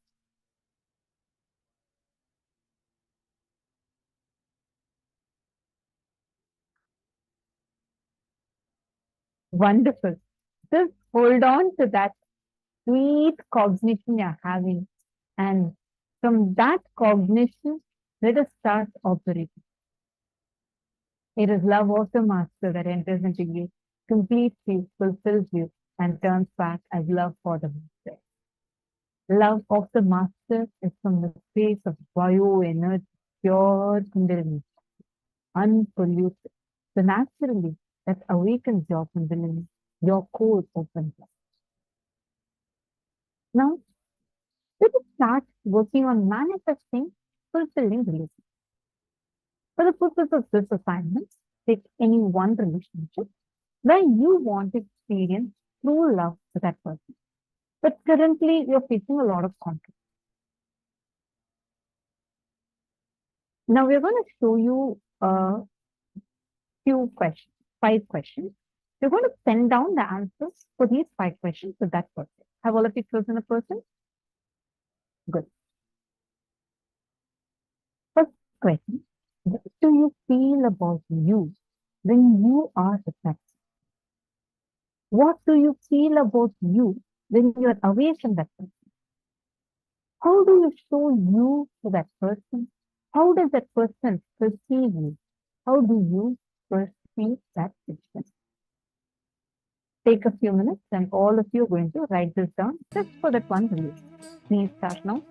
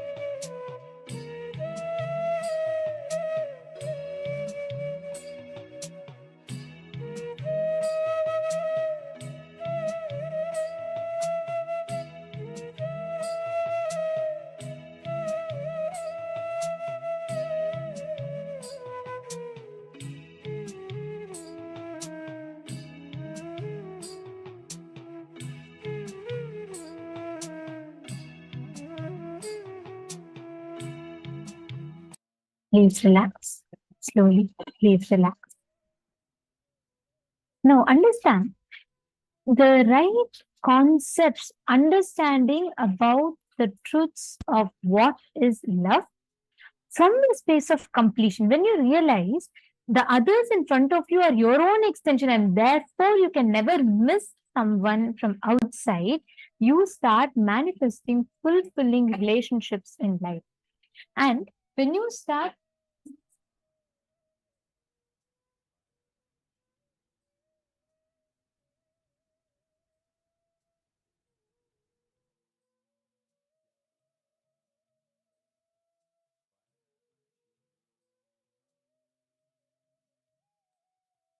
now understanding that there's no one from outside that can add or subtract from you, that will give us the fulfilling relationship like Swamiji revealed. Take a few minutes, review what you have written, and see if you have authentically answered the 5 questions. Identify the conflicts, contradictions, incompletions in your answers and pen them down. Okay, please understand. Identify all the gaps where, for example, in front of the other person, you will feel like, okay, you may feel very suffocated around, or sometimes you may feel very that you're not being yourself in front of the other person. Like that, it may change on each situation. So write down all such gaps. That is a gap. So pen them down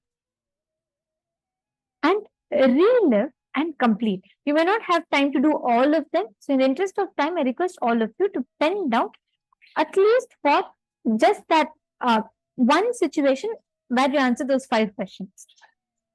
So pen down. Please start. Let's all take 5 minutes, 6 minutes to do this. Please complete the second, third, and the fourth step.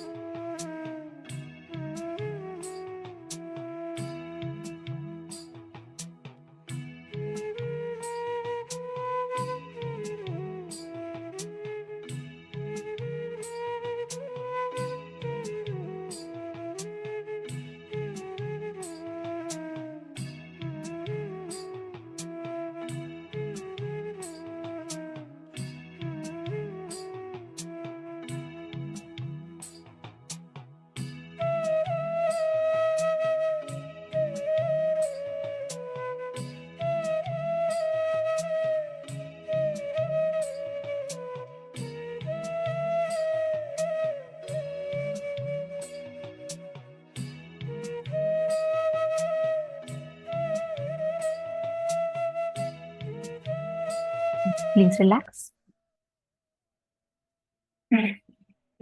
Okay, now all of us, as we understand about what true love and fulfilling relationships are, we are going to be entering into one of the most important truths. We are going to be, or I should say, one of the most important initiations that we are going to be receiving today. The first thing we've understood from morning till now is how all relationships, when you see it as a possibility, you are liberated. When you see it as a pattern, you are bound. You are stuck in the same loop again and again. Then we also learned about the space of oneness through which you can experience all the relationships in life. Then we learned about the science of completion, how you can get the hangover of the past rid from you, like how you can actually operate from the space of possibility as opposed to the space of pattern. The next one that we are going to be entering into is a very important session. And this is a preparation for today's initiation. So I request everyone to please gather very soon. We are going to be having the Bhava Samadhi darshan of Kalyana Sundaramurti and the most beautiful forms of Paramashiva. We're going to be having darshan of Swamiji very soon. So let's get ready. It's time for us to prepare ourselves for the initiation. And yes, as you're all eagerly, excitedly awaiting, very soon we are going to be having the initiation, where Swamiji is going to be blessing all the couples that are praying to have children, praying to conceive. Swamiji will be blessing your apples or pineapples. You can bring the apples or pineapples. As a couple, you can attend the darshan. Swamiji will be blessing and showering you with having that experience of conscious birthing, where you can experience the baby. You can actually, Swamiji will bless you to conceive. So now, in this session, we are going to be understanding about what is conscious birthing and what is the science behind it. Let us listen to this revelation from Swamiji. It's a very important session, and we request all of you to please listen to it completely.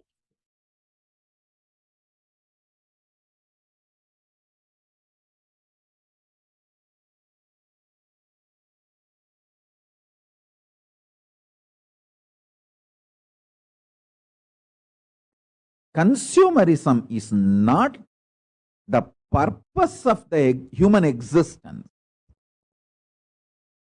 Conscious possibility is the purpose of human existence.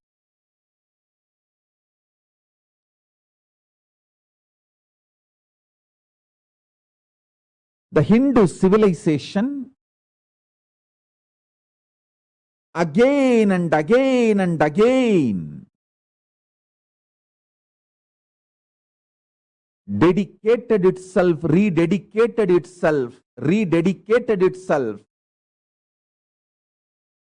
in the field of conscious possibilities. It put all its energies, time, treasure, talent in this field. Hindu civilization has done extensive research in this field.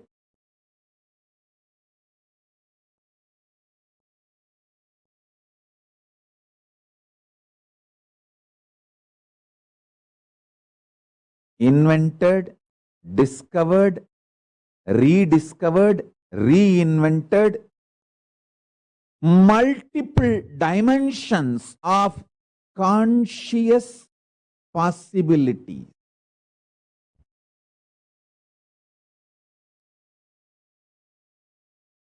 Your very core DNA can be given a breakthrough to the next level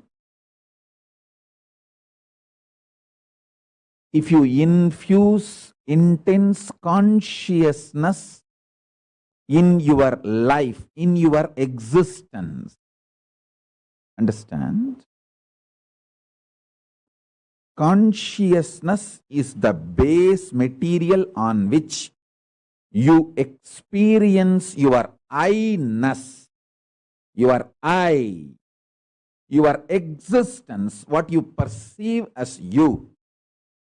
you experience on the foundation of consciousness.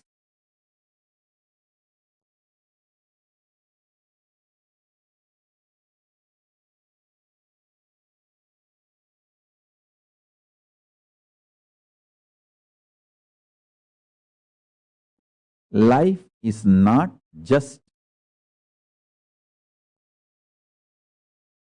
probabilities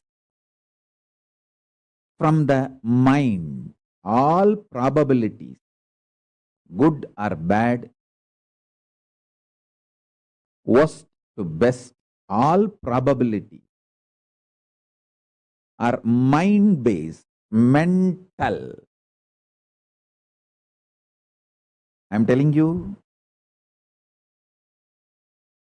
all probabilities are mind-based, mental.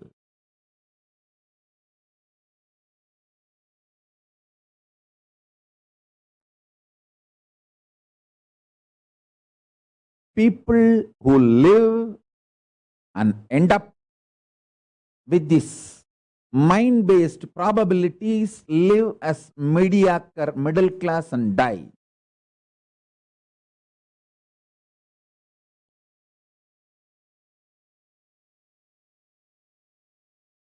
People who experience conscious possibilities in their life give breakthrough to themselves, who manifest these conscious possibilities and demonstrate it to others, give superconscious breakthrough to others also. Understand these examples I am giving. You will understand this. 3 important methodology, dimensions through which my Guru Arunagiri Yogeshwara has taught me. He gave me the science of these 3 methodology to revive the conscious possibility for the world. 1, Varnashrama Dharma, sovereign order of Kailasa, is fundamentally based on Varnashrama Dharma. Brahmacharya, Grihastha, Vanaprastha, Sannyasa, Brahmana, Vaishya, Kshatriya, Shudra, Varnashrama Dharma, centric revival. In that methodology, lots of conscious possibilities can be taught and revived to the human beings. Second is the Gurukul, where a powerful ecosystem is created and one group of sannyasis, acharyas and Gurukul balasans start manifesting powers that become such powerful energy magnet. All over the world, all the yoga prashtas get attracted automatically. Like magnet, and start coming towards the Gurukul, get educated, start manifesting the powers, start manifesting the conscious possibilities.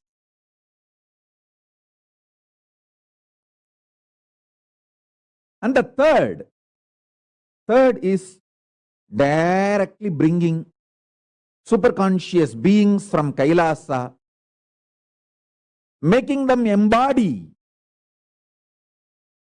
creating an atmosphere, right garbha, womb, right happening, embodying those great superconscious beings from Kailasa directly, keeping a powerful ecosystem and ambience for that incarnations to flower. Understand? This science was alive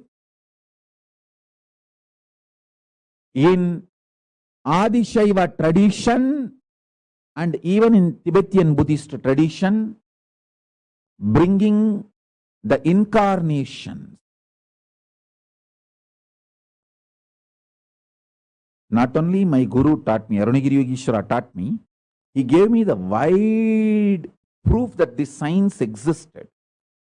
Only very recently, people forgot this science existed. Now, with my Guru's grace, I am reviving it. My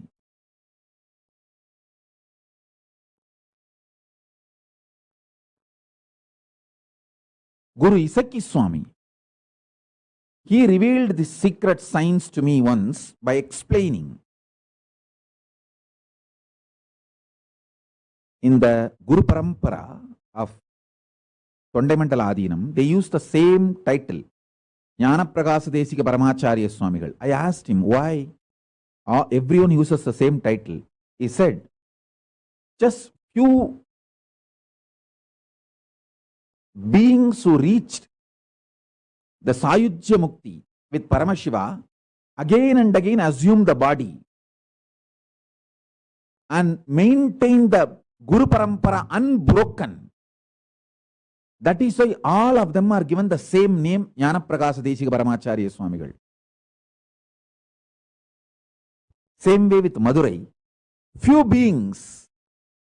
That is why there are some names will repeatedly come in the 293.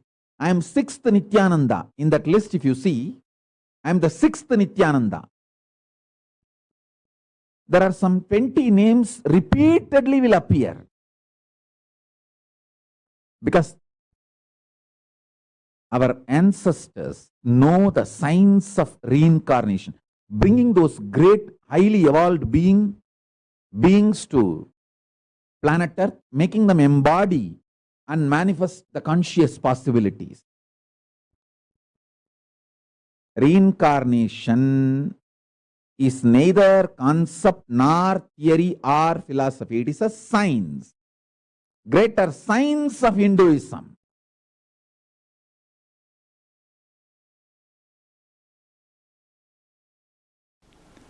Listen. Microcosm becoming macrocosm is enlightenment. Macrocosm becoming microcosm is incarnationhood. You having the cosmic cognition and cosmos having you in the cognition.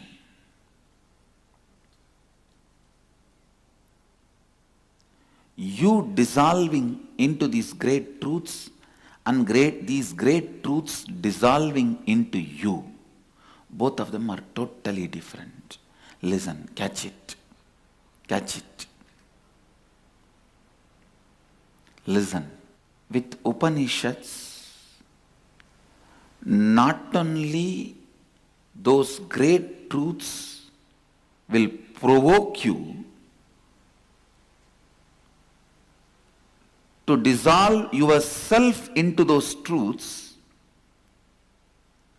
even they will dissolve into you. Listen, even they will dissolve into you. Provoking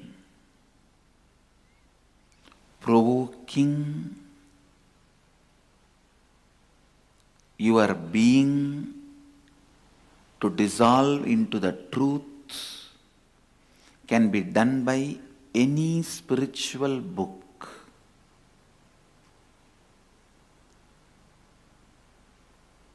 Even if you read some stotras of saints, your whole being will be provoked to dissolve into the truth. That is what the great bhaktas did.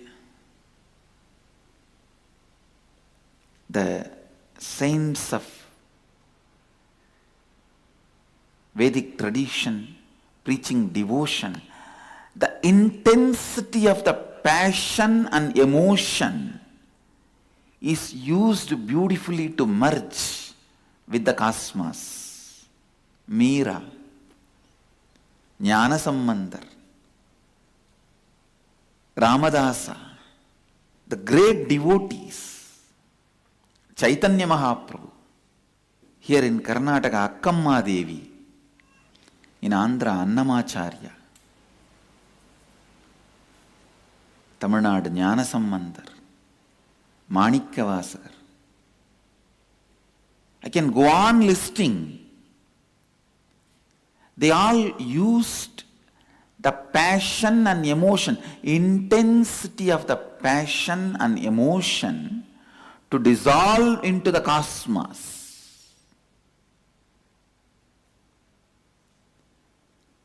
See, provoking you to dissolve into the truth, any spiritual book can do.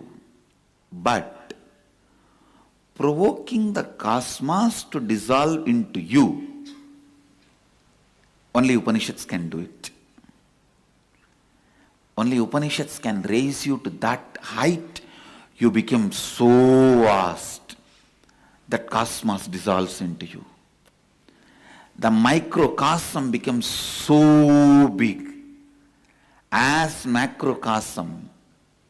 So macrocosm can just dissolve into it.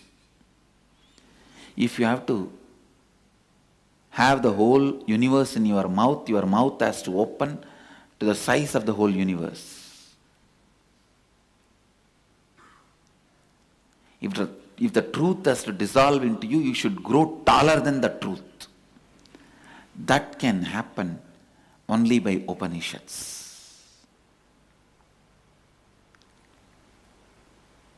That is why I am telling, Upanishads don't make just enlightened beings, it makes incarnations.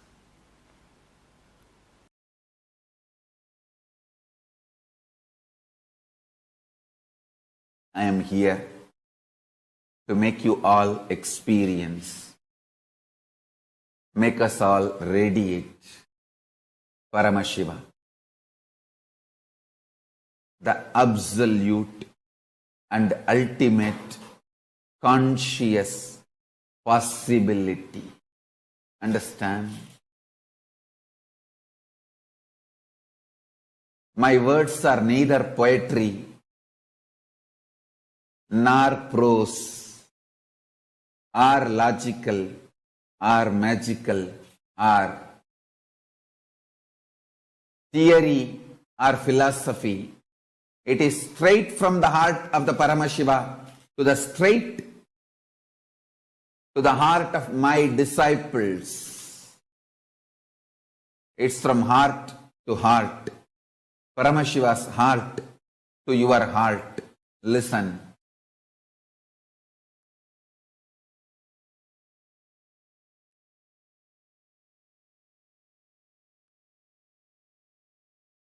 My Guru, Vibhudanandapuri, Kuppammal, she used to say, I am the explosion happened in Arunachala Linga, the Arunachaleshwara.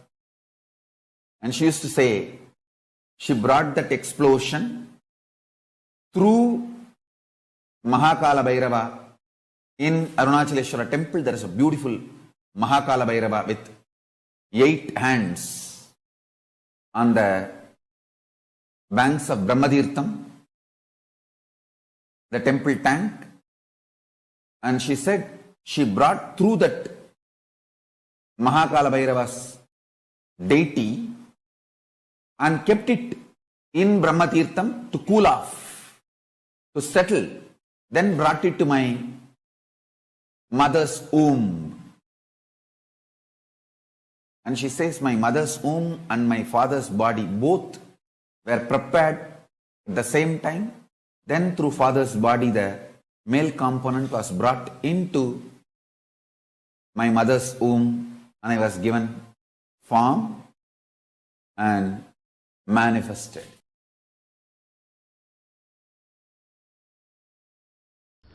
Let me explain the science of Yajna and Aushadha. The great rishis, the scientists of the inner world, mantra drashtas of the Sanatana Hindu Dharma, people like Vyasa, Agastya, Kapila, Ankirasa, Bharatwaja, all these great beings, they sit together. Whatever reality they want to cause, strong thought current which expresses those reality, they bring that thought current and energy into these 5 elements. Bringing that thought current into these 5 elements is yajna. They bring those gods, goddesses who are embodiment of that thought current. For example, if they want to manifest huge wealth, they bring down the energy of Lakshmi into fire and please her by offerings and receive the boon from her for the manifestation of wealth. If they want the divine city to be constructed, then they bring the energy of Vishwakarma and offer the offerings, take the boon to manifest the huge creativity and construction. So for each action, they bring that energy and please it by offerings and make that thought current into reality. And the thought current which they manifest, when it become reality, means when that blessings, that boon is given, that energy is consolidated into an aushadha, a herbal product, and shared. Whoever receives that aushadha manifests that reality. Now, I am going to do 2 things. Understand, this Putra Kameshtiyaham was performed by Dasaratha, and when the yajnam was complete, when the yagam was completed, the whole essence, the result, the phala was infused into a milk pudding, into the milk, and it was converted into payasam, and that was shared to all the 3 wives of Dasaratha, and Rama, Lakshmana, Bharata, Shatrugna were given birth. Same way, Meenakshi's parents have conducted the Putra Kameshti Yajna, and it was so powerful. Devi directly landed into the fire and walked out of the fire. She did not even want that result to be converted into a matter and conceived, and she did not even want to go and stay in the Garbha of Kanchanamala, the mother of Meenakshi. Meenakshi's mother, father, both of them are not biological mother and father, because she just walked out of the fire. And same way, Draupadi, the Draupadi's parents did Putra Kameshti Yajna, and she walked out of the fire. We have huge references. I was trying to find who is the first person who did the Putra Kameshti Yajna, and I saw it is Sadashiva himself. Because the science of creating the Putra, inheritor, without physical relationship. See, the Manmata's wife Rati has cursed Adishakti, Parvati, that you will not have physical relationship. Of course, the curse is nothing, they could have just thrown out. Anyhow, Sadashiva's form is beyond gender and sex. So without physical relationship, he has to create now Subramanya to destroy Tarakasura and Suravatma. So the first Putrakameshti Yajna, with the fire of his own third eye, he manifests that whole software with his 5 faces. The energy gathers and all the faces of Sadashiva contributes their energies. Then his unmanifest, the Avyakta component showers the energy. Then Adishakti showers her energy. The whole thing together becomes the form of Vishwarupa Skanda, Subramanya. And now the Skanda Sashti, auspicious time, when this process was done in Kailasa first time, now we are repeating the same process in Gupta Kailasa again.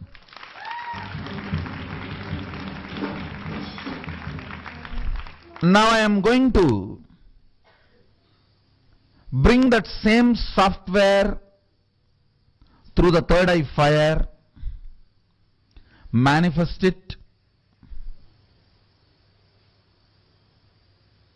and once that energy is pleased and blessings are invoked, bring all that blessings into Aushada and share it with you all. So now the process is 2 level. 1, release of that energy itself is going to be too powerful. Second, mapping it on the Aushada and sending it to all of you. Understand, all, anyone who has the intention to have a child, your physical doctors, medical science has no place here. Understand, in Hindu tradition, birth has nothing to do with sex. Birth and sex is separated in Hindu tradition. Best births are always Putrakameshti Yajna and Aushada based.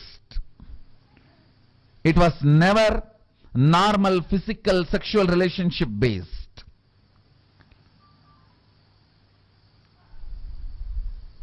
Everyone who is sitting here or online with this intention will be blessed, and all the babies will be embodiment of Subramanya.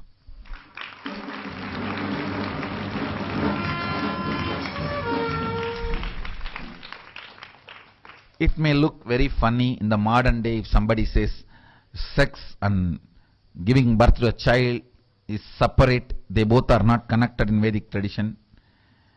Many things I say will look funny till it becomes reality. Materialistic world people, many things they say it will become funny once they become reality. Understand? What they declare, when it becomes reality, it becomes funny. What I claim, till it becomes reality only, it will look like funny.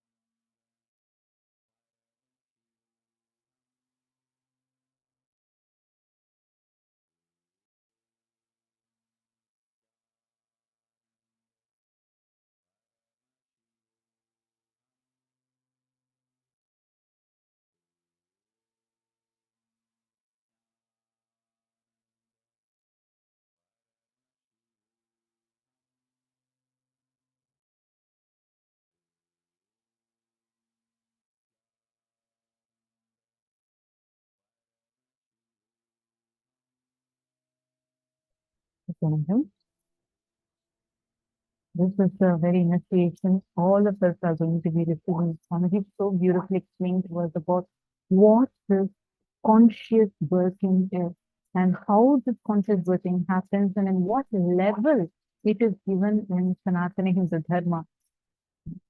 Today, all the participants, especially the couples, are sitting together with the hope, prayer, and a deep yearning to have a child.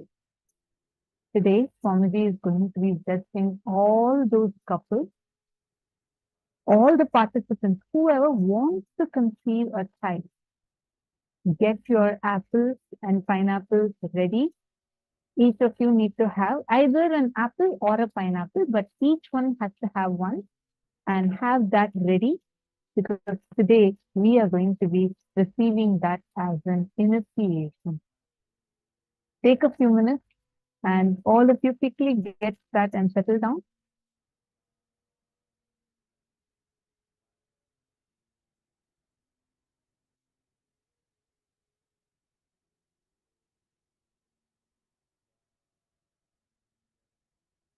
Now, it's time all of us are going to be getting ready for the darshan.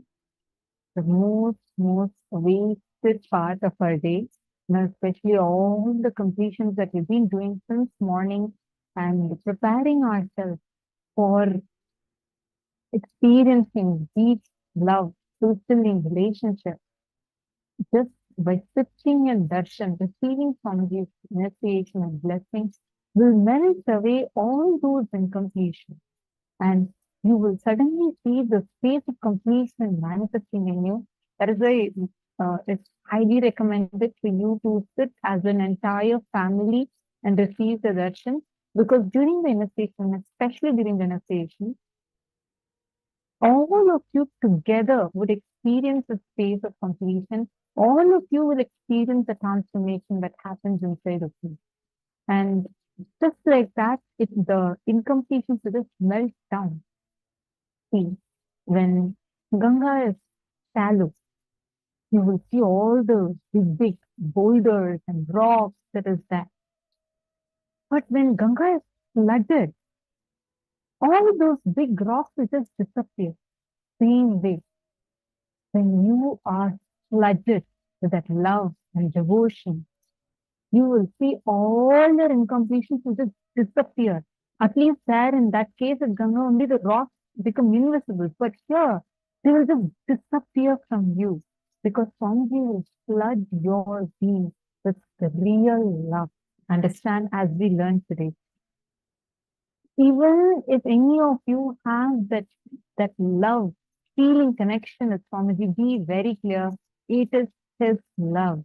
It is the love of the Master that enters inside you, fulfills you, completes you, and overflows, flows back as love for the Master. And today, the greatest of blessings is that all of us are sitting here at the presence of Swamiji and attending this auspicious darshans together as a family. Every one of you that have come here as a couple, as a family, or even if you're just sitting with some relation in your life, like even your pet, anyone that you're sitting with, not just you, along with you, your whole family is going to get the benefit of it. Swamiji is going to be blessing your whole family to manifest this experience, this complete completion and experiencing fulfilling relationships. So today, all of us are going to be receiving the initiation to experiencing the fulfilling relationships, bliss, completion in life, complete fulfillment in life. I request every one of you, all the participants, to please settle down, sit with your head, neck, and spine in a straight line. Please make sure you're in front of the camera. Today, any boons, any blessings that you have, that you ask pertaining to relationships, fulfillment in relationships, all of that will completely get fulfilled. You'll have complete fulfillment in all those dimensions and all those aspects. So every one of you can offer your prayers, your blessings, requests, boons directly to Swamiji. Now we will be chanting the Jana Loka, the forms, the the chants, the sacred mantras that describe the forms of Paramashiva. These are the directions that we are going to be receiving today.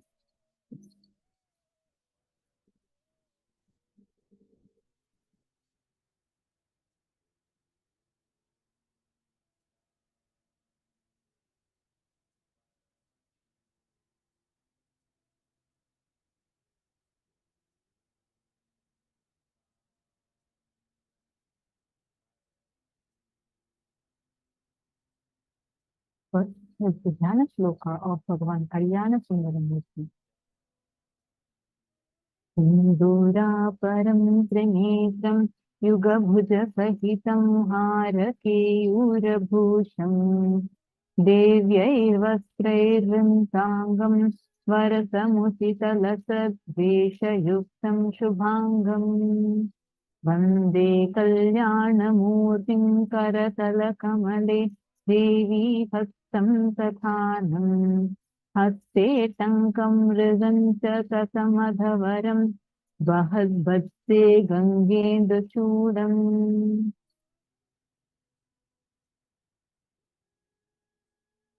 Bhagavan Uma Maheshwara Murti. Dhavalabdasukasana sannihitam mrugam dimbakatankavarabhainam sumukha paramuspala-dhara-kavaraya umaya sahitam hridaye subhase. Next is Sukhasana Murti. Arunabha subhasma vilepanadradharanitaratankam varabhayadam arunam varashobhilasachubhadam gunadnetra sukhasana rupamidam chaturbhujam trinetram cha jatamakutta samyutam abhayam dakshina haste varadam vamahastake Krishna parasum samyuktam vama-dakshina hastayoho sayanam dakshinam padam dadam vamam sukunsitam uma-sahita pat-sarvam skanda gauri divarjitam sukhasana murtim soktam.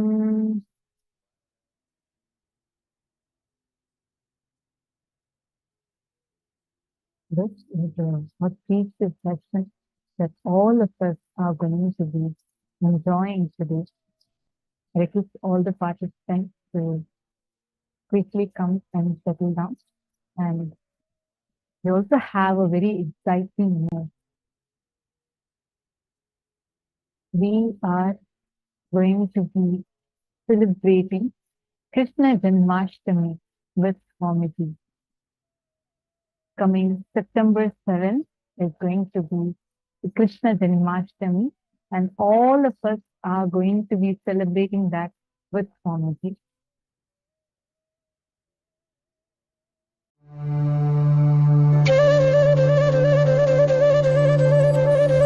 Vasudeva Sudam Devam Gamsachanura Mardanam Devagi Paramanandam Krishnam Vande Jagadguru. He is the most powerful, greatest embodiment of the cosmos, Sadashiva, ever happened in the cosmos, and the greatest devotee of Sadashiva. If I have to put in one word the life, legacy, message of Krishna, I'll use the word life. Just intense life. It expressed in body as ever youthful. It expressed in intellect as amazing strategist. It expressed in emotion as a most beautiful, pure romance. Essence of Krishna's life, message, legacy is life, intense life. He is so much in love with life in romance with the cosmos. Everything was just celebration.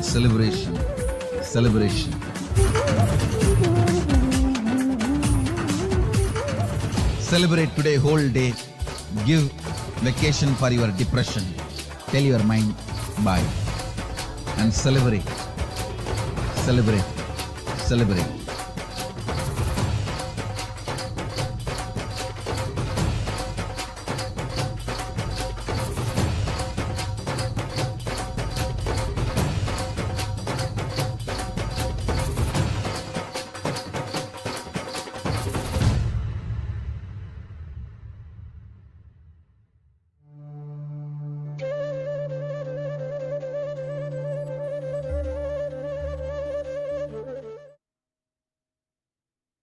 And all of us are blessed to celebrate this auspicious day directly with the Nijavatara himself.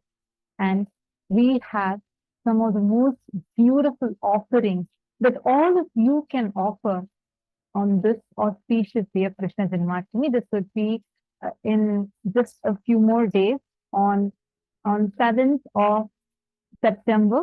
So we have about 5 days left, and all of us are going to have the greatest boon of celebrating this with the Nijavatara, Swamiji himself.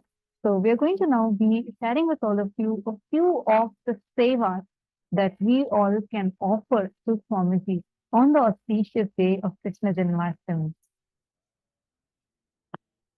This Krishna Janmashtami is going to be a wonderful time for all of us to receive the darshan, and we are going to be having a very, very special, amazing Bhava Samadhi darshan, experiencing Bhagavan Shri Krishna himself. So just like today, how all of us are experiencing that complete fulfillment in all relationships and blessings to receive, blessings for manifesting children or fulfillment in any relationships, liberation from all conflicts, all of these. On Krishna Janmashtami, it is going to be just celebrations, complete celebrations. Every one of you that are sitting here today, when we are receiving the initiation and we are receiving the darshan today of Kalyana Sundaramurti, the form of Paramashiva through which he manifests the ultimate fulfillment, he manifests completion in all relationships in life. It is in each of these forms, actually, Kalyana Sundaramurti, Uma Maheshwara Murti, Gauri Leela Samanvita Murti, Gauri Varaprada Murti, in these forms of Paramash, he manifests each time to marry Devi Parashakti. And every time when he has to marry Devi Parashakti, he assumes the form of Kalyana Sundaramurti. And connecting to this form of Kalyana Sundaramurti gives us complete fulfillment in all relationships, and it completely liberates us from any kind of conflicts that we're having in any relationships. And especially if you're attending as a couple and if you're attending as a family together, for all of you, the whole family, you all as a